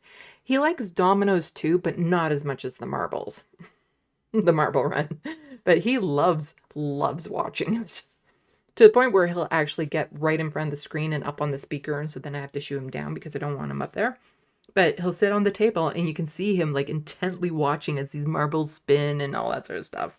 Cat hair all over the place.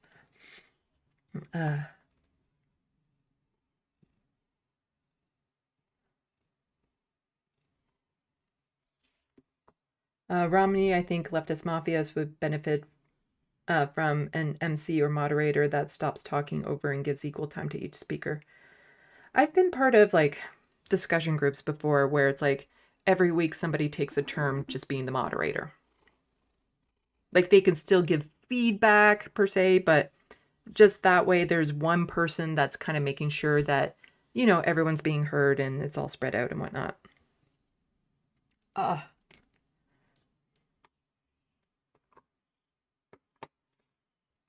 The Wild West. Maybe put thunder in next live stream title. Yeah, maybe. Watch my therapeutic politics to help you go to sleep. Down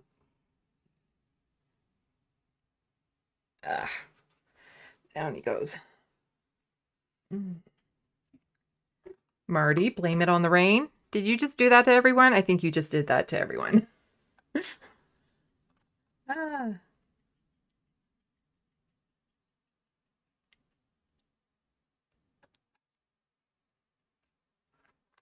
Where was I? The Wild West ASMR Canadian politics stream. Seriously think I should work the ASMR angle? At this time of night, probably not because my voice is wrecked. But there are other times where I could just very soothly talk into the microphone about very mundane things to just, help settle the mind and think about, the way that you watch the water flow in a river and the way it trickles and ripples and the quality and the consistency that it has. And you don't try to add any, sudden loud noises or anything of that sort. But you can describe nature like the way that the leaf falls from a tree and how it flutters in the wind, and you can see the currents wrap around it and softly bring it down to the ground.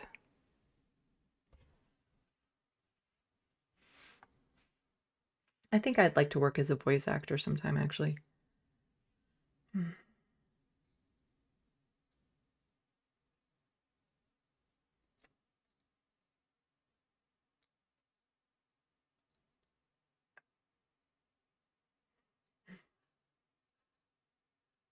Some comments about Sam also cutting off Emma.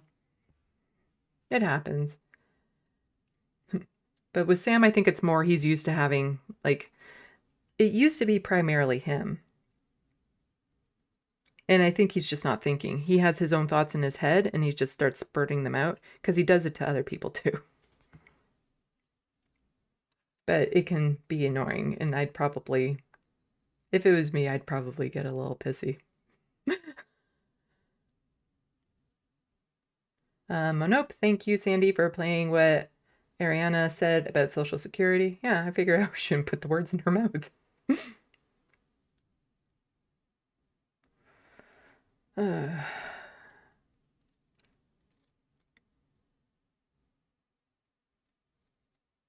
good. It's still fairly early, so I can get something to eat and work on the progress video. So maybe tomorrow when I do my live stream, I'll have the progress video ready for the drawing that I can show people.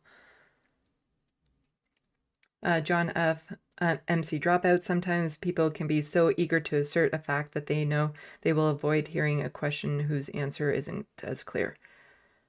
I have troubles in group chats to begin with, like on a show like Leftist Mafia, because I've run into it when I've been on Left Past 10 or even the Power Report. If there's more than, like, let's say even 2 people that I'm talking to at a time, I have no idea when to insert myself. And it's an autistic thing because other people just seem to know when they're supposed to talk. But I'm like, I need to say something. And that was really relevant to what, oh, that was a funny line that I just had. But then by the time I finally figure out how to get myself into the conversation, it's past the point of being relevant. It's like I have a hard time. And sometimes when I'm in these chats, I just want to do this to indicate, like, I have something I want to say, because I don't know how they do that, how people in a group ebb and flow their conversations. I watch it very intently, but I have no clue how it happens. And this is on every panel show that I watch.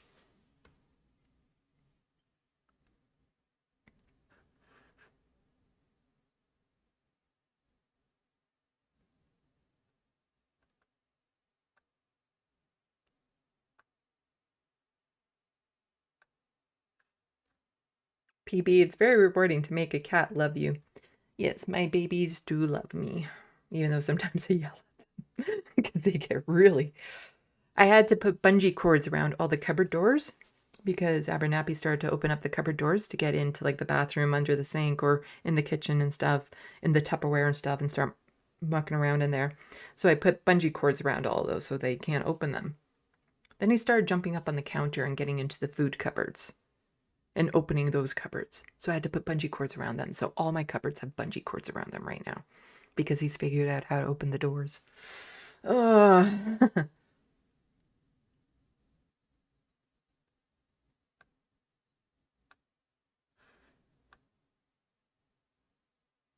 Angela W. Sandy's chat is always the best chat. I'd like to think so.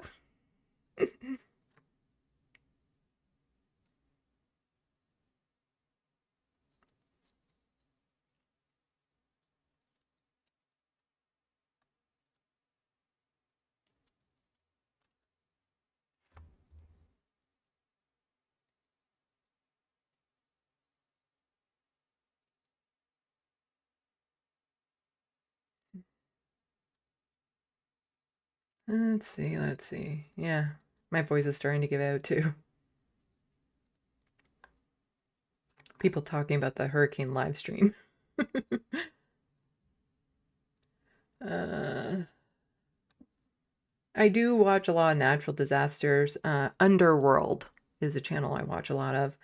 10 landslide videos, unbelievable landslide videos and all that sort of stuff.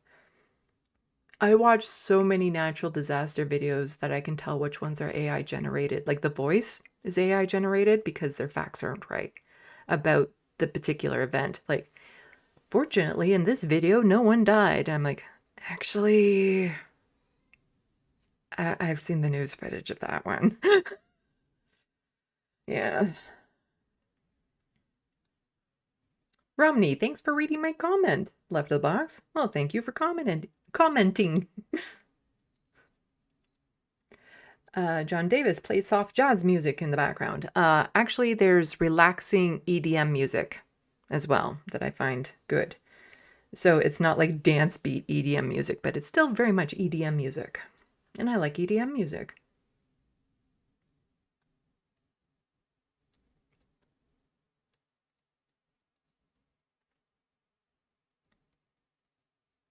Old Grease, I would love to hear your voice in a production. The Wild West, I find your voice soothing, whatever the subject. Especially when I read my book online. I have a couple videos, but I need to redo it because I've changed so much in it. I like it. I like doing the characters, you know, things like that when I'm doing this, changing up the characters and whatnot, and changing my voice depending on what I'm talking about. It's fun. It's performing.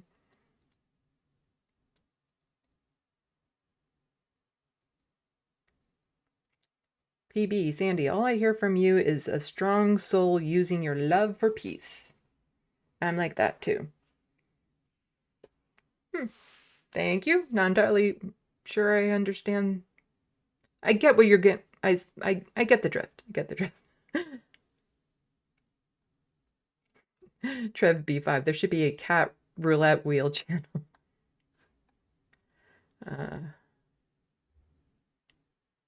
Monope, I don't know if holistic people know. They just do it without automatically.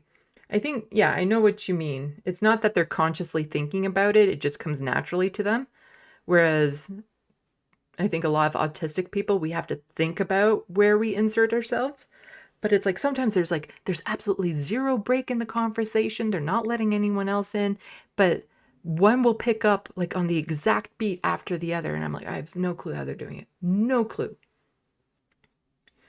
John off MC Dropout. Oh man, Sandy, I can totally relate. Questions that are your thoughts on Danielle Smith's latest interview on Breitbart.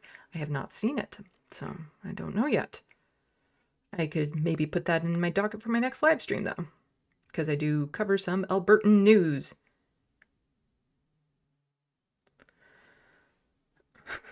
John Davis, do a 12-hour live stream to make up for the time lost. I don't think so. I've already been at this for over 4 hours, so.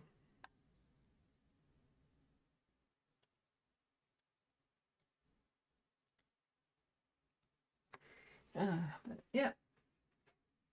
Read my book. Read my book. Please buy my book. It would make me feel so much better if people bought my book, because I've only sold 2 online so far. And I know some of you in the Sandbox were saying that you were going to buy it. Like, I guess, like, some of it is I posted it on Blue Sky and Twitter and Facebook, and there were a couple people on the socials like, I'm going to buy my copy now. And they didn't. But then it's like on Facebook, because Facebook is still people I know, friends and families and stuff. And it's kind of like, oh, like 19 people liked my post about my book being available in paperback, and not a single friend or family member bought one. Like, it's you don't have to read it. It's just to show support. It's $21 Canadian to show support. Oh well. But I was out at an event last Monday, and I was talking up my book there, and I had some author copies with me. And so I sold 2 books there in person. And so when I sell a book in person, I'm like, well, I guess I can sign it if you like. And so I was signing the first book, and the person sitting across from me took pictures of me signing my first book and was like, thought you might like these. And I'm like, holy fuck, that was super sweet. And I do like that. See, I can toss it up on my social media so that people, well, who aren't on social media can see it.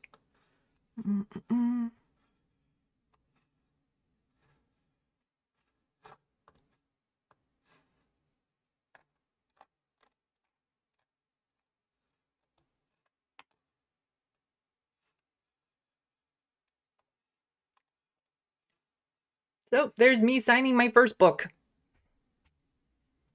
Just thought it was super sweet of the person who was sitting across from me doing that. And I'm sure it had nothing to do with my cleavage.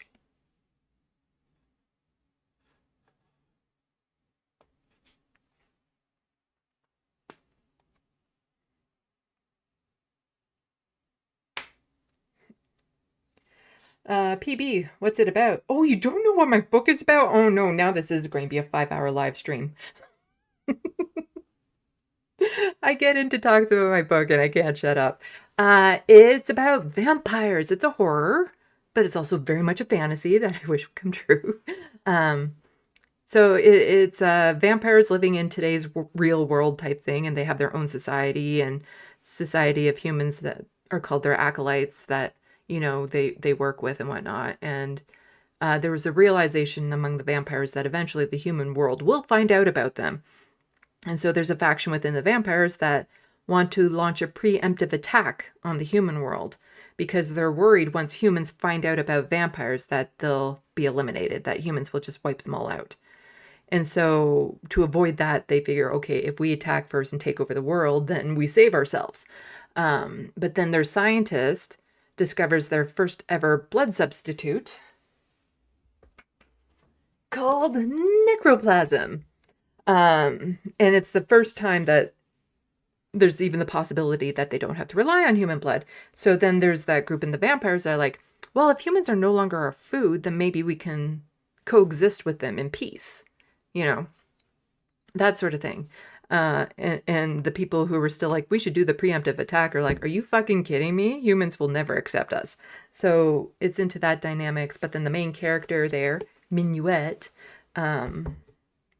talks about the trials that they underwent 1,000 years ago from the ancients who were fed up with how they were acting and stuff. And she was the only survivor of the trials. So she then became the leader of the vampires and stuff. And now during this tumultuous time, she's also called upon again in a way. And of course, the blood substitute is there and they try it and things go horribly wrong, as they do in a book that likes to keep you engaged. So it's loaded with my political and social commentary. It's just loaded with it. But yeah, that's what it's about. And it's a full-length novel, 267 pages. And there's prequels and sequels planned for it now. That I live in this book. When I go on my walks and stuff, I just live in this story. It's all my brain wants to think about. It's also available in ebook, which is cheaper. I get about the same amount of money if you buy ebook or paperback. Because with the paperback, they have to deduct the actual cost of printing it from the price. Amazon takes its cut and whatnot. So I'm making close to the same if you buy the ebook or paperback. It is called paperback, right? Not paperbook. Paperback. Why is it called paperback? Because both the front and the back have paper. I've been doing this too long tonight.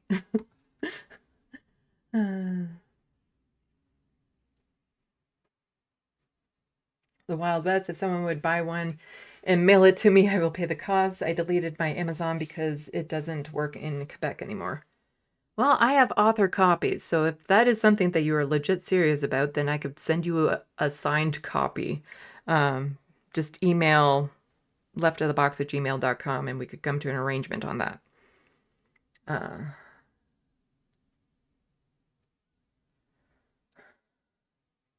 Let's see.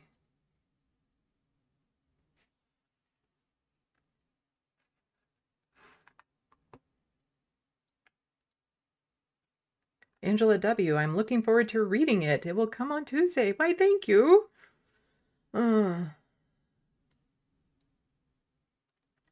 Yeah, like the thing about my book is I never get sick about talking about it because I love it so much, and I never get sick of reading it.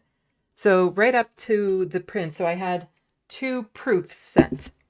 So the first proof, I'm like, I just want to make sure that this looks okay on the paper. And so I started looking over some things and I'm like, oh, there's a mistake. Then, oh, there's a mistake. And then, oh, there's all these mistakes that I caught in the proof. So this is the proof. They have the band there, not for resale. So this is the first proof I got, and I found all these little mistakes. And some of them were as simple as vegetables should have been plural, but there's no S at the end, or a comma or something of that sort. So this was the first proof. So then I got a second proof to make sure that all the changes were correct, because in the Kindle thing, it doesn't have a spell check. So if you accidentally type in something wrong or copy and paste something wrong, you're not going to get there's no squiggly lines telling you. So you have to manually read it. So then the second proof I got found those mistakes. Part of it was, though, I added content. So from the original ebook I have, there's a bunch of changes in these books because I wanted to fill out certain areas more for the prequels and sequels, to just make them fit the story overall. Like the overall plot hasn't changed. It's still the same, but there's a lot of little details that I changed for the prequels and sequels to line up. And so a lot of these are where I added more sentences about one of the characters, and I spelt his name wrong every time I added him. And the stupid word check in Microsoft Word wasn't catching those errors. And I'm dyslexic, so it takes me a while to catch those errors.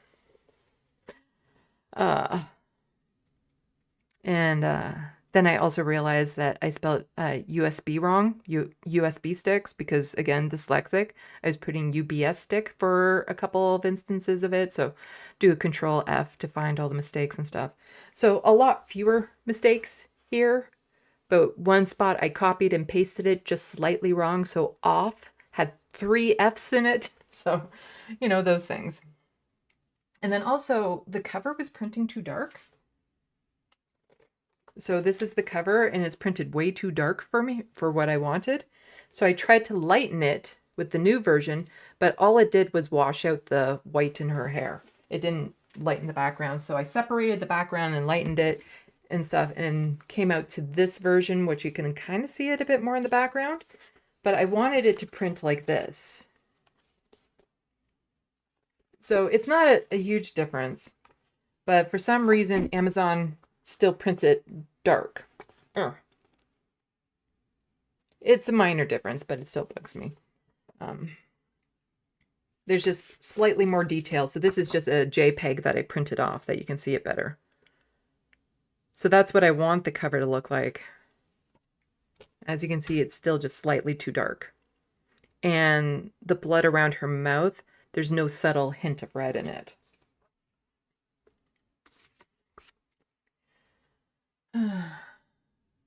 But yeah, super excited, and I love living in that world. I love talking about the book. The Letter Hack will eventually have me on his Friday night show to talk about the book. So he should probably buy a copy and read it first. I'm just saying.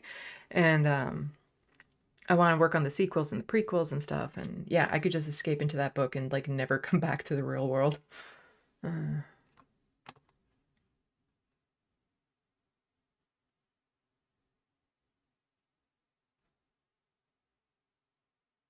Well, the Wild West, if you're legit serious, email. But yeah, it's loaded with my social and political commentary. Hermeteorologist, a regular Sandboxer, really likes the book too. And it's done in the perspective of the vampire, first person of the vampire, which is super tricky to do. But just making the lore around the vampires, like what kind of vampires they are and everything of that sort, I love doing. Yeah.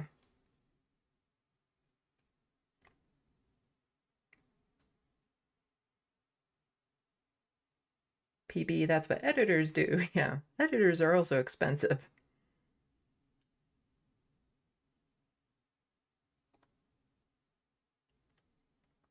And there's different types of editors. There's the editors that help you with the content, like this wasn't clear, this needs to be cleaned up and stuff. And then there's the copy editors that are looking for, there are one too many F's and off here, or this should be a comma and not a period or something like that.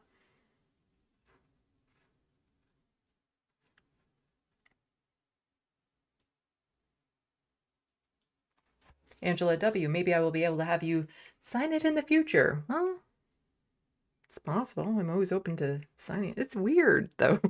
It feels weird. Autograph my book for people.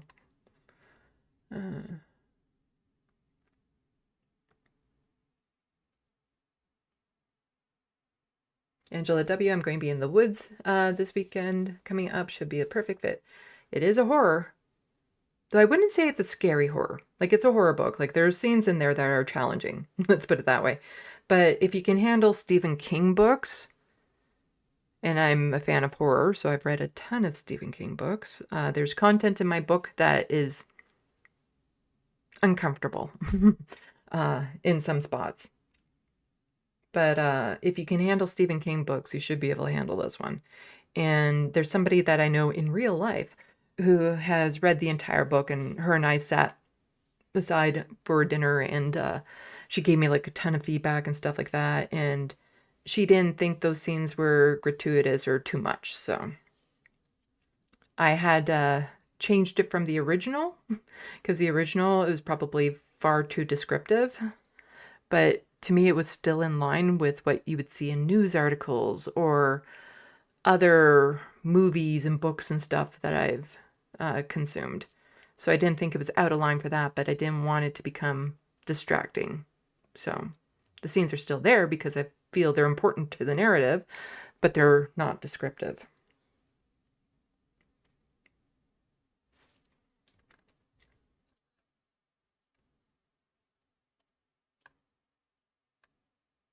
But I just love the world building in it and stuff of that sort. And that's why I want to do the prequels and sequels and stuff, because there's just so much to that world of the vampires that I absolutely love, and their lore and their narratives and how they communicate and relate with each other. And some characters that are a little bit more minor in this book would have like their own stories to be told and whatnot. So I just really want to go through it.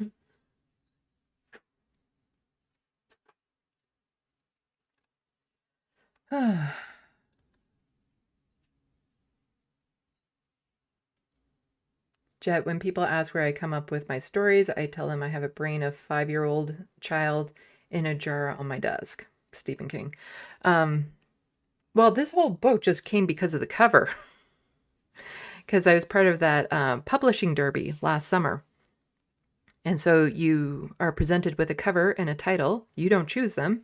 Like, you choose them, but you don't make them up yourself. There's 50 of them, and you rank them, and then they're doled out to people depending on the rankings. So I had this was like my 7th choice or something, but I was a day late, so I was lucky to get any. So I didn't make the cover or the title. And then the idea is with this derby is you can't advertise who you really are. You have to go by the fake author name on it. And it's starting from scratch who can sell the most copies over a set period of time. But then after that period of time, you can reveal who you are and what book you wrote. So you write a story based on the cover. So this entire story, this entire world is just based on the cover. That's it.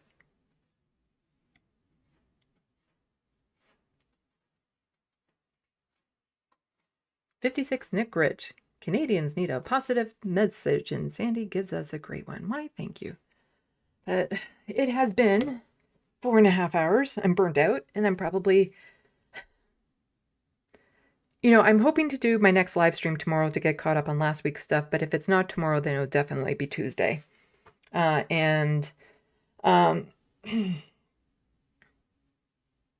need to get the video finished for the Ontario recap, get some serious work done on the TYT video before it becomes 5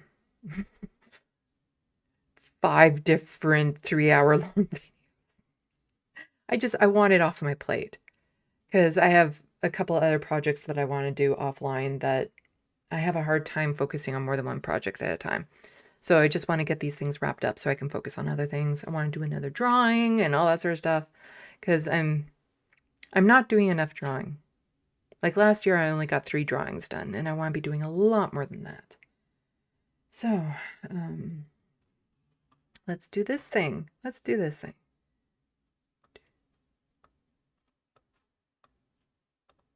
There. See, I was changing these up to make them easier to read on screen. PB,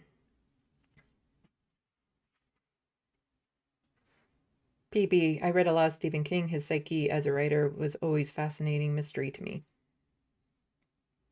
Well, the thing about writing this book, and I'd probably talk more about it with Letter Hack if he has me on as an author, is... God damn it, you guys got me talking about my book. I see the world. Like, I visualize it. Like, I have a very vivid imagination. And I step into it. And I can look around and see the details.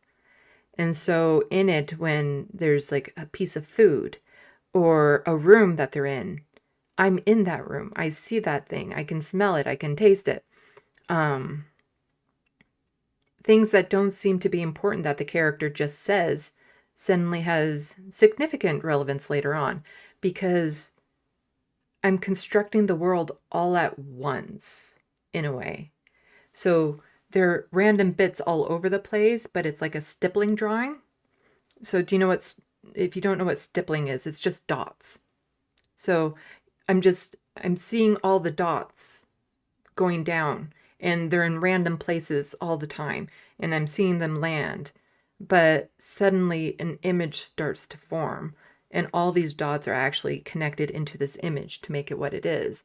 And so I'm seeing like all these random scenes in the book, in this world, but then they start forming this overall narrative that is just connected in ways that I don't know how it happened. And something that happened at the end of the book was in relation to something that happened in the beginning of the book that I never thought of until that actually came up. And so sometimes as I'm writing the book, I'm learning what happens in that narrative. The story is being told to me as I'm writing it. And I say this because I've also written another book and it was very much the same way. But the other book I can't tell you guys about. I keep on saying that. I know it's probably frustrating when I do that. It's just, if you were to know what the book is, you'd understand why. It's just for my own protection. I don't want to be a target. And the author of that book would be a target. But that's kind of like what it is. So it's like, I can see these things. I know the history, and sometimes part of the problem with my books are I forget to add in content because I already know it and it's assumed knowledge to me without realizing, oh, right, the audience doesn't know this tidbit of information. But yeah, that's why.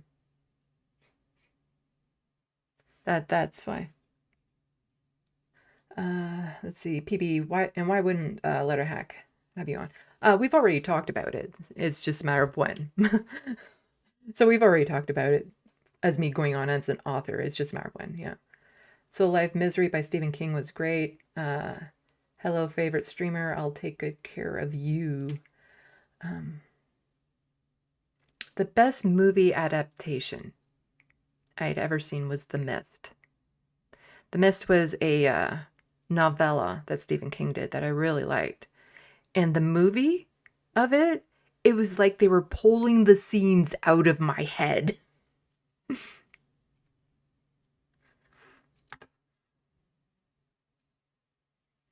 But yeah, I like reading Stephen King. And then there's another vampire story that I want to write that was in my head well before this book was. So there'd be like crossover in some themes and stuff like that, but they're completely separate universes, different types of vampires, different narrative, different background stories, all of that sort of stuff. But there's some authors where you can read a book without knowing who the author is and be like, yeah, it's that author, because there's certain archetypes and stuff that are the same. So with the other vampire book that I'm going to be writing, you would be able to tell that it was me who wrote it if you read this one. But the initial premise of that book is a few guys go off to a cabin for a boys' weekend, and one comes in from midnight photography to find two of his friends being attacked and killed, and then he gets knocked unconscious, and they're being attacked by some sort of thing, and he gets knocked unconscious, and when he wakes up in the cabin, he's sitting in a room with a vampire. What is the conversation like? And this is like, it's the psychological understanding the psychology behind it, like the psychological analysis of it, that I really love diving into with these things. Like the vampires in this book, it's like, okay, here are the parameters of the vampires. Now put them in this world, like in this real world, unabashedly. How would that interaction actually happen? And I want to dive into what would actually happen if you woke up in a room with a vampire. Like, what is the conversation that would be had? Because in movies, it's always instant acceptance of these outlandish things. But I want to know, like, what would that conversation look like? And the tricky part for me is that the guy who wakes up, he's going to be neurotypical. Because I think I want him to be neurotypical, which is hard for me to get my head into. And then somebody also pointed out to me that at the end of the book, he might not ever accept it. Like, it doesn't matter what the vampire could do or say or anything. They would just never accept it as real, even though the vampire is sitting right in front of them. But also, again, I want to play it real to the world type thing. And in that version of vampires, they evolved alongside humans. So they've always been a part of this world. And, you know, if he asks her to do something like a trick, like pick up something heavy or show her fangs and stuff like that, she's just going to sit there like, I'm not putting on a fucking show for you.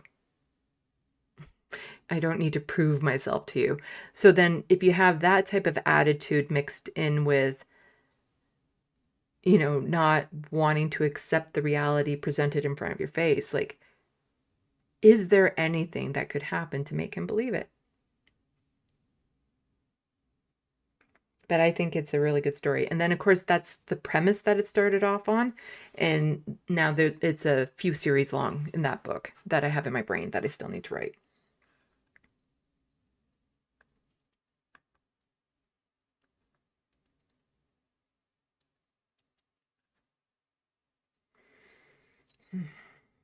PB, I remember stippling from some graphic programs I used decades ago. Great term for what you want done artistically so others can understand.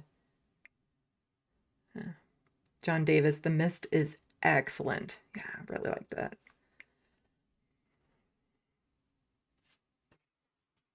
Jet, I really enjoyed the miniseries adaptations they did over any of the movies. I haven't watched Under the Dome, but I'm very curious to watch it. I really like the book. But what I like to do with my stories is like, here's this scenario, like this character that is out of place in the human world, but what would the honest to God interactions be? So if you read Necroplasm here, I want people, as horrifying as this book gets, to try to convince me it'd be anything but. Like, to me, this is the most realistic, like, out of the parameters of the groups of people, the vampires, what they are. If these were to actually mix in the real world, to me, this is extremely realistic as to what would happen.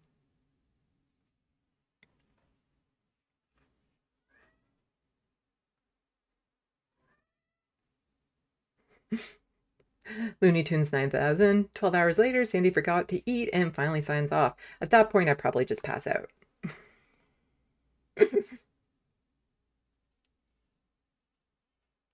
Jet, the Shining miniseries is objectively the better version of the adaptations.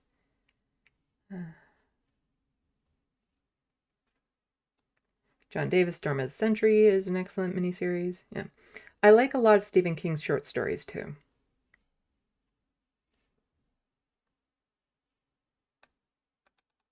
But yeah, gotta go.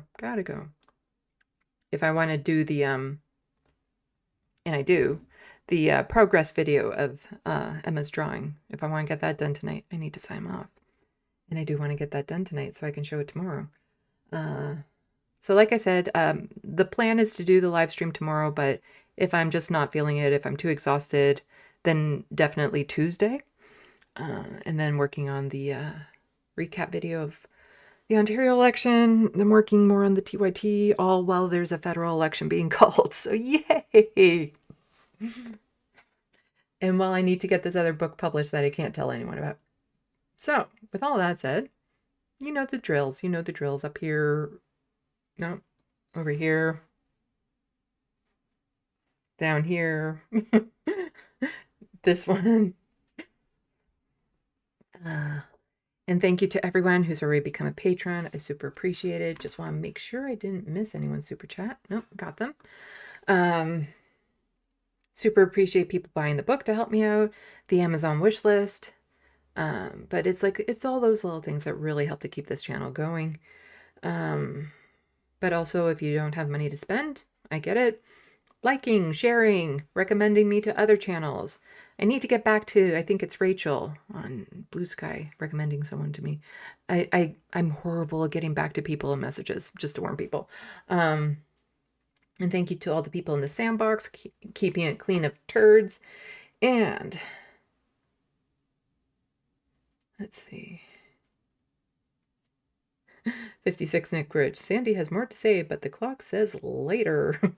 Jed, thank you, Sandy. Thank you, mods. Have a good one. Peace and love. Well, thank you, to the mods and to everyone for just coming out. Super appreciate it. Thank you for your patience in my non-content creating couple weeks. So, until next time, salut, à la prochaine. Thank you for watching and stay tuned. I'm Sandy, wishing your tomorrow is better than your today.